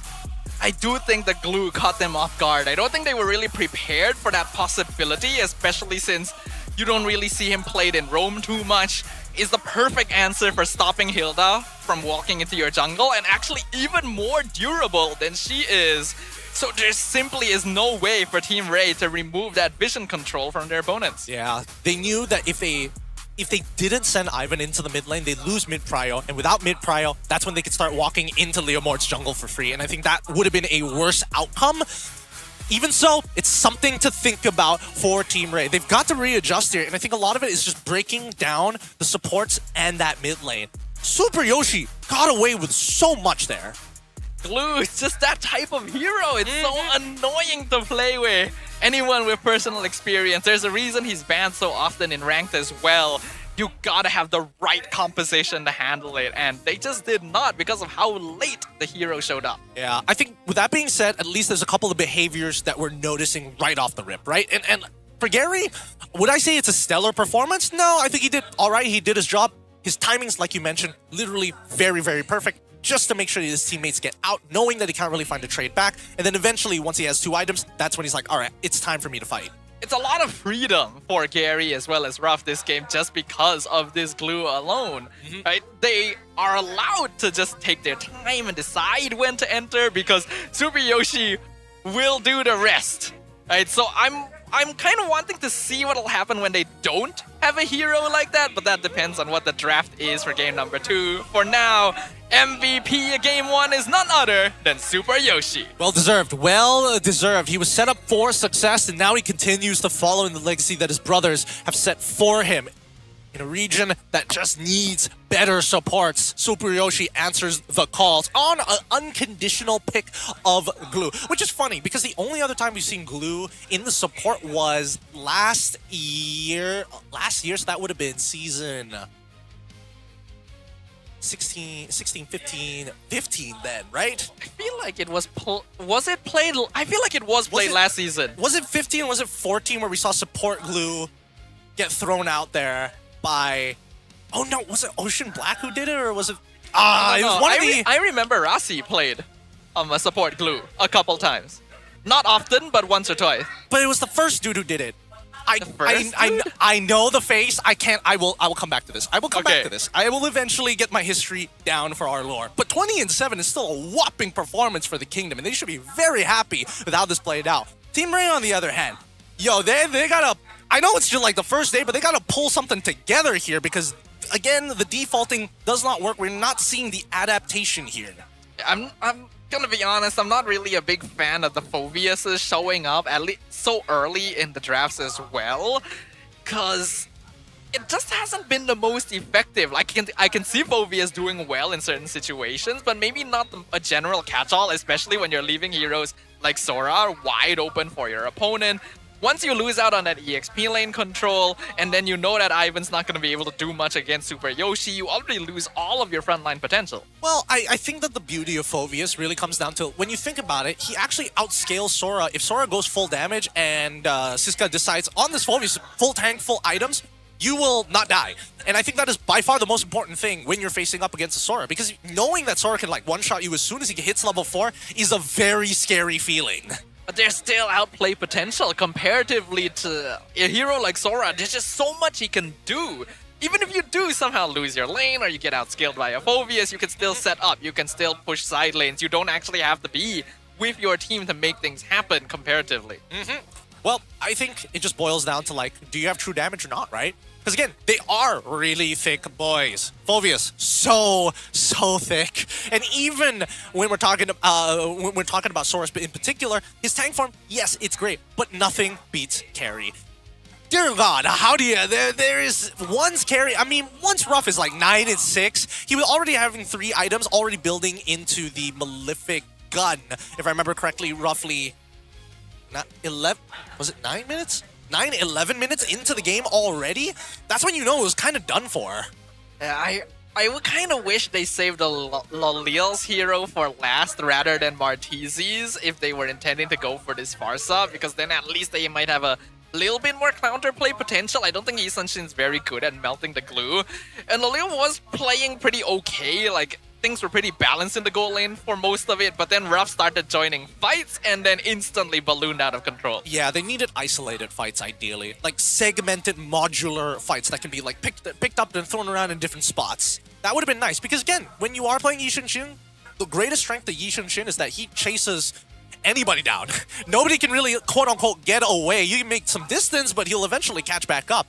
Unless Team Ray are able to create that sort of like pathway for him, I don't see it happening just yet. There's no hero on Team Ray's side that can open the map enough, especially against Super Yoshi. Well, I mean, it was supposed to be Ivan, but we saw how that early game went. Which is why I thought, like, if you knew that the mid lane was so scuffed already, why stick around, right? Like, you've already taxed half your HP at level 1, and then you heal back up to 75, you go back to level 2, and then you have to recall because you take, what, 90% of your HP, leaving you with 10? So it's like, at what point do you cut it quits and be like, I'm sorry, Martizi, this is not working. We gotta split. I think the big issue is that even if they split, there is literally nothing Ivan could have done this game. Right? You lose the mid lane. That's true. You can't invade because Super Yoshi will be there. You can't kill a carry. You can't kill a Sora as long as they play correctly. But you can influence the lanes. I think that's so difficult, though. Oh no, just the well time. Like, I will say that Siska had 1 or 2 moments where he froze the lane correctly, and he needed Ivan to show up to chunk Sora's life total. I think there were a couple of opportunities there, but they were very focused around that gold lane. They were very focused on moving away, unless it was a turtle fight. And even the turtle fights, that one, we're talking about the major one. The Lord, like, I don't want to say Lord steal, but Lord already taken, and then just before the Lord spawns, they decided to fight from the side of Team Ray? That was wild. What are we doing there? I guess even if we disregard the draft entirely, there were some interesting calls being made. I do think desperation mode started kicking in when they realized, like, what do we do? What can we do in this situation? And just hoping something works. Yeah, this one had to be a miscom coming in from RRQ TR. Because Dyron, he could have easily flickered instantly and then got the ult off without having to wait. But the fact that he hesitated, I'm assuming they weren't sure whether they were going to fight. And then here as well, Ivan tries to engage on the glue, basically leaves his backline out to dry, so Dyron gets a free entry from the flank. Even if he goes down, the job is done because Gary and Ruff are farming up a storm. They're farming way too well. Really, really well. See, again, moments like that shouldn't be happening to Siska. It's just that Team Rain, when they default, do they not have enough vision over the map, or are they making wrong assumptions? And I would like to believe that they're just not communicating, because making the wrong assumptions is a far harder problem to solve. Having a lack of vision is definitely something, because Ivan just can't open the map as freely, but you also have a Yisun Shin. You just have to press one button. You just have to say, like, hey Loleo, could you open the map for us real quick? Loleo, do the thing. I don't feel like we saw enough of that here, so Team Ray were fighting blind a lot of the time, and again, that desperation does not lend itself to good plays. Yeah, I think if anything with the draft, sure, if we end up with Lolios back on that Yishin Shin, they really have to put more focus on the mid trio, really. Like, Justgar got his hero, but then once we saw what Ivan and Martizi had to play against, it doesn't become very easy. And even with the mid trios, right? Both Gary alongside with Justgar had the same ideas. We have to affect the mid lane. It's just that one side had a little bit more to stand on in order to achieve that. I really feel like teams are weirdly not respecting Sora enough, and yeah, you could maybe beat him in lane with Phoveus if you time it correctly, but then there's just so much he can offer in team fights. I really feel like he should be more of a prio. Yeah, I personally think so as well, but I don't know. There are other things to worry about, like Freya and Marcel and apparently... Wait, what was it again? Eve? No, it was Zetian. That's the one. Yes. It took me a while. I got there. I'm not 100%. I'm not 100% with it.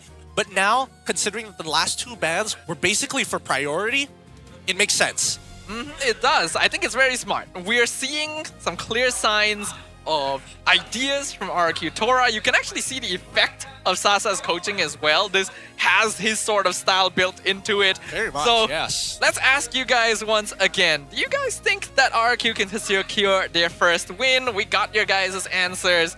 And yeah, 76% leaning towards RRQ TR's victory. Yeah, I would like to see, you know, some names of those who don't believe in the kingdom. The 24% of you, enemies of foreign states, probably. Who different knows? kingdom out there. Dude, it's gonna be so confusing later if we get multiple RRQs from different. Oh, dude, it's gonna be so complex.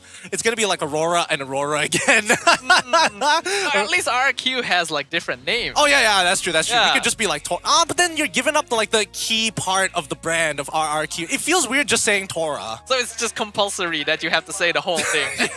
Probably. That's how they make people say the whole thing. Darn it. The branding is too strong. Frustrating. Very frustrating. But hey, the Tiger Kingdom is doing good for now. I am a little... You know what? I'll save it for a little bit later. There are some concerns that I have, but I think I'll save it until after. We'll see at the end of this game whether or not it's going to be good enough. But we have a little bit of an interview up on the stage. Let's quickly jump on over and see what that's about. Terima kasih banyak kepada Casters English and Malay. Nak tahu saya berbual dengan siapa? Saya actually ada kawan-kawan baru di mana diorang daripada side RRQ TR. Dan RRQ TR baru menang game pertama. Mungkin kali ini, mungkin dekat Malaysia, RRQ boleh menang. Jadi sebelum kita mulakan, kita sebenarnya nak tanya kepada kawan-kawan baru kita. Boleh kenalkan diri sendiri? Nama saya Indra Wijaya. Daripada Medan. Dari Medan? Dari Medan. Saya dari Indra Permana, dari Medan juga. Okey. Saya Fajar dari Medan juga, sama. Dukung Let Talent. Dari Medan. Medan? Semua dari Medan lah? No. Ah, okey, jawablah. Madura. Ha? Madura. Madura. Surabaya. Surabaya. Okey. Sebab aku dah confused tu nama ke apa kan. But okay, so Alalang dengan awak saya nak tanya. Bila sampai? Semalam. semalam sampai.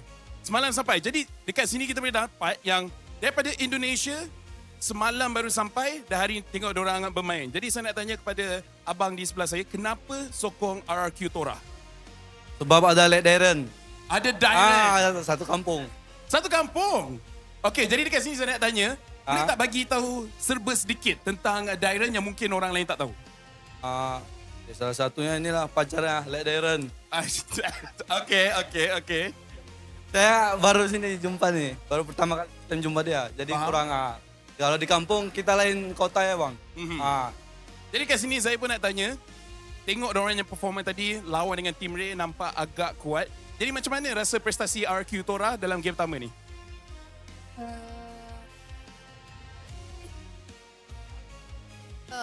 Alhamdulillah baiklah untuk match pertamanya. Semoga match keduanya juga kayak tadi konsisten. Ya, dan ini juga nak tanya daripada Indonesia datang ke Malaysia, tengok kita punya hall, kita punya stage dan dia punya environment dekat sini. Macam mana perasaan daripada Indonesia datang Malaysia untuk tengok MPL? Terkejut sih, ternyata RRQ Tora banyak yang support. Ternyata Kingdom Malaysia ternyata banyak juga. Tetap support RRQ Tora ya guys. Semoga bisa konsisten, semoga bisa lancar setiap matchnya dan juga bisa lolos playoff step by step lah. Doain ya guys. Alright, thank you very much. And untuk kita closekan interview ni, saya nak tanya abang sana, ada tak apa-apa pesanan kepada RRQ Tora sebelum mereka masuk dalam match lawan Team Ray? Buat RRQ bantai 2-0. Bantai 2-0. Jadi semua orang boleh balik awal. Terima kasih banyak nama saya Lepel dan ini adalah fans daripada Indonesia. They've been a very good sport. Tapi sekarang kita akan pergi balik kepada kita punya casters untuk mulakan perlawanan RRQ Tora menentang dengan Team Ray. You know, considering that RRQ is one of the legendary teams since the beginning of the Mobile Legends age and have stand the test of time, I expected nothing less than their fans to show up on the ground for the team in Malaysia. And even then, I'm still impressed. The fan base for basically a new roster here goes to show that this organization has a lot to offer, and I'm hoping that it'll give these players the chance to gain energy from that support. And that's what we need to see here. Oh, that's so sweet from Kim. He's got his mom. He wanted to give a shout out to his mom later on. But we took one of the coach's quotes, one from Sasa himself. He mentions mechanics over experience. He chooses young players because I like their mechanics. They're smart and capable of outplaying their opponents, but the biggest factor is definitely their mechanics. They already have MPL experience. What they lack is exposure at the international level. I'm getting very mixed messages here. Basically, he likes mechanics. But he said that they're lacking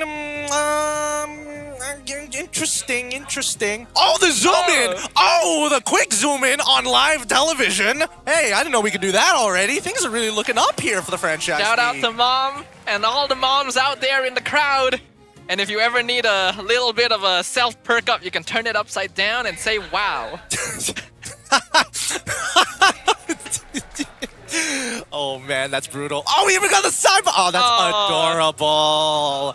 Yes, that's what we need. That's what we need. A real lifeline in the real world. These aren't just athletes, they're people too.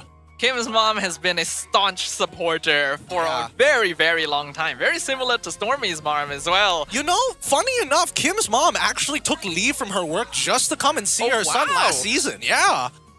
And she watched all of the games. Yeah, I think every single one, right? That support goes a long way, and it's good to see him performing here. But Team Ray as well, I feel like they need a little bit of that support. We know these players have what it takes. They just need the right pieces. I think they need to adjust. They have to adjust on the fly. Sometimes adjusting too much, especially when you can't read the situation, is dangerous. But considering Ivan has had good reads before in his previous season here in MPL MY, before he took a backseat, now with a brand new roster, I think there has to be underlying issues of communication, right? How else can you explain it? Well, the draft wasn't doing them any favors, but we also know the decision-making was a little bit sus at times. Could be because they were so behind. Could be because the drafts felt so gapped. But let's see if they're able to get a lineup that's a little bit more balanced. Then we can actually see what they're capable of. I can't wait if we ever go over to the voice, the mic checks, right, of these players. It's just Ivan telling them at the very end here, guys, suicide charge. We end it here or we die here. All right, let's jump right into the draft. Let's see what the adjustments that can be made. I'm really looking at Team Ray. We've got to see something else from these guys. But first, our random map. Dangerous Gas again, unlucky. We're seeing a lot of repeat maps. Earlier, it was 2 matches of broken walls between SRG and VMS, but RRQ Tora on the blue side once again, picking up that Valentina first. You know what? Maybe this is a blessing in disguise, right? Because we didn't see much adaptation from Team Ray. Now that they've got the exact same environment, let's see what that adjustment would look like in this one. Now, we did say they should prioritize Sora a bit more, but it is a Valentina, so it's a little risky. That's funny. That's very funny. Hilda and Kimmy. All right, so Kimmy makes a lot of sense in this because again, Kimmy, once she has her passive, she completely outranges the Valentina, right? The only problem is that her health pool is really tiny. So if for whatever reason, if Ruff happens to steal Hilda's ult, there's a chance that he might one-shot Kimmy. Like, unironically. I mean, you don't even need to. Just pick up Sora now and have him chase her. One or the other. One or the other. There's got to be like a high damage dealing ult, and that's all you need to just kill this Kimmy. I don't know whether Kimmy is like... honestly, for me, it shouldn't be within the first 3 at the very least, unless the ban's adjusted just a little bit here. They probably picked it early because Kimmy was banned in the second phase by RRQ earlier, so they just want to lock it in this time. I was going to say RRQ can probably just pick the same heroes again, and that's exactly what they did. It's the Sora and the Suyo. It's gonna happen all over again, sir. They can look to adjust the glue now that they've already at least picked up their first 3, right? TR. Already banned out Jushin, the same bans as last time. How would you improve upon the previous composition? Because the last time they got backed into a corner, glue only showed in that second phase. So now that they have locked in the Fredrin, all right, there, that's that classic combo that I was talking about. Now that they've got this down on lock, the side lanes can be a lot more flexible. And they will get rid of the glue as well, just to make sure they won't run into issues there. So this is looking a little bit better, but it also means that Hilda wants to play aggro, but the other 2 heroes are a little bit on the slower side. At the very least, Ivan should be able to try and dive the backline now that there's no glue to deal with. Question about dealing. Now that glue is gone, does RQ pivot? I feel like they don't need to necessarily... Still go like Hylos. Oh, would Hylos be good enough in this particular scenario? Because no matter what, it's really like, how do you displace Fredrin and Hilda to kind of get out of the way so you have access to the backline? And you're already running Suyo. So Suyo is weird because like you can't really like one-shot a backliner unless you're ahead. So now it becomes a question of priority. With Sora in your hands already, the fact that you ban out Masha, which again, very good ban here for the side of RRQ. They know that Team Ray can go double fighter gold lanes if they wanted to. Oh.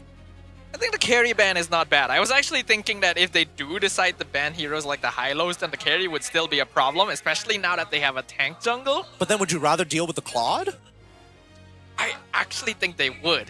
Is that more manageable? Because Claude can literally get behind the Fredrin to get on top of Kimmy. Carry can't, unless you're like in a bush. But carry can melt your front line. That's also true. And I think that's what they're more worried about. I feel like it's more manageable, right? Oh, well, then again, it is carry, right? She's subjective thing. Yeah, it's a little subjective. And well, after what Ruff did in game 1, I mean, I think that one is... Oh, boy. Let's see what matchup he'll have against Loliels, right? It might be better. It might be better for all intents and purposes. Zhuzong. Zhuzong Bandao. Respect to Siska. 2 of his high-performing heroes taken out of the pool right here to make sure that the Sora will have the best time possible. They know that with a Hilda and Fredrin already, Siska is going to be put on more of a playmaking style hero to make up for that damage. But what will be good? You also have to keep in mind that your ults are going to be stolen away by Valentina. So whatever you're putting in your arsenal, they're going to get it too. I was thinking like maybe he wants to go back into something like Lapu Lapu, but then again it's Valentina, so it's kind of rough to deal with that. Benedetta, not a bad idea, but I think we need to see what the support is first for the side of RRQ. Yeah, I think so as well. Looks like for now, Team Ray is going to be locking in that Yisun Shin again. I don't know. I'm still not a big fan of this. Wait. Is this... Oh, no. It'd be more so for RRQ if they wanted to go with like the Fredrin EXP. Yeah, no. Yisun Shin Gold, I mean, it's still okay, but we can see that Lolil has a tendency to play more passive. He needs to hit that second item power spike before he can really start contributing. And that gives RRQ Tora time to work with. They don't have carry anymore, but there's still other good gold laners. The Claude is still there. If you want early game, things like Brody or Clint. The high-lows does get locked in, along with the Granger. Granger, alright. Let's see, full composition. There we go! You called it! You called it. Benedetta gets locked in. There are clear targets for it, and at the very least, with Super Yoshi on the Hylas, it's a very telegraphed stun for Siska. Oh boy, this is a little spicy here. This one's a little interesting. I'm very surprised that Siska was like, Coach, it's time for the Benedetta. It truly is time. Yeah, I think so as well. This will definitely outtrade a Sora at levels 1 and 2. Can rotate the map very quickly to try and match up the RQ's more aggressive side lane playstyle and makes up for the fact that they have a tank jungler. So this is a more balanced composition for sure, and now we will get to see how Team Ray actually perform. Yeah, this looks going to be so much better, because even if the mid trio starts to struggle, they can call upon Siska for an early rotation to kind of bail him out of some tough spots. We'll see whether that's going to be the case, because Tora, right out of the gates, we're looking strong with a 20-7 game score for game number 1. We might see a repeat here in game number 2. Will this be the ray of light that Team Ray is going to be looking for, or will the Kingdom continue to roar and break through their defenses? RQ Tora on the blue side versus Team Ray on the red. Kingdom currently 1 game away from securing their first series of the season. Yep, and now the hardest part of the mid lane. Look at this. This is just brutal early game domination for the side of Team Ray. Zoning people off, walking into enemy territory. No passports, nothing to worry about. No visas, didn't need it anyways. This is exactly what Team Ray needs from Siska. He's a playmaker, one of the more promising rookies we've seen in the past couple of seasons. This is where he shines. Yep, look at him beam. Look at him beam. This is why they banned out Kimmy in the previous matchup. The early game dominance is really, really nice when you have somebody who's able to actively peel for you. But not to mention, we look at Siska's side. It is a start on purple into orange for the side of Gary, and he wants to end up by EXP, which is interesting. I would have expected him in level 1, right on to the orange buff, look to deny. Yeah, I would think so as well. But I suppose EXP lane priority makes sense here. Both sides wants to make sure that the EXP laner will hit level 4 by that first turtle. And it's going to be a high pressure lane for Dyron because this Benedetta is hard to handle. Benedetta is a little hard to handle. Oh, Jiskar got it. Very nice, very nice. Denies the level 4 off of Dyron. He did miss out a couple of minions here, so it'd be nice if he's able to catch that last wave. Same goes for Siska as well. They haven't... Oh, are they going to do a bit of a swapsies? We can see a lot of trading happening up top, but it's a collapse in the mid lane by Team Ray. Good disengage from RRQ, preventing any sort of pincer play from happening. First turtle being aggroed, but Dyron is here to scout it out. Level 4s haven't been hit by the supports just yet. Yeah, this is going to be the stalemate, but if you look at top side, Lolios! Oh, did he get it? He flickered down! Is he alive? I think he's okay, but he's still trying to fight actually, and he dies! First blood to Ruff! Not a good start. Now Team Ray gonna try and contest the turtle, but Martisi goes down to Dyron. Literally the thing I said in the draft. And Ivan dropping low as well. Turtle dropping low. Revitalize goes up. Gary steals it away, and Kim steals the life of Jiskar. Picks up a double kill. Chasing down Ivan behind his own tower. Siska not even gonna be allowed to back off for free. Yep. Bad timing there. Bad timing for Team Ray. Really great initiation from RRQ Tora. That's exactly what you want to see. Oh no! Lolias ends up dying again as he returns to the lane. Oh, this has spiraled instantly. It looked pretty okay before this.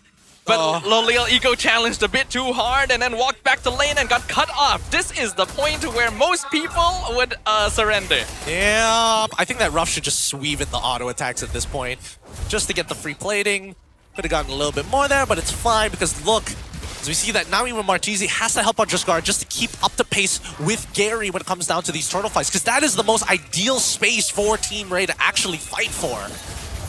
Kim gonna steal away that Electo final blow. We can already see the issues of letting this Sora go again too. Though Kim will get caught in Fraction Pulse. Has to use the Electro Figure out, but gets caught with the Petrify. Nice dive from Team Ray. They at least find something in exchange. Beautiful chain CC for the side of Team Ray. That's what we need to see. All right. So they've got the mechanics down, but Dyron has been able to farm pretty heavily while Siska has been away. Losing about half a wave, unfortunate for Siska, but he still needs to recall, which is the scary part.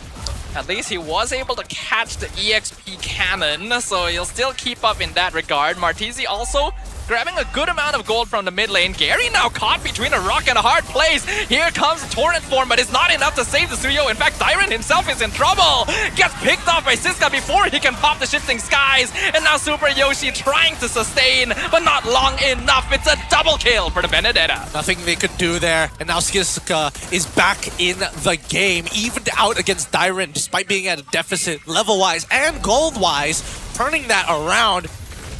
Are they gonna... No, they won't be able to make it there in time. Unless Kim does something crazy. It was close, but Jesgar will be able to secure the turtle, and that gives Team Ray some much-needed breathing room. The net worth difference is now closed. Martese really starting to pick up some speed here as he's taking more and more control over this lane with or without his support, which is the most impressive part, right?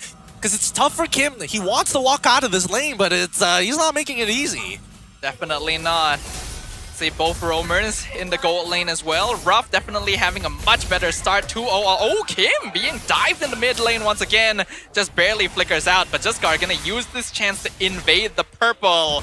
Gary doesn't have a lot of backup, and he is not able to secure it. It's stolen away by the Fredrin. Oh, is there a potential punish here? I'm not seeing it because right now it's coming down to Siska and Dyron, and Siska wins out that trade and even has the XP lead against him. And this is what we were hoping to see from Team Ray in the first place. Siska on these aggressive style EXP laners, you can see just how much of an impact he's having on the map compared to before. Though Ivan may have been up. Oh, wait, what is that? How does he get away with that? Okay. All right, let's just pretend that didn't happen, right? let's just censor that out of our mind. Everybody's doing it these days. Might as well us, right? Whoa. I guess the best way to outplay your opponents is to outplay yourself. What were you doing there? How could you do that, Ivan? I don't even know what I was doing, man. I thought it was dead.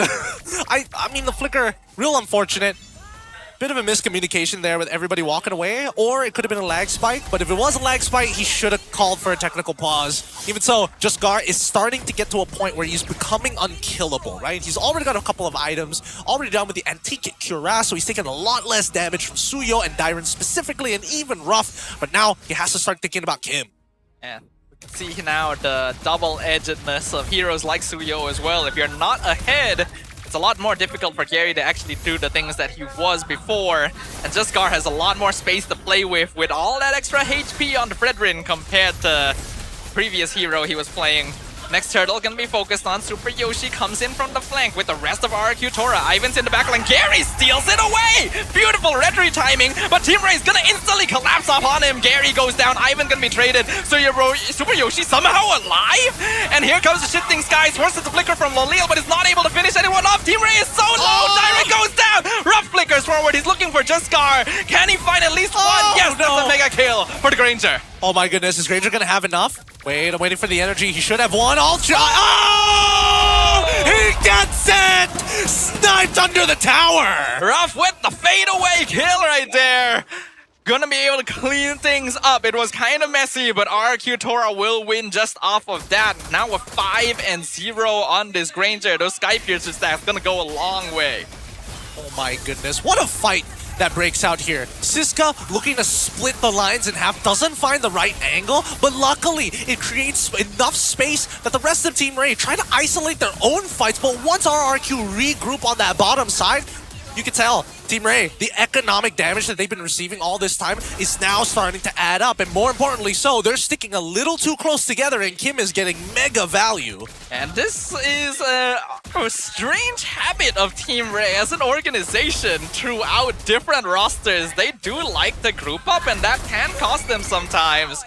Ruff now going to officially be an issue. I'm not too sure how many Sky Piercer stacks he has. Okay, thank you very much, production. 30. So he's on his way. Yep, he's currently 408 and 8 minutes into the game. Not a bad score so far for his stacks as well, which means he probably should only have like 5 shots back-to-back without the Rondo. Now just Gar still trying to set the boundaries here, trying to make sure that RRQ Tora respects the space. And now that Siska gets the move out for free, they could wait for the next wave, go for the proxy, and then immediately head to the Lord. There's definitely macro pay potential with the Benedetta on the side of Team Ray here. RRQ Tora's split push potential is a lot lower overall and then creates more opportunities to contest neutral objectives with this Red Rin. Speaking of, yeah, nobody else can really open up the map. Guard just has to walk in, you know? Real free. Where is... Okay, there he is. Behind the Lord Pit itself. So they do have full vision over it. Siren has to dash away from the traction pulse. Team Ray still taking this slow. Siska's behind. Glorious Pathway cuts the fight in half. They're going for Jesgar. Gary's still on the Lord. Ivan looking for Ruff. He's chasing him away entirely. But Jesgar goes down, so Gary gets a free Lord. And now the fight is completely split up. It is chaos in the land of Dawn. Siska abandoned. Double kill for the Sora. And Kim will find a turd in the form of Lalil. Dude, they have got to stop doing this. They've got to stop leaving Just Guard to dry. There's like no reason for it as well.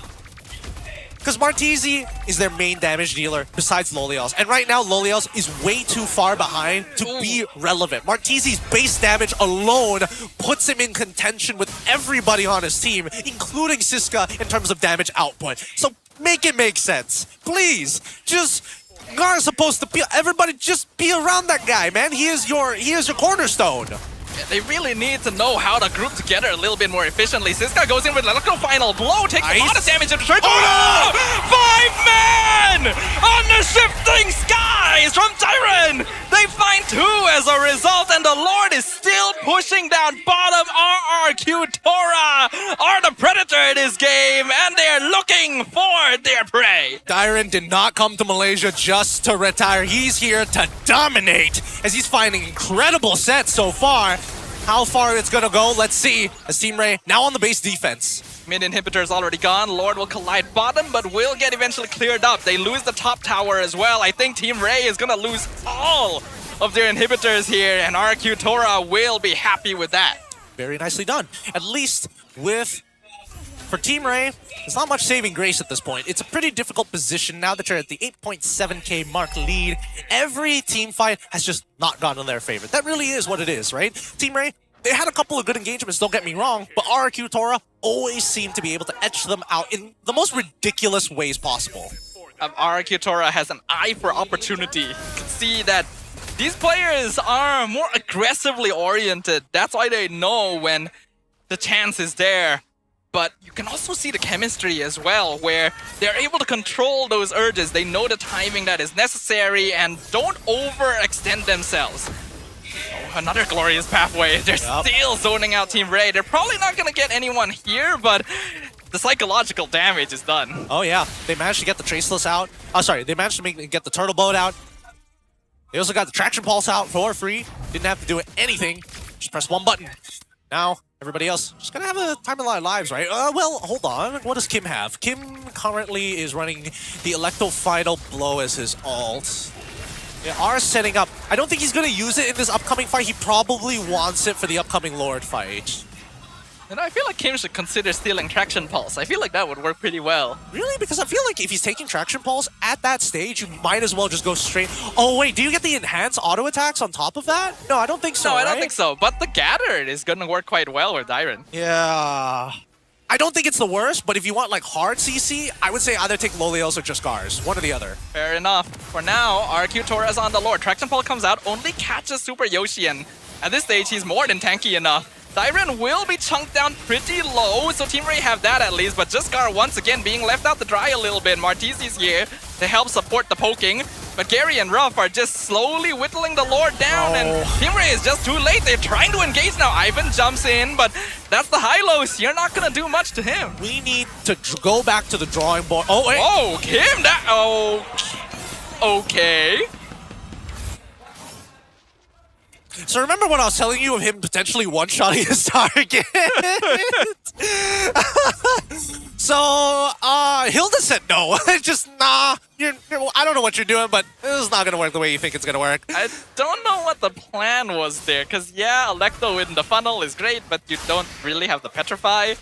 So now the Lord is pushing in. It's a 4v5 completely unnecessarily. Glorious Pathway comes out, slows Jaskar. Ivan going from the flank. They will clear up the Lord quite quickly since the damage is sufficient and the minion waves are not the most synced.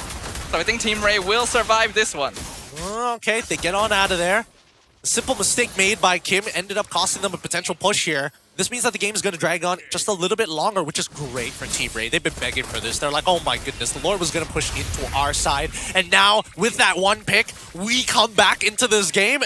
It will even out. They will hit 42k. They will hit the max amount of items. It's only that RRQ Tora will be able to swap out their items if necessary. Yeah, it's time for the base defense bonanza from Team Ray here. If they can delay long enough, they do have good late game scaling with the 2 marksmen, but they do need to shut down Ruff. If they can get that gold bounty from the Granger into one of the cores, then Team Ray has something to work with. Or at the bare minimum, try and half his stacks, right? Major problem. So much HP on your side. You don't want to accidentally just blow up for no reason. Even so, just a very dangerous game for Team Ray. Every moment they walk out of their base is an opportunity for RRQ Tora to take advantage of them. And they don't want to be caught out in these streets like that. Not at this time. I think I heard the Mountain Shocker being popped, so they know where RQ is, including these two down here. Dyren gonna take a good chunk. We can see Martese is starting to hit pretty hard. He is. And I'm looking at Lolios, I'm like, when is he gonna hit hard? It looks like he's already got 3 items, Hunter Strike, Endless Battle, Malefic Roar. It looks like he's going for a BOD. Small meetup here in the jungle. I don't think Team Ray wants to engage on that. Traction Pulse will catch. That's an awkward kind of interaction, but Super Yoshi's gonna be fine. Hey, it works out at the end of the day, you know? Could have been worse, but now Cisco getting back into the fight here. There's just too many things to manage. It's a very uncomfortable position for Team Ray, but this will show whether or not Sasa has been drilling them how to sync up these waves together and to utilize these positions to get a free Lord. Cisco could definitely be having a bit more impact in terms of split pushing, since they know most of RRQ Tora is up here, but they're also a bit afraid of allowing him to walk up too far, because without the Benedetta out there, not really capable of fighting either. Yep, they need every little piece of damage, support, and bodies to make this work. Gary, so far, very happy with the way that he's been farming overall, but now it's about position.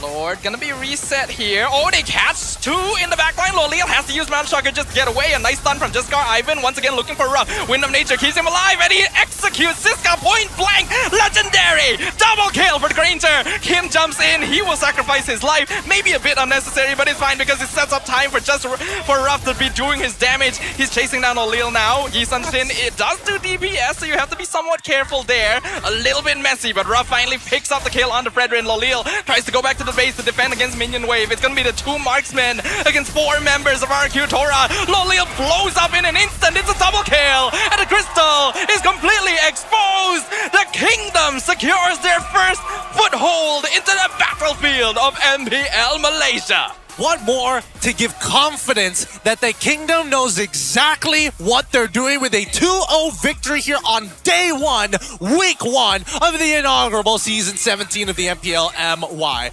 No better way to close out the day. We can definitely see that Coach Sasa has drilled some things into the minds of these players. They still have that aggressive energy, but they seem to know how to fit it together. The puzzle pieces work well, and this team is looking pretty promising. Yeah, this team is looking pretty sick at team fighting specifically, right? And certain conditions need to be met. We're only speculating whether those laning parameters are going to be the same across their games throughout the league, but I want to see them get pushed. What happens if the side lanes don't go as well as it did just now? Does that mean that Dyren can do whatever he wants like that, or no? I think the same heroes were let through I would say too many times, but it was only 2 games, so probably not the best description, but I think you get what I mean. The Sora and the Valentina were problems. They were problems. And look at this, right? Very different reactions from both sides. Kim, super vocal, and he's always been, he needs people who like want to get into your face. Dyron is just as vocal. And I was looking at Super Yoshi, he was having a good time as well. This team was having fun on that stage, and that makes a big difference. So let's see what they have to say about it, though. Once again, interview up on stage. We'll leave it to them. Tuan-tuan dan puan-puan, give it up for RRQ Tora! So first of all, Raf, big congratulations. Performance yang hebat. Lagi Granger Game 2 tadi. Sangat gila. Aku tak tahu macam mana kau tak boleh dapat Savage. But macam mana kau rasa kau punya on performance? RRQ Tora punya performance first day lawan dengan Team Ray. First kali Alhamdulillah. First game kita orang dapat debut yang baik. Sebenarnya kita orang juga tak sangka dapat main clean macam ni untuk first day MPL. Itu je lah, tak sangka. And kita pernah dengar dekat interview yang even Raf sendiri dengan Sasa sebagai coach cakap yang Sasa dapat bantu banyak dalam gameplay Raf sendiri. Sebab kita tengok RRQ Tora tadi main sangat bersih. Very, very clean. And Raf pun tak banyak overextend dan sebagainya. Jadi macam mana Sasa dapat bantu RRQ Tora sebagai coach? First kali dia bantu kita orang dari segi mindset kita orang lah. And cara kita orang disiplin dalam game tu lah. Alright, thank you very much. And now, with Darren here, and kita boleh nampak tadi Sasa dekat screen. Darren, first of all, selamat datang ke Malaysia. How are you? Makasih bang, baik. Okay, so Darren, pertama sekali saya nak tanya, kita boleh tengok ada banyak kingdom dekat sini, banyak fans RRQ Tora yang datang untuk menyokong. Adakah ini mengejutkan Darren? Adakah Darren expect ramai macam ni datang untuk menyokong? Gak expect sih sebenarnya kan, karena kan kita ya baru gitu kan. Cuman ya gue salut lah sama RRQ Kingdom itu bisa seramai ini di Malaysia gitu. Yeah. Dari sini, Darren, you punya gameplay tadi pun very, very good. Even masa you daripada MPL ID, you antara EXP laner yang sangat kuat, sangat solid. Sekarang ni berada di MPL Malaysia. Adakah Darren rasa macam you boleh lebih menyerlah di MPL Malaysia dekat sini banding dengan MPL ID? Kalau itu enggak sih kayaknya bang. Kalau dari saya mungkin ya main step by step aja, karena kan saya juga punya tim baru, terus rekan baru juga, jadi ya saya harus catch up cepat juga dengan mereka. Apalagi kan comms-nya juga tuh benar-benar susah lah bang, karena 3 bahasa itu nggak gampang gitu. Yeah. Jadi sekarang ni kita akan tanya lebih sedikit lagi. But for now, kita akan tengok siapakah MVP dalam perlawanan ni. Dah dengar ada berapa orang cakap Raf. Jadi dekat sini kita akan tengok MVP in 3, 2, 1. And MVP. Ya, adakah Gary, Super Yoshi, Kim? EG tak main jadi mungkin tak. Sasa kat belakang nampak blur-blur sikit. Balik kepada stage. MVP jatuh kepada Raf! So Raf, again, amazing performance. And satu nak cakap is, before this masa gold lane siap main dengan fighter, Raf pun perform dengan sangat-sangat bagus pada waktu tu. Sekarang ni tak banyak sangat fighter, banyak kepada just traditional punya marksman. Adakah Raf lagi suka, lagi prefer untuk main marksman biasa ataupun sebenarnya kalau boleh nak main fighter jugalah? Sebenarnya saya lagi suka fighter. Tapi sebab sekarang Post 1 adalah marksman, so saya terpaksa untuk catch up cepat sikit lah. Well, kalau dah 11-01 tu rasa macam dah catch up lah. So, kepada Darren, dekat sini dengan fans RRQ Tora yang ramai, ada yang terbang daripada Indonesia. Dan juga tak silap saya pada hari esok, RRQ Hoshi di Indonesia juga akan bermain. Ada tak apa-apa pesanan yang Darren nak bagi kepada semua fans yang datang dekat sini, peminat RRQ Malaysia dan juga Indonesia, dan mungkin nak bagi pesanan kepada RRQ Hoshi yang akan bermain pada hari esok? Buat RRQ Kingdom, tetap sokong kita dan doain kita, karena doa dan dukungan kalian sangat berarti lah buat kita. Dan buat RRQ Hoshi, gue yakin kalian bisa bangkit dan buktikanlah kalian bisa. Alright, terima kasih banyak. Ladies and gentlemen, give it up for RRQ Tora! Dengan ni, kita akan terus pergi balik kepada casters. Again, congratulations and good luck untuk next match. For now, kita akan pergi balik pada Malay dan juga English casters for their breakdown. Thanks, LaFell. MVP of this game, clearly going over to Ruff in both of these games. A basically clean record all the way through, dominating his way on both carry alongside with Granger. Literally didn't die once the entire series. And it's not a situation where it's like, oh, his team just protected him super duper well, so he never was at any risk. Man was fighting. He was participating. As a marksman, you can really tell that he means it when he says he prefers fighters. But I think he's performed very admirably here. I think this is the... okay, I wouldn't say the first. I've seen a lot of games, but this is one of the few times that it felt that Ruff wasn't just flickering forward for the sake of flickering forward. It always made sense this time around, compared to last year where we were just like, whoa, really pushing, getting right to the edge there. Yeah, that's because Kim did it for him. That's Dairen and Kim are like, we got you. Don't worry about it, Ruff, we got you. And he's able to do these crazy movements. He's always been able to do that, is the thing. Now that he's got a team that kind of just wants to go forward with him and a good mindset that Sasa has instilled into the team, so far, it looks good. Do I think this is an international ready team? Absolutely not, because again, this is only one facet of RRQ Tora's gameplay. Yeah, we haven't seen the whole picture yet. They got to play Valentina, Suyo, Sora 2 games in a row. It's clearly not enough information to work with, but it is a good start once again, and exactly what we were hoping for when it came down to this new era of MPL MY. We asked the question between these two Eco Challenge gold laners who would come out on top. Ruff literally won the 1v1 against Lolil on arguably a worse early game marksman too, so... Well, I mean, when it's level 4, it's even. It can go both ways here, man. Like, Granger gets real powerful once he has access to his ult, and for some reason it starts at maximum bar, you know? They could have let it recharge first. A little dirty, I'm not gonna lie. But on the opposite side, Team Ray felt pretty disjointed, right? I think, like, game 1, it was the calls that really was jarring. Like, I understand if there's a little bit of like, yeah, you know, I was looking at the heart rate monitors once in a while. Some of them are a little nervous with how they play. But also, how many people on this are actually, like, vocal and can really question, hey, Ivan, is this something good? Are we sure? Are we sure we're doing this? Conceal hasn't been used. Flickers are still available. They need to have a voice of reason. And right now, I don't see it yet. Wondering who is the shot caller for Team Ray, actually. I think it's is it Ivan? I think it's Ivan, right? As I remember back when Ivan was playing here with the Homeboys, right? That was the season where Homeboys did very well. With Ivan and Bell. They played a very specific style, which is two-man frontline single target catchers. They like playing heroes like Kalea, Edith in the side lane. Yes. And that worked very well with people like Izanami because he's got that foundation to back you up. Here, I figured that Martisi might be able to fulfill a similar role, but if he's not vocal enough, then you can see those gaps. And I also feel like Jaskar was abandoned a lot. He was abandoned a lot. I don't know. It's right now, clear chemistry problems of how the team need to kite together. It feels like Martisi and Lolios roughly have the same ideas about space. Maybe not so much for Jaskar and Ivan. I think Siska can see the whole thing. It's just that I'm Benedetta. Like, I gotta do my own thing here. I can't fix all your problems, sir.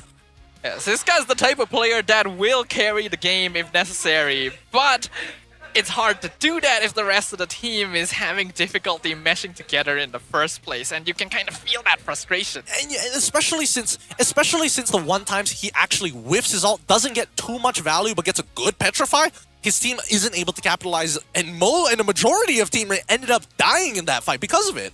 Yeah, if Siska is not able to land the damage correctly, a lot of Team Ray's damage is actually quite slow. Yeah. Martisi's DPS output was good later on, but Lolil was still having difficulty catching up. So when you put that all together, it's so easy for Ruff to just not even slowly, quickly melt people away. And that's the thing, right? Unfortunately, this is why we saw that the Baxia does get banned out. It makes that early game a little bit more playable. You're able to show up in different spots to affect it. Jaskar, unfortunately, it's just not mobile enough to deal with what not only Ruff, but the particularly Super Yoshi, right?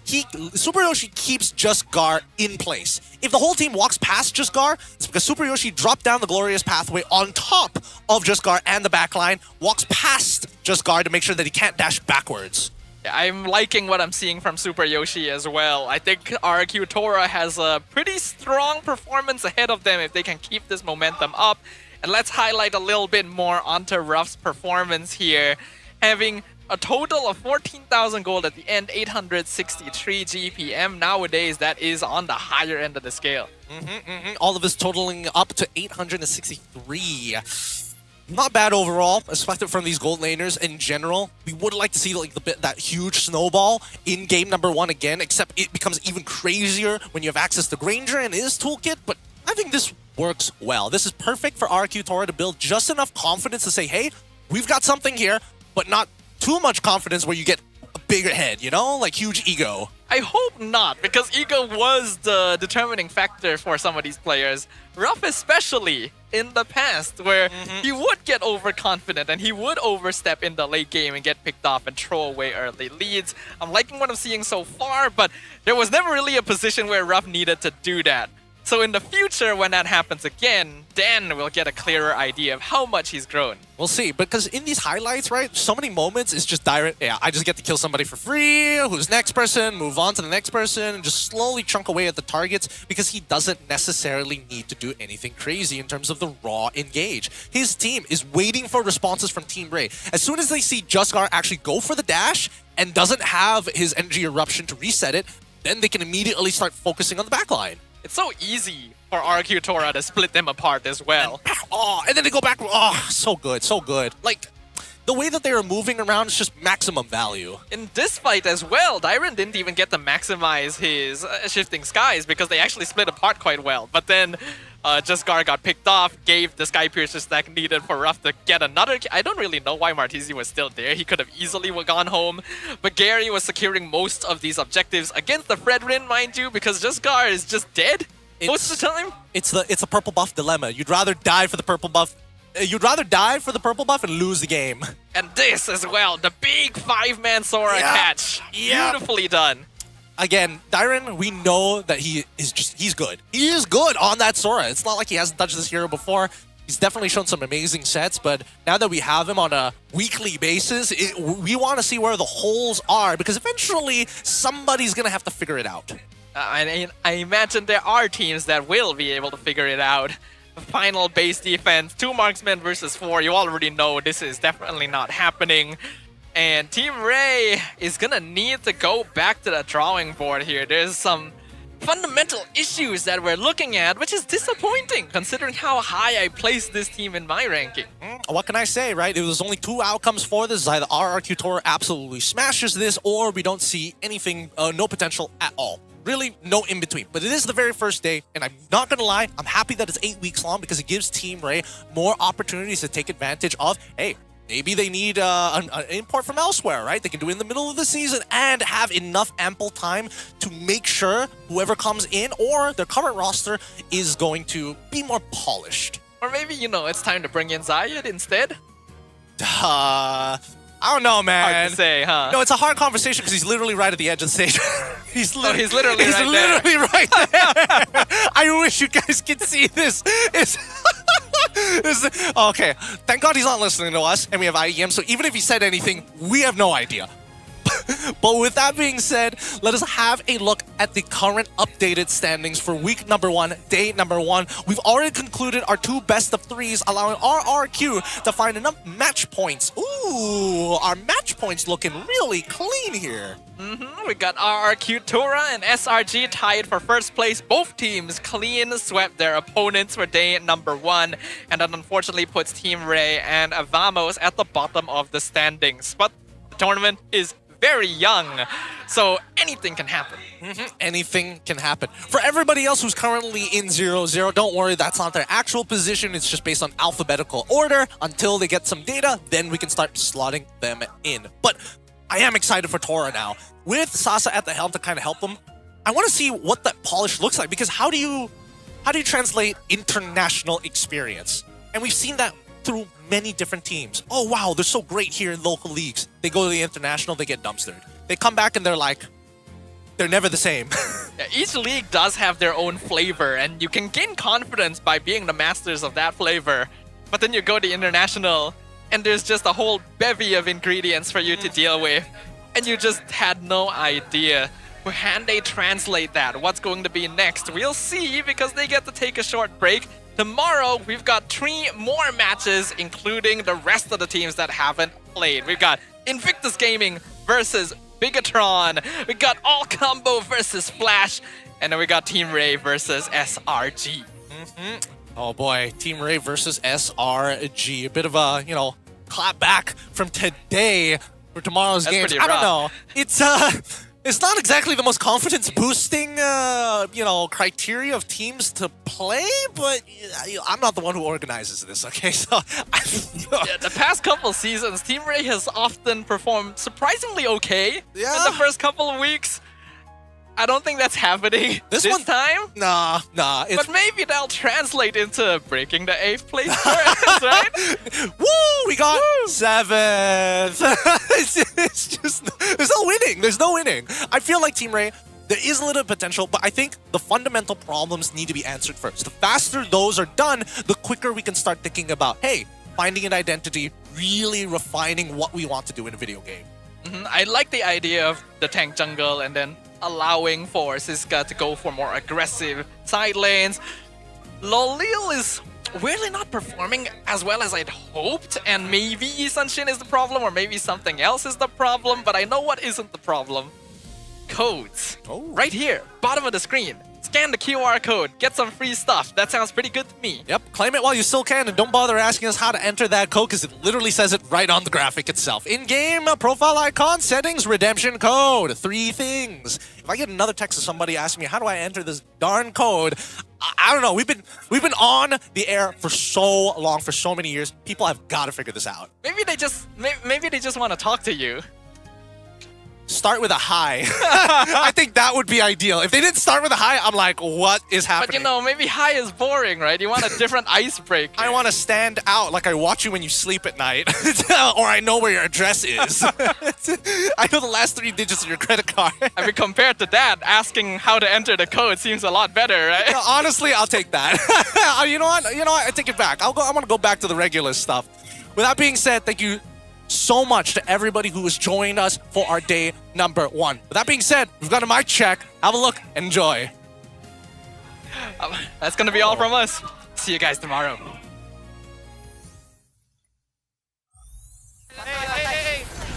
Hey, kami. Cover. Come here.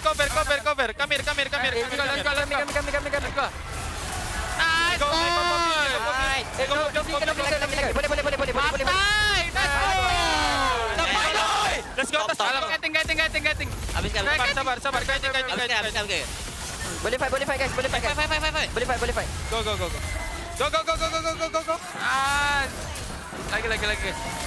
Nice one. Ada minit. Nice, rock di bos. Nice boy. Nice one. Nice game. Benet. Let's go. Wih. Go. Ada mi. Let's go ya. Okay. Lihat. Ayo. Fredrik touch ya. Sabar. Kiting guys. Go torok. Lagi. Nice. I can still stand front ah. Kim sabar. Sabar tu. Hey, Fredrik guys. Tengok. Santai. Ulti gol 5 second. Fred. 3 second. Alhamdulillah ya Allah.